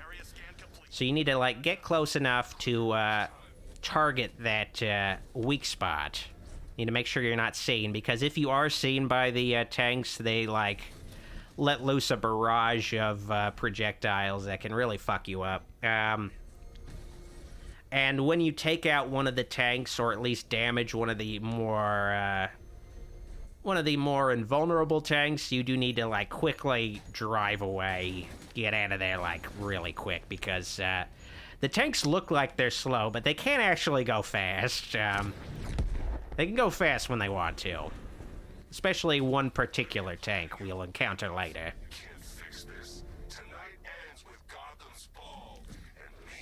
Julius says, "Are you excited for Scream 7?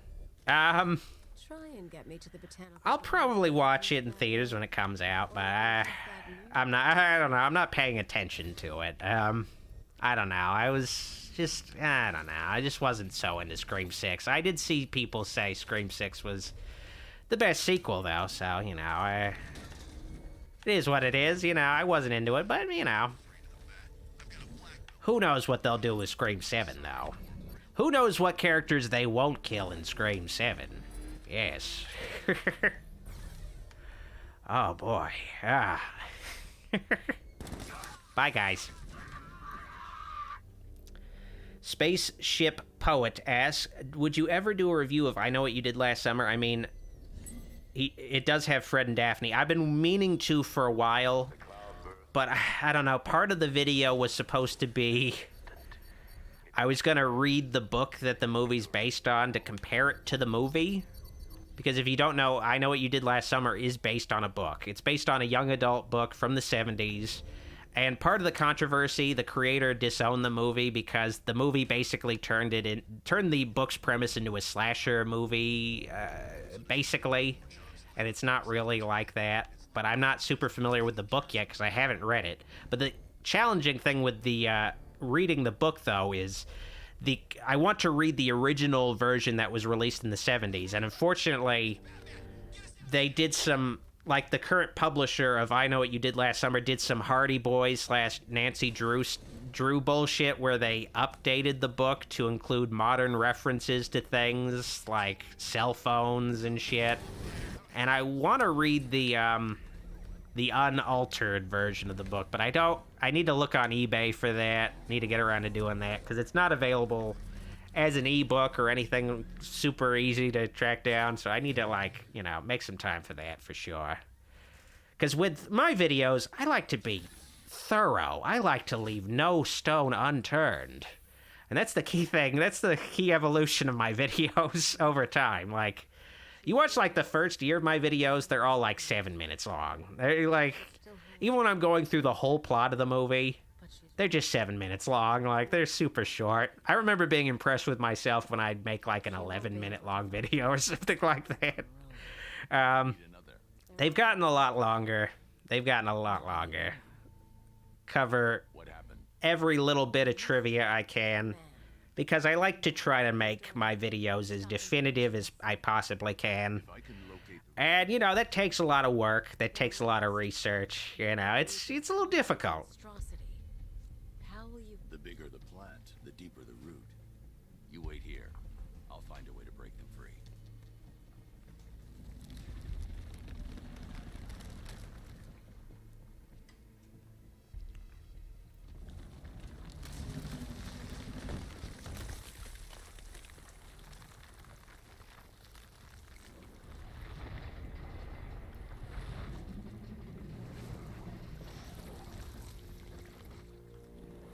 Engineer says, what if Nev Campbell joined Matthew Lillard in the Five Nights at Freddy's sequel because they actually pay people? I mean, that's a key thing they did with that Five Nights at Freddy's movie for sure, is they kept the door open for Matthew Lillard's character still being alive. He's just kind of fucked up at the end. So there's that at least. I guess I'll have more Matthew Lillard to look forward to. Give me an update on Gotham's But, you know, I don't know what, I'm not really familiar with the Five Nights at Freddy's lore, though, so I don't know what character Nev Campbell would play. Maybe the mother of that police officer character. That's Matthew Lillard's daughter, I guess. I don't know. I have no idea. He needs to be stopped. Thanks, Alfred. But, you know, I'm not, like, a huge fan of Nev Campbell. I don't, you know, I like her and things, but, you know, I never watch a movie necessarily because Nev Campbell is in it, unless it's, like, a Scream movie. But, you know, she was in a Five Nights at Freddy's movie or whatever. It used to be kind of cool. I think the one other movie I saw her in recently, at least a trailer for it, was that one movie where she's The Rock's love interest in that skyscraper movie he was in like a few years ago. I don't know. You don't generally see her in a lot of things, though.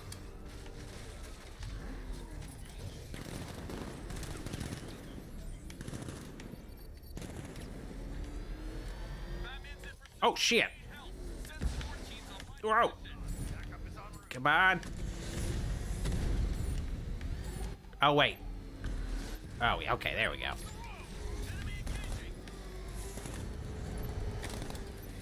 Now, come on.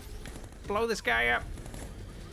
Yeah, this is like, becomes a, one of those open world quests you have to do is you'll randomly encounter these, like, little tank things that you have to blow up.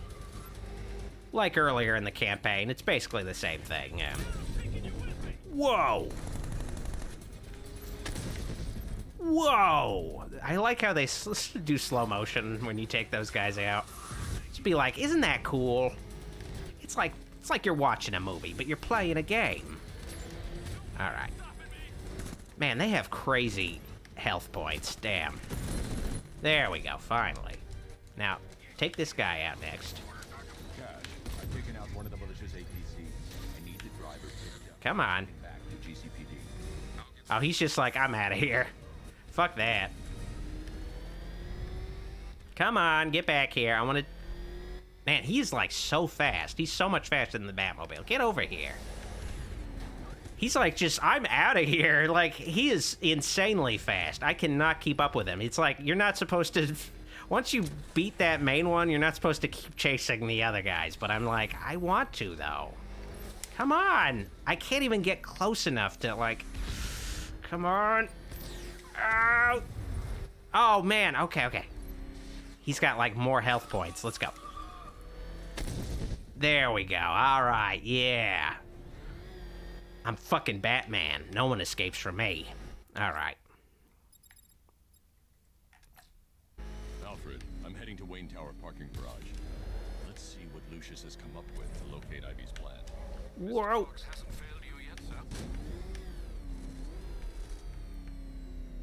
Day Boogie says, Doc, I'm surprised you're using Batman's default costume through the whole time. I thought you would have changed it by now. Well, the thing is, if it was like the Insomniac Spider-Man games, I'd be changing it all the time. Because in those games, you just go to, like, a menu like this, and you could just change your costume. But to change the costume in the game, you have to go to the main menu, so you have to load out of the game. And I'm just one of those guys where I don't want to ultimately, you know, gonna lean more towards the purist thing, but I guess I can at least quickly show the other suits you could wear, and maybe choose one of them. Maybe switch to one of them, I guess. Let's see. All right. Okay. But unlike the Spider-Man games, most of the skins are DLC, so you have to like bought the DLC. So that's unfortunate. Which you know, some of the Spider-Man suits are DLC too, of course. But most of the suits you can just unlock by actually playing the game, which is much better. So yeah, these are the suits you get from the story. All right, let's check out the new 52 Batman skin. I never really liked this costume. It's not the design is bad, it's just they always render it in a very cartoony way in these games. Like, it's not for me when it's rendered like that. Now, this is classic. I might actually switch to this suit, actually, the 89 Batman suit. Yeah, pretty good. Pretty good. I also like the fact that it has the movie version of the symbol where it kind of, I don't know, like, where it has that weird, unique shape where it doesn't look like how the poster looks. It has, like, kind of these extra little spikes on the middle spike, where it kind of looks like, it looks like if the bat symbol had a dick and balls, like, just really pointy dick and balls, I guess. Because, essentially, if you don't know why the symbol looked different in the movie compared to the poster, it's because the producers weren't sure if Warner Brothers and DC were going to fully be on board with the movie. So to play it safe, they changed the logo to a unique logo because they weren't sure if they'd be able to clear the rights to the actual logo from the comics. So they're like, all right, let's just make it look a little different just to protect ourselves. Now this is Batman's, the Thomas Wayne suit. Not really into that. Not something I'd wear. I do wear the Batman ink suit quite a bit because it feels like a middle ground between the comic book costume and the, the 89 costume. My only real issue is, I guess, maybe the cod piece, like, where it's like, yeah, he doesn't wear underwear on the outside, but he does make sure to wear this kind of bulletproof, thong, I guess. It's, I'm not so into that. Also, not so necessarily into the bat logo on the actual belt itself either, but yeah, I mostly kind of like it. Noel skin, not really a fan of it. Like the bat going into the cape, not really into that. Also, just like the way the muscles look. I know it's supposed to be like a winter suit, but not for me. Not for me. And, this is classic, but it just doesn't fit the look of the game. And it does also look, I don't know. This is the 70s suit. It's classic, the bright blue, but I wouldn't wear it just because it looks a little goofy. Not quite Adam West, but Adam West adjacent. Not my kind of thing. Let's see what else we got here. Okay, of course, there's the Arkham Origins skin, which I like quite a bit. It works for this game's tone. I feel like it's a little darker than the suit in the game. It kind of looks more like, and honestly, it looks like the Arkham Origins suit, but with the color scheme of Batman Begins, which is a little weird, I guess, because it looked a little more gray in Arkham Origins. And this is called the iconic gray and black Batman skin, but this is actually, in reality, supposed to be Dick Grayson's Batman suit from when Batman, quote-unquote, died for a little bit. So Dick Grayson took over.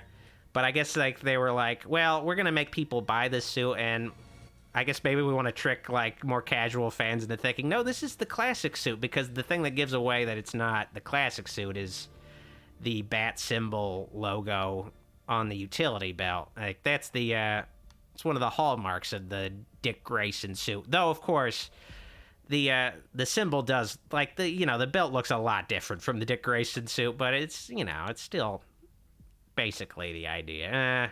Of course, this is the when good old Bob Kane was tracing other people's drawings for Batman, the classic suit, drawn by Bob Kane, who had lots of great ideas, like giving Batman purple gloves, and I don't know what's up with the circular... Yeah, I don't know. Classic, but doesn't fit the tone of the game. Now, their take on the Batman Beyond skin, also iffy to me. It looks cool, but I preferred the way it looked in Arkham City, where it looked like how it did in the actual show, just with, Bruce Wayne wearing it.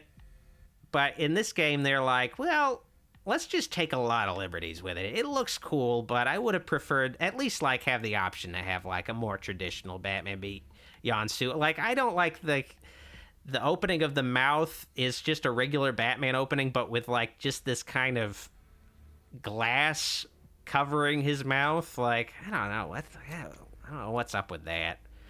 It's okay, but I don't know. I prefer classic Batman Beyond. Now, this is also classic, but not necessarily one I'd wear. The Frank Miller Dark Knight Returns suit looks cool, but I preferred, they have to, with this game, all of the cutscenes are rendered in-engine, so they couldn't pre-render the cutscenes.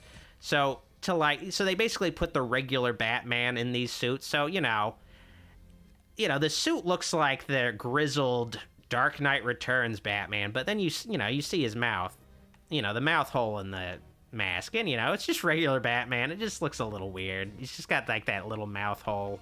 I preferred, in Batman Arkham City, where it just looked like the comic version completely. Of course, this is Arkham Asylum suit, classic. It works well, but of course, they have a variant in the actual campaign that looks basically the same. Batman v Superman suit looks pretty cool. Actually, it's more of a middle ground with the Dark Knight Returns suit and something that kind of fits the atmosphere and tone of the game, so that fits pretty well. We got the 2008 Batman suit from Dark Knight. Looks pretty good, but, a little too skinny for my taste, I think. Need a more bulky Batman. But, it's a practical Batman suit, you can turn his head. This is the anime Batman suit from the Gotham Knights movie. Not really my kind of thing. He looks like a fucking armadillo. Yeah, I'm not a fan of that. And this is the Zur-En-Arrh Batman skin from the classic Silver Age comics, and it returned in the Batman Rest in Peace series. This was basically, in the original version of Zur-En-Arrh, this was Batman. This was like a Batman from another planet who had, Batman visited this other Batman's planet, and on this other planet, Batman had basically Superman's powers, but this Batman got inspiration from the Earth Batman, but for whatever reason, it made his suit, red and yellow, and purple and shit, really garish looking, but then they retconned that to being in the Batman Rest in Peace series. This is a backup identity that Batman assumes when his his mind has been compromised in some way. This is an identity he can switch to. Now we're kind of moving on to the other character skins. Not as okay. So I'm gonna switch to 89 Batman skin. So that'll be the skin I'm using for the rest of this playthrough. I kind of wish they also had one of the nipple skin suits. I guess I could have also switched the Robin and Nightwing skins to something better. Actually, I'm going to do that real quick. Sorry, I'm going to do that real quick. I realize I could have much better Nightwing and Robin skins, too. Let's do that. Let's fucking get that out of the way. You can also change your Batmobile skins, too. So I guess I could also do that. I do wish, you could have the Robin Batmobile with the color scheme, but not with the Robin logo on it. It just looks, I don't know, it looks dumb. I don't want the logos on it. So you can have some of these classic Batmobiles, but they can't switch into a tank, so they can't really be used all that much. Yeah, okay, I'm just gonna, oh fuck, I forgot. I'm switching the other characters. So I always switch Robin to this suit, the new 52 suit. It just looks better than whatever the hell they were trying to do with this, with the skinhead Robin. Not a fan. I need Robin to have hair. No, wait, actually, no, I might switch to...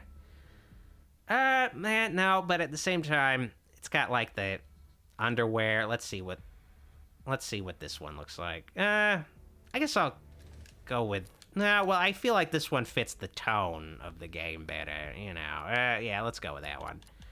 And I always switch to the New 52 Nightwing skin. Well, actually, no, yeah, I'm going to switch to the New 52 one. It's not the classic color scheme, but I like it better than the alternatives. Now, let's actually get back to the game. Here we go. I spent a lot of time with those skins. I wouldn't have spent so much time if the game loaded the skins faster. That's also part of why I don't switch skins that much in this game. I'm hoping if they do a remaster of this game, you could just switch skins while you're in-game, and it's a faster transition. Hopefully. Hopefully. All right. Lucius, open the parking lot entrance. I thought you were here already, Mr. Wayne. Lucius thought I was here already. I wonder what that could mean. Now, one skin I don't have on the PC version that was never released on the PC version is I don't have the Adam West skin. I have it on the PS4 version, but they never released some of the PlayStation exclusive DLC to other platforms, unfortunately. Which sucks. It really sucks. Because this is the best version of the game available right now, and I don't have it fully complete. And I'm a completist. But the weird thing is, like, the weird thing is you could still get the 60s Catwoman skin. And you could still get the 60s, you can still get the 60s Batmobile, I should say, not Batman car. That feels like a mom describing Batman's car. It's the Batman car.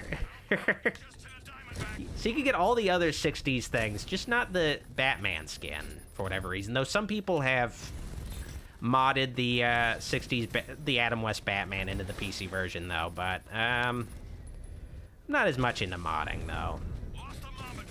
There's lots of, there's lots of unfortunate things wrong with me mentally, where I'm a completionist, but I'm also a purist, where I don't like bootleg things or mods or anything. I'm like, I want it as intended by the creators. So it's just lots of problems with me. But I'm also like, I'll buy like a complete collection of all the Texas Chainsaw Massacre movies on Blu-ray. Even ones I don't intend to watch, like the bad ones, just because I want all of them. It's like a horrible, it's gotta be like a serious mental problem. Like, there's gotta be some kind of mental disorder you can describe. Because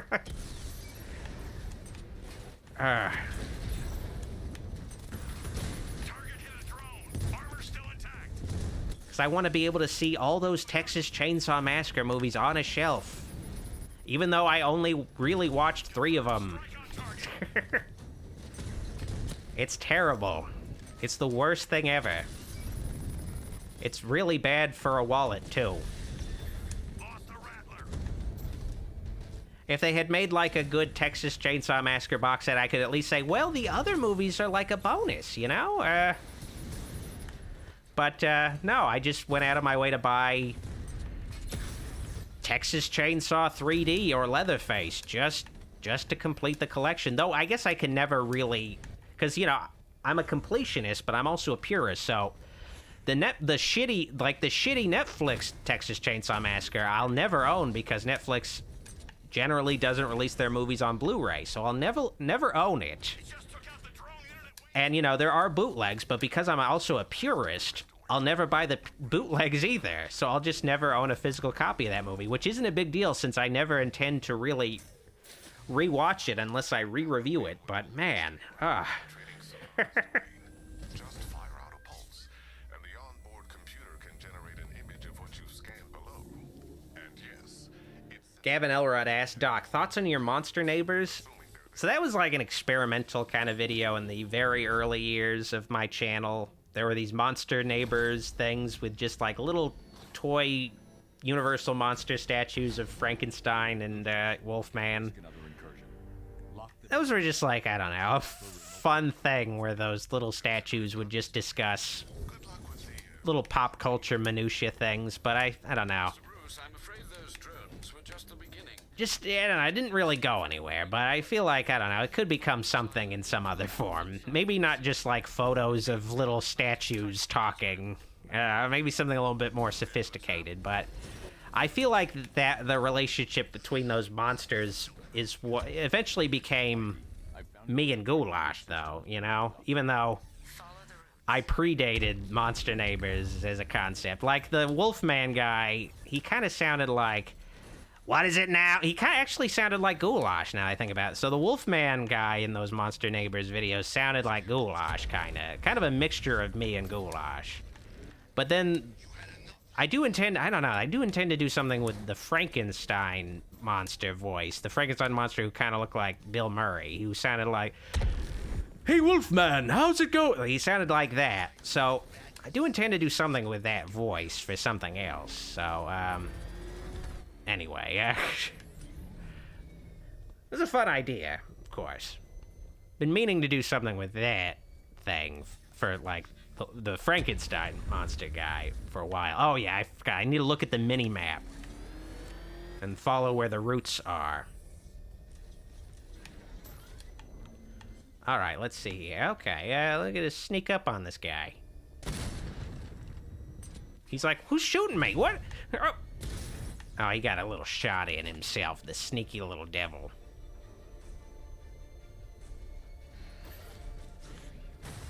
Enlightened Normie says, "Hey Doc, have you considered becoming a Genshin Impact streamer on YouTube? It's very lucrative." No.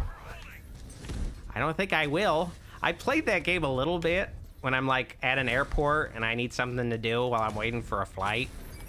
But it's one of those things where when I play it, I'm just like, I'd rather just be playing Breath of the Wild. I'd be like, well, I should just bring my Switch next time. Yeah, it's not for me. Especially the anime aspects of it. Yeah, it's not for me.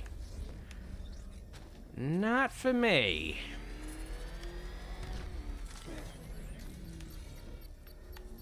Because, I don't, I'll get, like, I've gotten dozens upon dozens of emails from, like, the Raid Shadow Legends, or whatever the fuck that game's called, like, from that company asking me to put commercials in my videos for that game, and I'm like, I'm not gonna do that. I haven't done, like, a sponsored video in forever, because now the sponsored videos, like, it used to be when I'd get, like, a sponsorship offer, it'd be, like, something I could tie into my actual videos. But then it got to a point where, all the sponsorship deals are just like, well, can you plug this random anime game or whatever on your, like, random mobile anime game on your channel? It's like, no. No, that's just, does not work for what I do. It just doesn't work. Can you, like, and also be like, can you talk about this game for, like, a minute at the start of the video? It's like, no, that's not good. That's not good.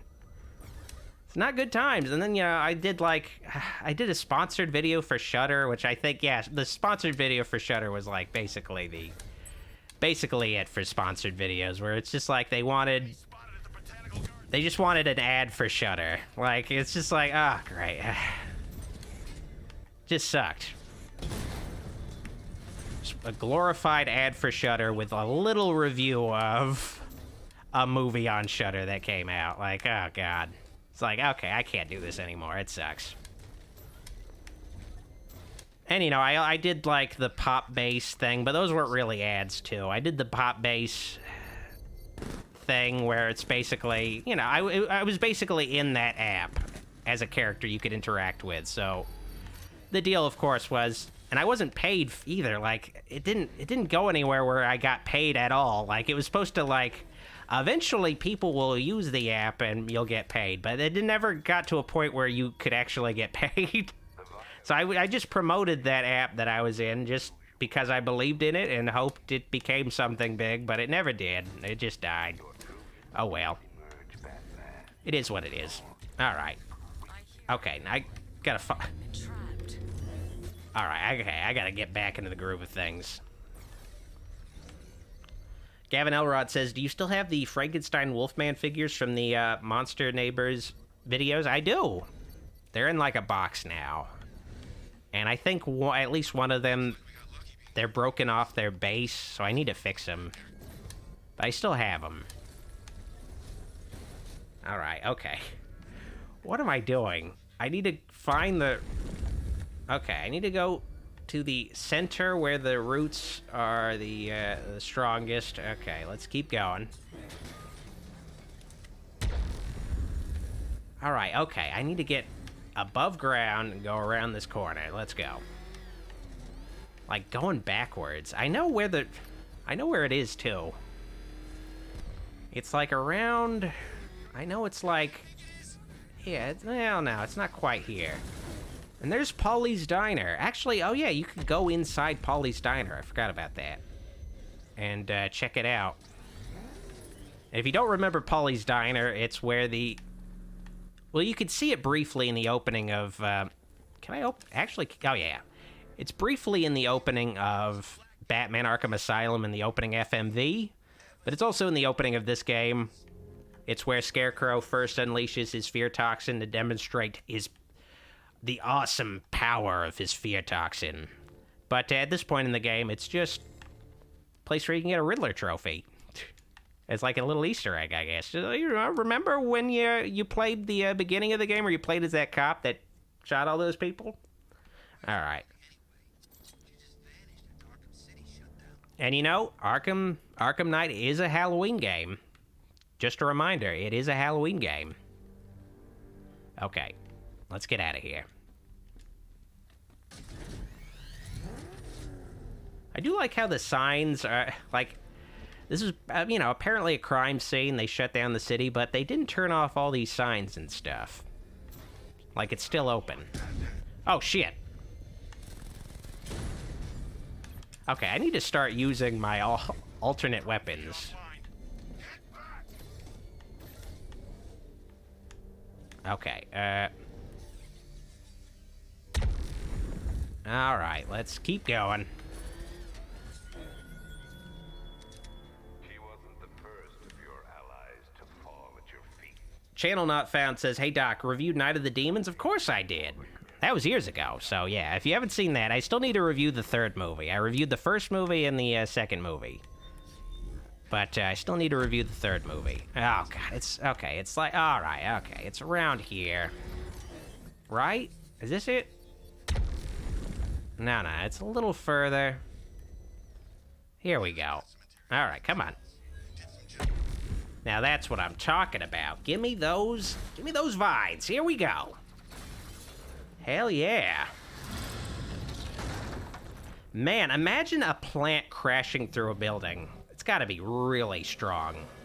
It's got to be insanely strong at that point. It's got to be harder than the hardest tree bark. Ugh. But it still isn't explosion-proof, though.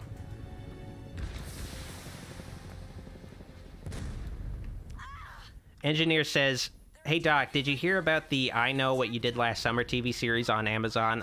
I heard about it, but I never watched it. I just saw, like... When I'd go on Amazon, I'd just see, like, a little promo image of it with, like, the actors covered in honey for some reason. I'm like, okay, I don't need to watch this. I don't know what... This looks like shit. Like, if this is how you're going to advertise the movie, I don't need to see it. Like, it's like, if this is the best you could do to get me to watch your show, like, no thanks. Like, come on. Get real.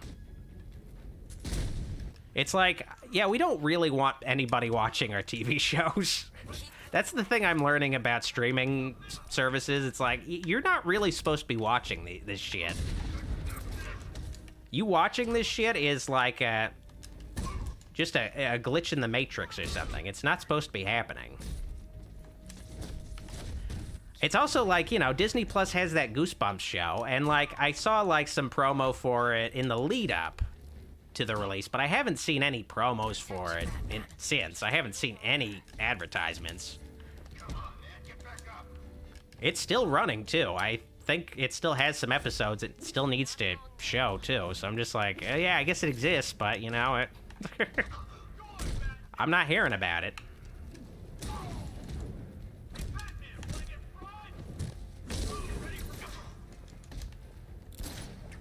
Oh yeah, I'm supposed to be using the back claw on those electrocuted guys, electrified guys. All right.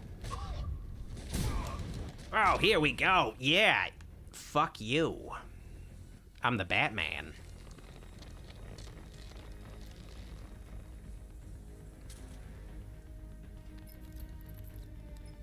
It's done. She's fully mature. She should be strong enough to neutralize. Day Boogie says, Doc, please do the third Night of the Demons Hope we don't need to find to be completed of the series, and the remake would be nice too. Oh yeah, I almost forgot about the remake too. The remake's kind of interesting in its approach to remaking Night of the Demons. It also has a little Linnea Quigley cameo where she's dressed up as her character from the first movie, the Arkham Knight's forces. showing some trick-or-treaters her ass. So, you know, it's an interesting remake, that's for sure. It's also got Edward Furlong. So that's also... You could make a lot of jokes about Edward Furlong, that's for sure. That's for sure. That man's tragic life is just ripe for comedy. Okay. Alfred, I'm heading to the movie studios. Prepare the analysis of the Arkham Knight stronghold on Founders Island. It's time we took the fight to them. Very well, Sam. Day Boogie says, and Goosebumps 2023 is pretty decent. I've watched all episodes by far. It's an interesting take on it. Yeah, I've heard it's pretty okay. It's pretty good. But I don't know. I haven't been in a rush to see it just because I was disappointed to see it's from the same director as the live-action movies, the Jack Black movies, with the same premise of, what if, you know, you did Jumanji with the Goosebumps monsters? And it's just like, I'd rather see an anthology take that's adaptations on the books, like that could be done with higher production values than what was possible in the 90s series on Fox Kids. Because, like, you go back and watch, for example, the Horrorland episode of Goosebumps from the 90s, and they basically just shot that episode in a public park, and they just put up signs saying, like, oh, there's a ride over here, or some bullshit, or, like, they put up, like, I don't know, like, little cardboard snack stands to, like, stand in for the Horrorland described in the book, which is much more elaborate looking, like more of like an actual theme park and not just like a public park with just like facades trying to convince you it's a theme park. Or like one of the rides in the 90s Goosebumps TV show is just, here's like a couple of coffins we put in a river, and the coffins just kind of drift down the river. It's just like, all right. We can't make roller coasters or anything. We do not have the budget for that. Our budget is razor thin. It's a Canadian kids show. It might be based on a book series that's making millions of dollars, but we still do not have a lot of money to work with. So it's just, it's unfortunate. It's unfortunate that we can't get like a more expensive take on Goosebumps that could be darker and scarier, and an adaptation of the actual books themselves. You know, it's a shame. Down there right now, planning his life with Barbara. Probably thinking of names for all the little rug bats they'll have. What a lucky boy. Minnie Dorf asks, hey Doc, how do you feel about Mike Mignola? I mean, you know, he's a cool comic creator. I like his art style. It's cool. Hellboy's cool. I feel like, I don't know, from what I heard, though, I feel like he doesn't really like the Guillermo del Toro Hellboy movies that much, which is why he I need him focused on the cure. has become much more involved in the newer Hellboy movies. which, and I didn't see the recent Hellboy movie, but I know Mike Mignola has he's in the process of making another reboot of the movie series with a new Hellboy actor. After that last one bombed at the box office, so I don't know. Hopefully he'll be happy with whatever comes along next, I guess. Gavin asks, hey Doc, have you watched the Boondocks? Of course I did. Watched it back in the day on Adult Swim. I need to rewatch the show, that's for sure. Especially need to rewatch the Christmas episode this holiday season. Harambe! Two radar towers connected to a long-range missile launcher. You won't be able to get the Batwing or indeed the Batmobile anywhere near there. I can destroy the radar towers on foot, if we can just find a way to disable the drones protecting them. Well, there is one possibility. I've identified a special drone that appears to be acting as a relay hub, managing all communications. If I can get my hands on that drone, there's a chance. Wrestling is Real says, hey yo, Dr. Wolfula, never thought I'd see you do a live stream. Well, you thought wrong. Because I do these live streams. I do the, you can tell I've been doing a live stream for way too long when I'm just tripping over simple words. I do these live streams every now and then, they happen. So yeah, I switched to Robin's skin, so he at least doesn't have that janky haircut. None of the skins are perfect, though. Like, this costume itself is still pretty damn janky, but at least he doesn't have the dumb buzz cut. At least he has, like, hair. There's that at least. I feel like, I don't know, the default Robin skin for him in this game makes him look like George Costanza. Like, which, there's nothing wrong with Jason Alexander. He's a great actor, but I don't like to imagine him as Robin. Oh, wait. Joker Easter egg. No, this will not do. There's no way you're sticking us in here, Brucey. You'll be like some awful sitcom. 2 wacky roommates, 1 quarantine cell. DMR Reviews asks, hey Doc, what are your thoughts on the Chucky TV series? I still haven't watched any of that show. I'm really, really behind on it. Never watched it. I guess I'm not into Chucky enough to watch a TV show about him, I guess, is what it ultimately comes down to. I just, with TV shows, I gotta put an extra level of investment when I'm watching a TV show, or I gotta be like, yeah, I'm willing to spend, half a day's worth of time on a season of a show or whatever. It's gotta be something I'm into. I watched the Ash vs. Evil Dead, the series, all the way through. But, I just don't know if I have it in me to, really invest in a Chucky show, I guess. But, there's talks of a A24 Halloween TV series. And I don't know about the A24 part, but a Halloween TV series itself, I'd be up for that. I'd watch that. I mean, even if it sucks, I'd watch it, So, if they make a Halloween TV series, you could expect not only me watching it, but me making videos about it, that's for sure. I didn't even think I'd make a video about that Velma show, but it ended up being so bad, where it was just like, I gotta, But it's one of those things where the Velma show was bad, but it's also, a lot of people who weren't really all that into Scooby-Doo were covering it and just being very surface level in their coverage of it as a Scooby-Doo series where they're just where it's just they don't where it's I wanted to put my own take on the Velma show out there, where it's not just the surface level takes I kept saying about that Velma show, where it's no, this is ultimately what it comes down to, the stuff that was really wrong with this Velma show.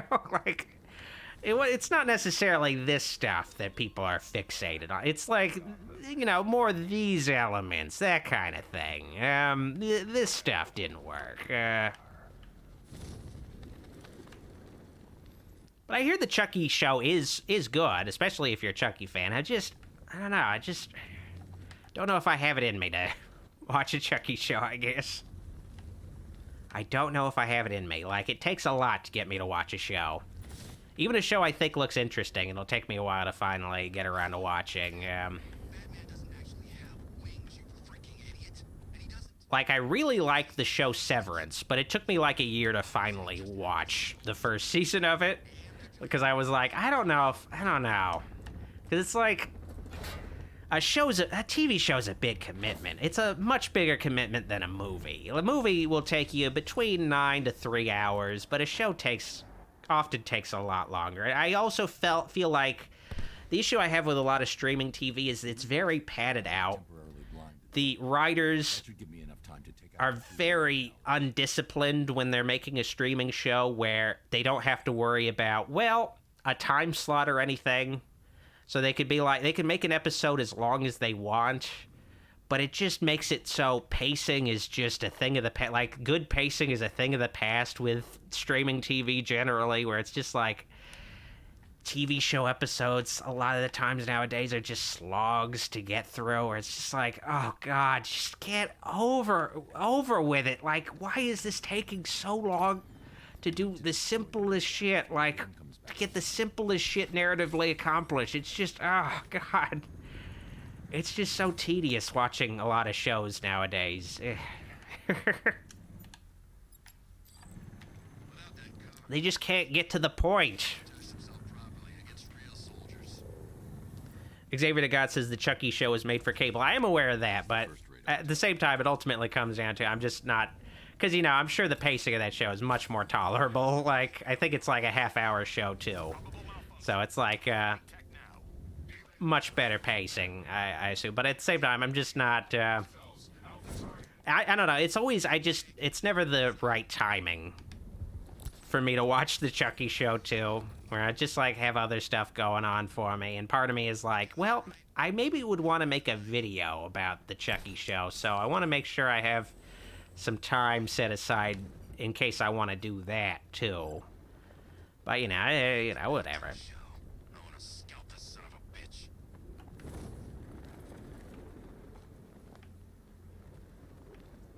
Day Boogie says, oh, Doc, are you aware of the horror film Thanksgiving that's releasing this month? I am. I plan on reviewing it. So you can look forward to that, I think. Assuming, well, the issue is I'm going to be out of town when the Thanksgiving movie actually comes out. So I plan on reviewing it, but it might be a little later. But it comes out like it comes out like a week before Thanksgiving actually is. So, you know, it might be a bit of a later video, but it should be in time for the actual holiday of Thanksgiving. It'd just be a shame because, like, generally when I review a newer movie now, I try to make sure I can watch it on the Thursday night early release, but might not be the case with Thanksgiving. The big bad Batman, scared of his own reflection.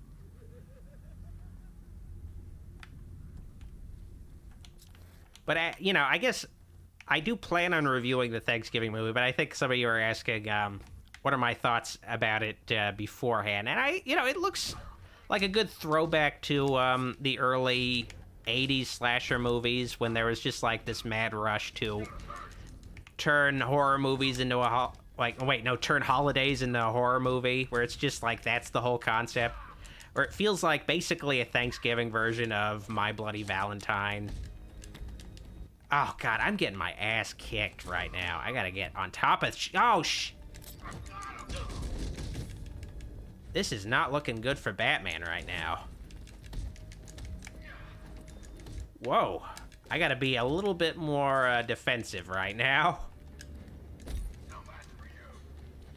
Okay, good. He took out the big guy.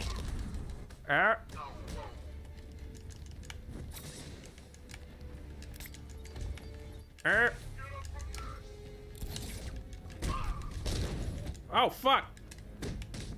Okay. I'm like, oh, shit. I'm in panic mode right now. One wrong move and I could be dead. This is what Batman must feel like all the time. Probably not. He probably feels like I'm in control of the situation. Oh, fuck. Okay. All right, that should do it. Okay, that was close. Damn. Holy shit. Oh, and little trivia, I guess I didn't mention it, but in Batman 1989, it has the most, questionable Nikes tie-in where Batman's boots are actually made out of Nike sneakers. They, like, I guess they had some kind of tie-in deal where Batman had to wear Nike shoes, but they were like, well, of course he's not going to wear Nike shoes, so they just, like, basically transformed a pair of Nikes into boots.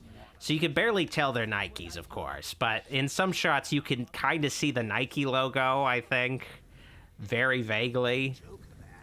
So I guess they got around a fucking licensing agreement that was in place by one of the producers, probably, I don't know, the one John Peters producer who, like, insisted on Superman fighting a giant spider in the Superman movie Kevin Smith was writing or whatever. I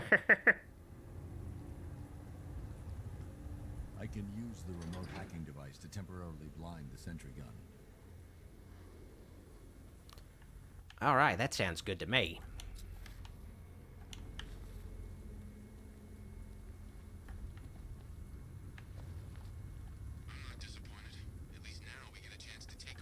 And I guess I didn't mention also the Thanksgiving movie coming out soon is essentially it's a movie that Eli Roth has been planning on making for a while but never got around to it. It started out as a fake trailer in front of Grindhouse where it was more of like, in that presentation, it was more of like trying to be a 1970s Grindhouse, like, authentic kind of movie, but the new version of it is definitely much more of a contemporary slasher movie. It does feel like an 80s, it has kind of an 80s vibe to it, but it's definitely not trying to be like 1970s style, that's for sure. It's not trying to at least look aesthetically like a movie made decades ago. And I think maybe some people are disappointed by that just because they were hoping to see, like, I don't know, something like that version of the movie that was, I guess, seemingly promised, like, 15 years ago or whatever.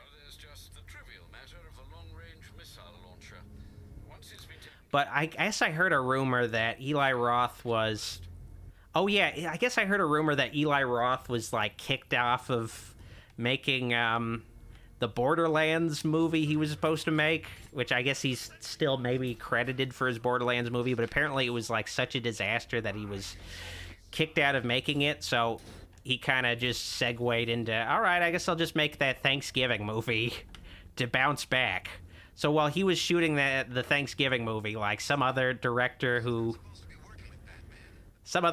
was, like, hired to, like reshoot the Borderlands movie and I guess try to fix it or whatever. It's gotta suck. But according to Eli Roth, that director has his blessing, so that's good.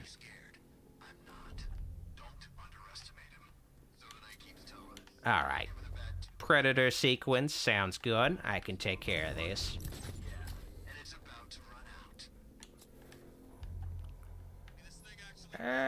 Okay. All right. This should work. I don't know what their vision is like necessarily. I don't know what their cone of vision is like, but yeah, okay, that works good. And I think this is the guy who tracks you, too. No, that's not the guy who tracks you. The guy who tracks you is...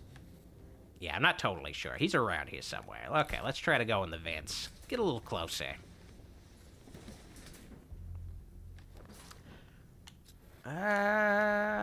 Wait. Oh, okay, wait. Is there another guy? Oh, okay, so there's a few guys in here. All right.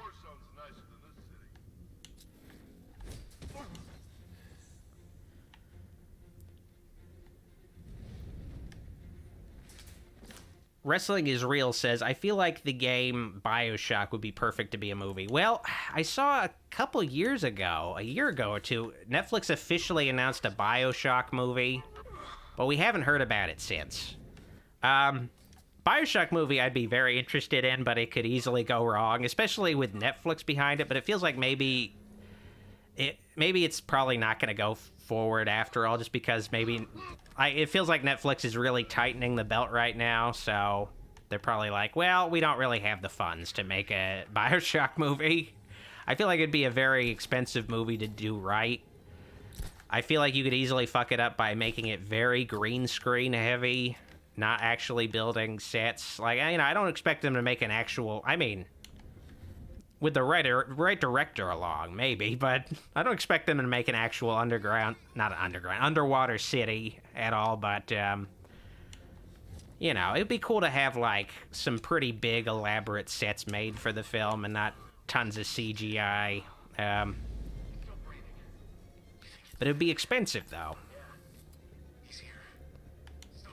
And Netflix is not known for its necessarily its production values. At least for, oh, wait. Okay, wait. Oh, fuck, I fucked it up. Yeah, they were behind that corner. I couldn't do the fear takedown.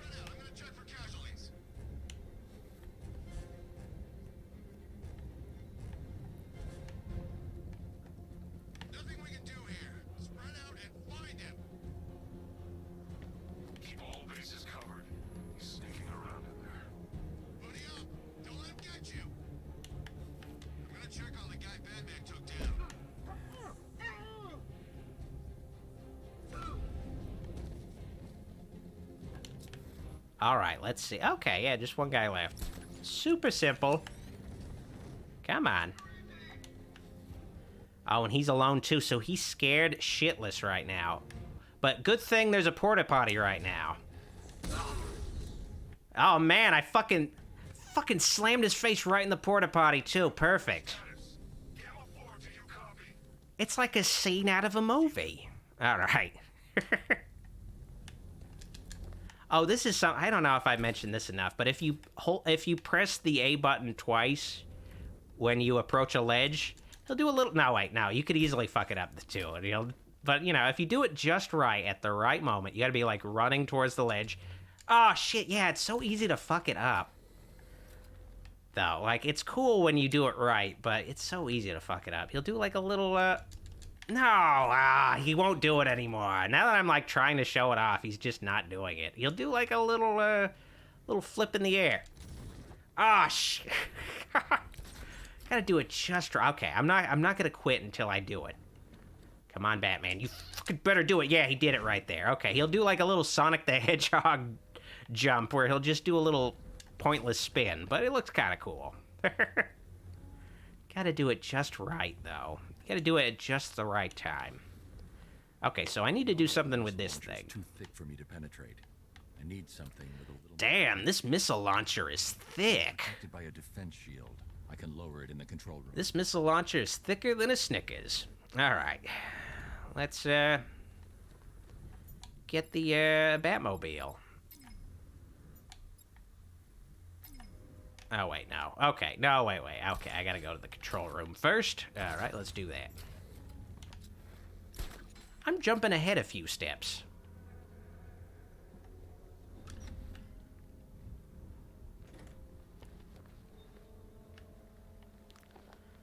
Day Boogie asks, Doc, I know it's a bit weird to ask this, but did you dress up for this past Halloween?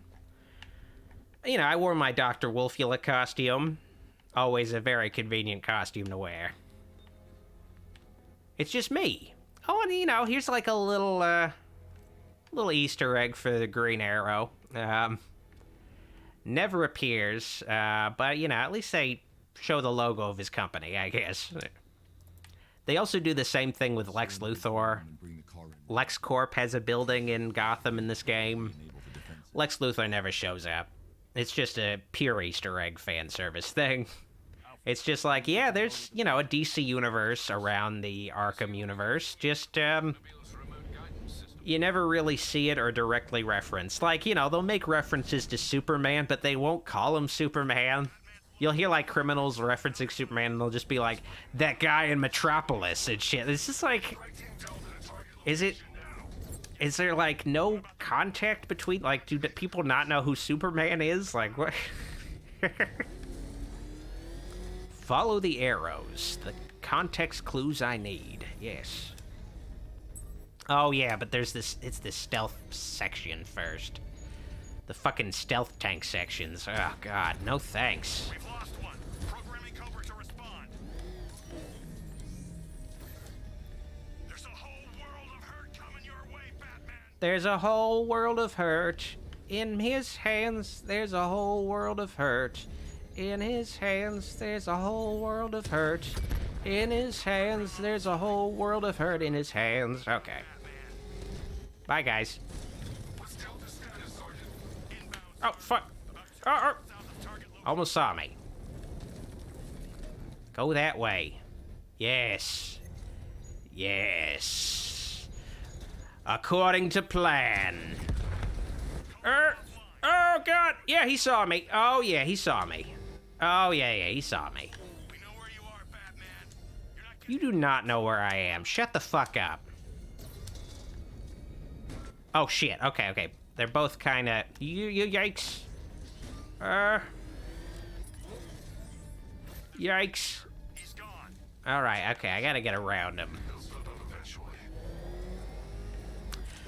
Yeah, it's this absurd thing where Rocksteady was like, let's make, Batman fights the tanks, and that's the equivalent of Batman's combat, but we also need to include Batman's stealth with the tanks, of course, as well. We need to make it even, where it feels like you're playing as Batman even when you're in the tank. It's not just you're playing a tank game.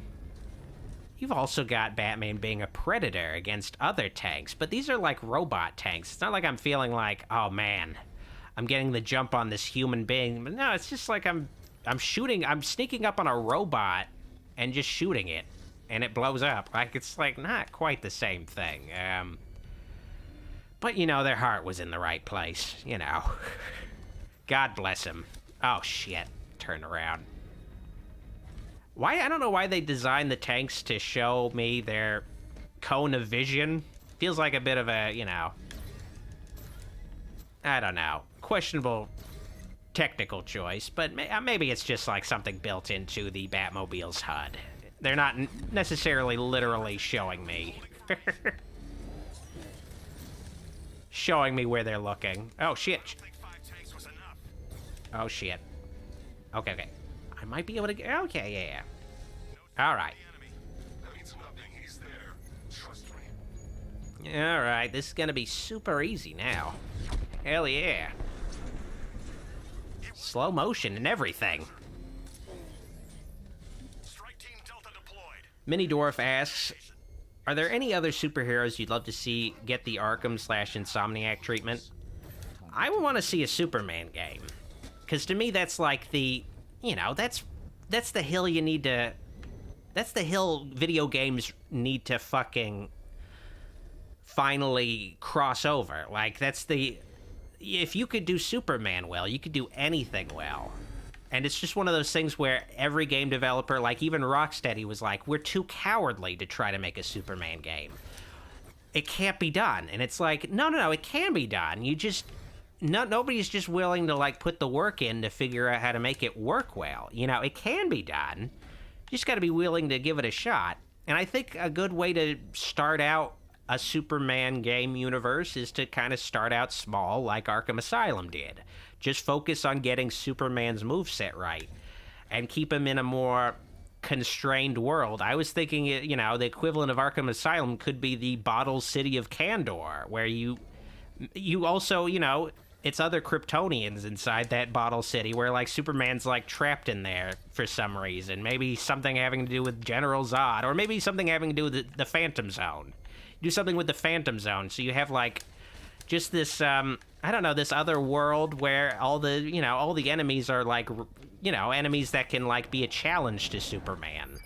And you can have, like, an interesting, crazy world where Superman could freely explore and fly around in, and where you don't have to worry about him, like, crashing into civilians or, 9/11ing Metropolis's buildings or anything. You could just freely do whatever you want and have, like, I don't know. There's lots of different takes on a Superman game that could work. It's just, they just aren't willing to put in the work to make it actually, work. It's unfortunate. And, we haven't seen a lot of superhero video games because I just feel like game developers are generally a little cowardly about, like, the superheroes they take on, which is why we only ever see generally Batman or Spider-Man, the easier superheroes to figure out, where, Spider-Man, he punches guys, he dodges, and he does the web swinging. You just need to figure out the web swinging, really, and then you're good. With Batman, you just need to figure out the combat generally and the stealth, and you're good. It's not... there aren't a bunch of superpowers you need to really figure out all that are really that challenging to figure out, It's just... Can you nail this stuff? Then you're good, You don't have to worry about, well, how do we make his heat vision work? How do we make frost breath work? How do we make the flying work? How do we make his super speed work? How do we make all these different things work and work together well, as a system? It's just a lot more complicated, but if you could figure it out, you could make one of the best games ever. It's just cowardice. It's just like, I'm too afraid to try to make the best game ever made. That's what it ultimately comes down to. Because it could be so fucking fun to play as Superman if done right, but it's just pure cowardice. It's like, it just can't be done. Not with that attitude, it can't. So yeah, Superman, that's what I'll always go with. I want to see a good Superman game. And I might never get to see it just because everyone's just too afraid.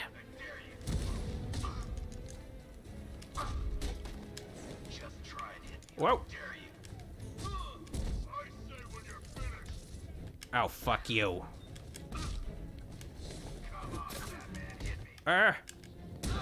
This is much more of a tight situation to be in, fighting these guys.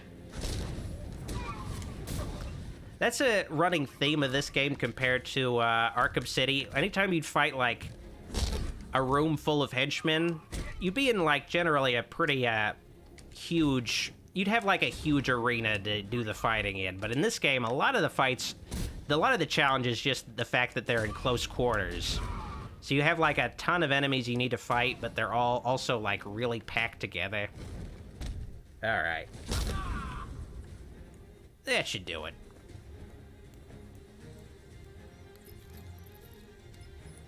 The Arkham Knight. Tell me you have a name. I don't, sir. Of the few Arkham Asylum patients who weren't I am aware that Insomniac is working on a Wolverine game, and I think that's at least a step in the right direction to figure out... He's got training. I guess at least a wider range of superheroes and superpowers. Because also, you don't see a lot of games with superpowers generally. They used to have those infamous games and the other, that other one. Well, there was Infamous and there was also that other one. They both came out around the same time. I don't know. But you used to see some more attempts to make, like, free roam superhero kind of simulator games, but you don't see it anymore. So it'll at least be interesting to finally see, I don't know, something new in that territory with Wolverine. And if that game does well, hopefully we'll get to see some more superheroes given proper justice. I think they're also making a Wonder Woman game, maybe, but I don't know. Oh, shit. Now, these things become a real pain in the ass later in the game. Just blow up already, God. Jeez. Way Cool Dude says, Prototype, you mean? Yeah, Prototype. There's Infamous and there's Prototype.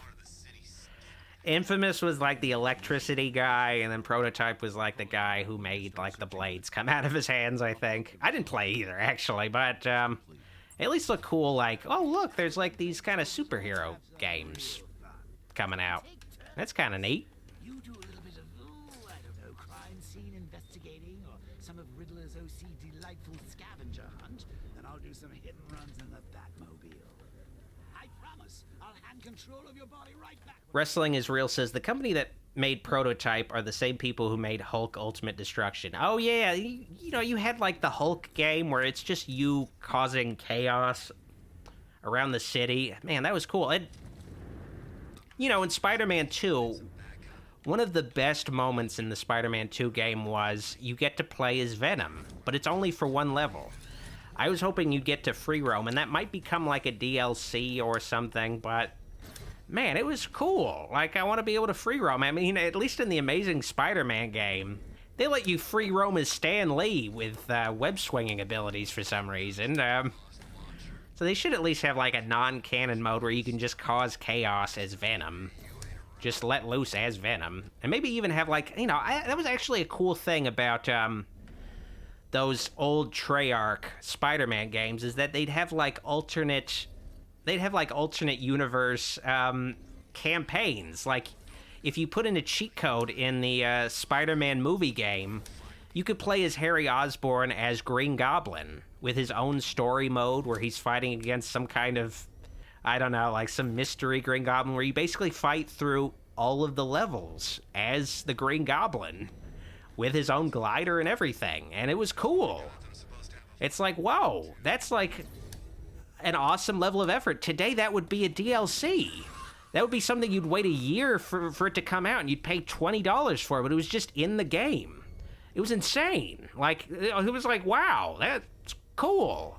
That's fucking awesome. And, you know, the Ultimate Spider-Man game from 2004, you know, Venom was playable, and he had a whole bunch of levels, and you could also free roam as him once the game was done and just go around murdering people. Like, man, it's just, you know,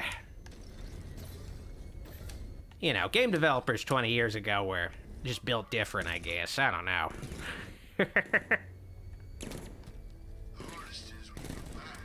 Anyway, what do I need to do next? Okay. Return to Oracle's clock tower to review the Batwing scans for the Cloudburst device. I'm heading to the clock tower up. I like the sound of that. I like the sound of that. Oh, wait. Clock tower time. Oh, yeah, yes. Thanks for the super chat, King of the Fat. Do you think a Flash game can work? I did see a tech demo for a Flash game that was intended to come out like the mid to late 2000s, but it didn't come out, but it looked promising. But the whole tech demo, of course, was just him running super fast.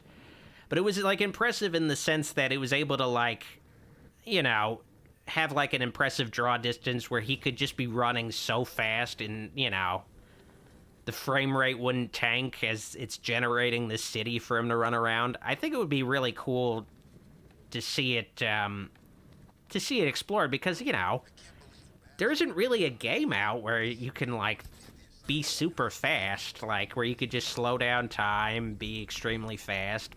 I think the challenge is you need to come up with things that, you know, can be as fast as the Flash that he can fight. So that, you know, you need to, like, really think outside the box about how to make Flash work. But I think if you could start out with, like, figuring out how Superman works in a game, he's pretty damn fast. Then you can, like, okay, extrapolate from that, build off of that, and just make it even faster for, like, a Flash game and just focus on the pure speed of it. But, you know. Oh, well. Who knows? Maybe James Gunn is working on that right now. I'm sure he's hard at work on all the DC Universe games, like figuring out how they all fit together. Yeah.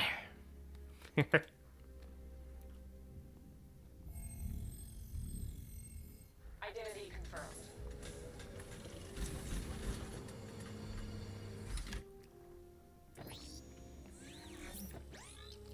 Zachary in the Raboot Squad asked, have you seen the new Ghostbusters trailer? I did see it. And, I guess, you know, maybe I'll see it in theaters. I don't know. I'm not totally sure. I guess,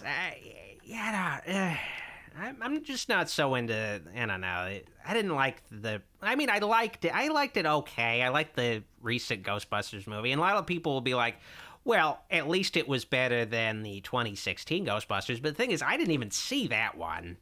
So I don't have that to compare it to. I was just like, well, you know, sure, it might be better than that one, but I don't know.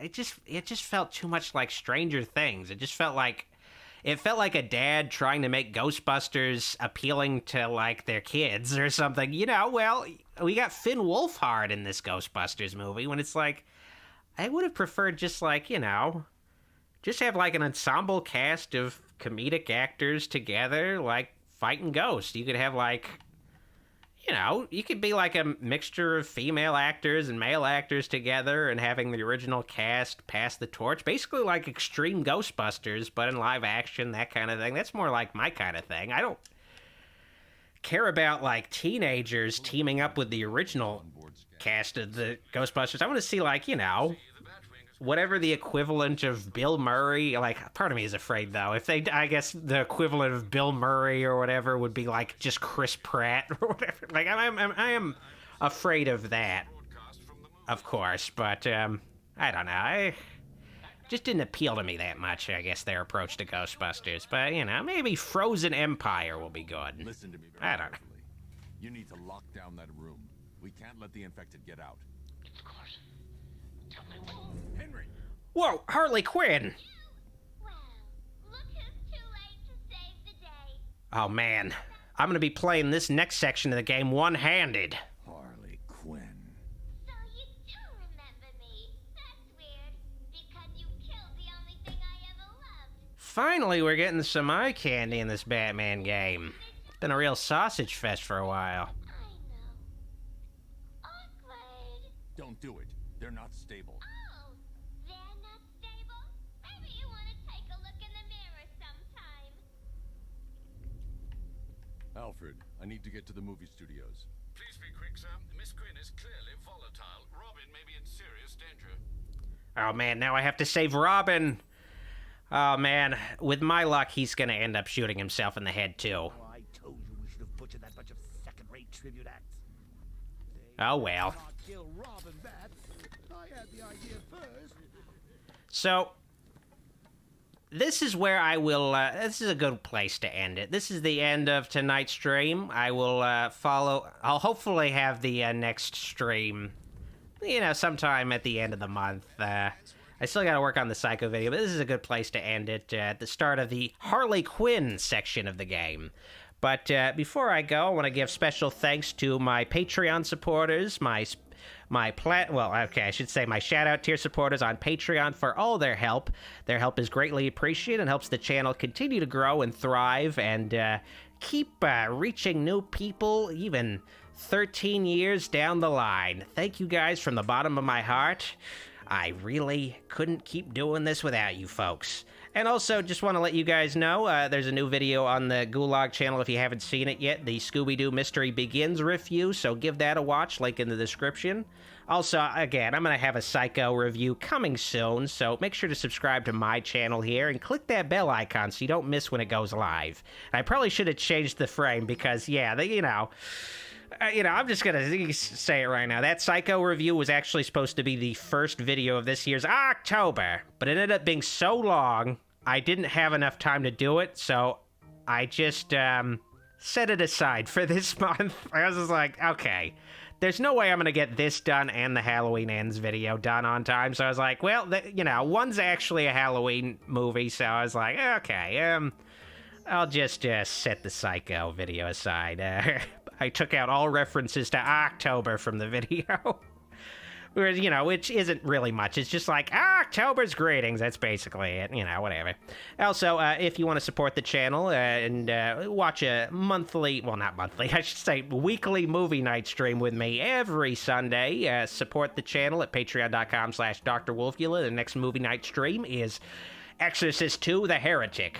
link in the description if you're interested in supporting the channel. Okay, I've been Doc. This has been a long stream, nearly 4.5 hours. Man, I gotta call it a night, but thank you guys for watching and continuing to support the channel. I'll have some more videos for you guys very soon, so keep an eye out. Bye-bye. Pleasant screams. Hope you enjoyed this live stream. Why don't you watch another thing while I have your attention?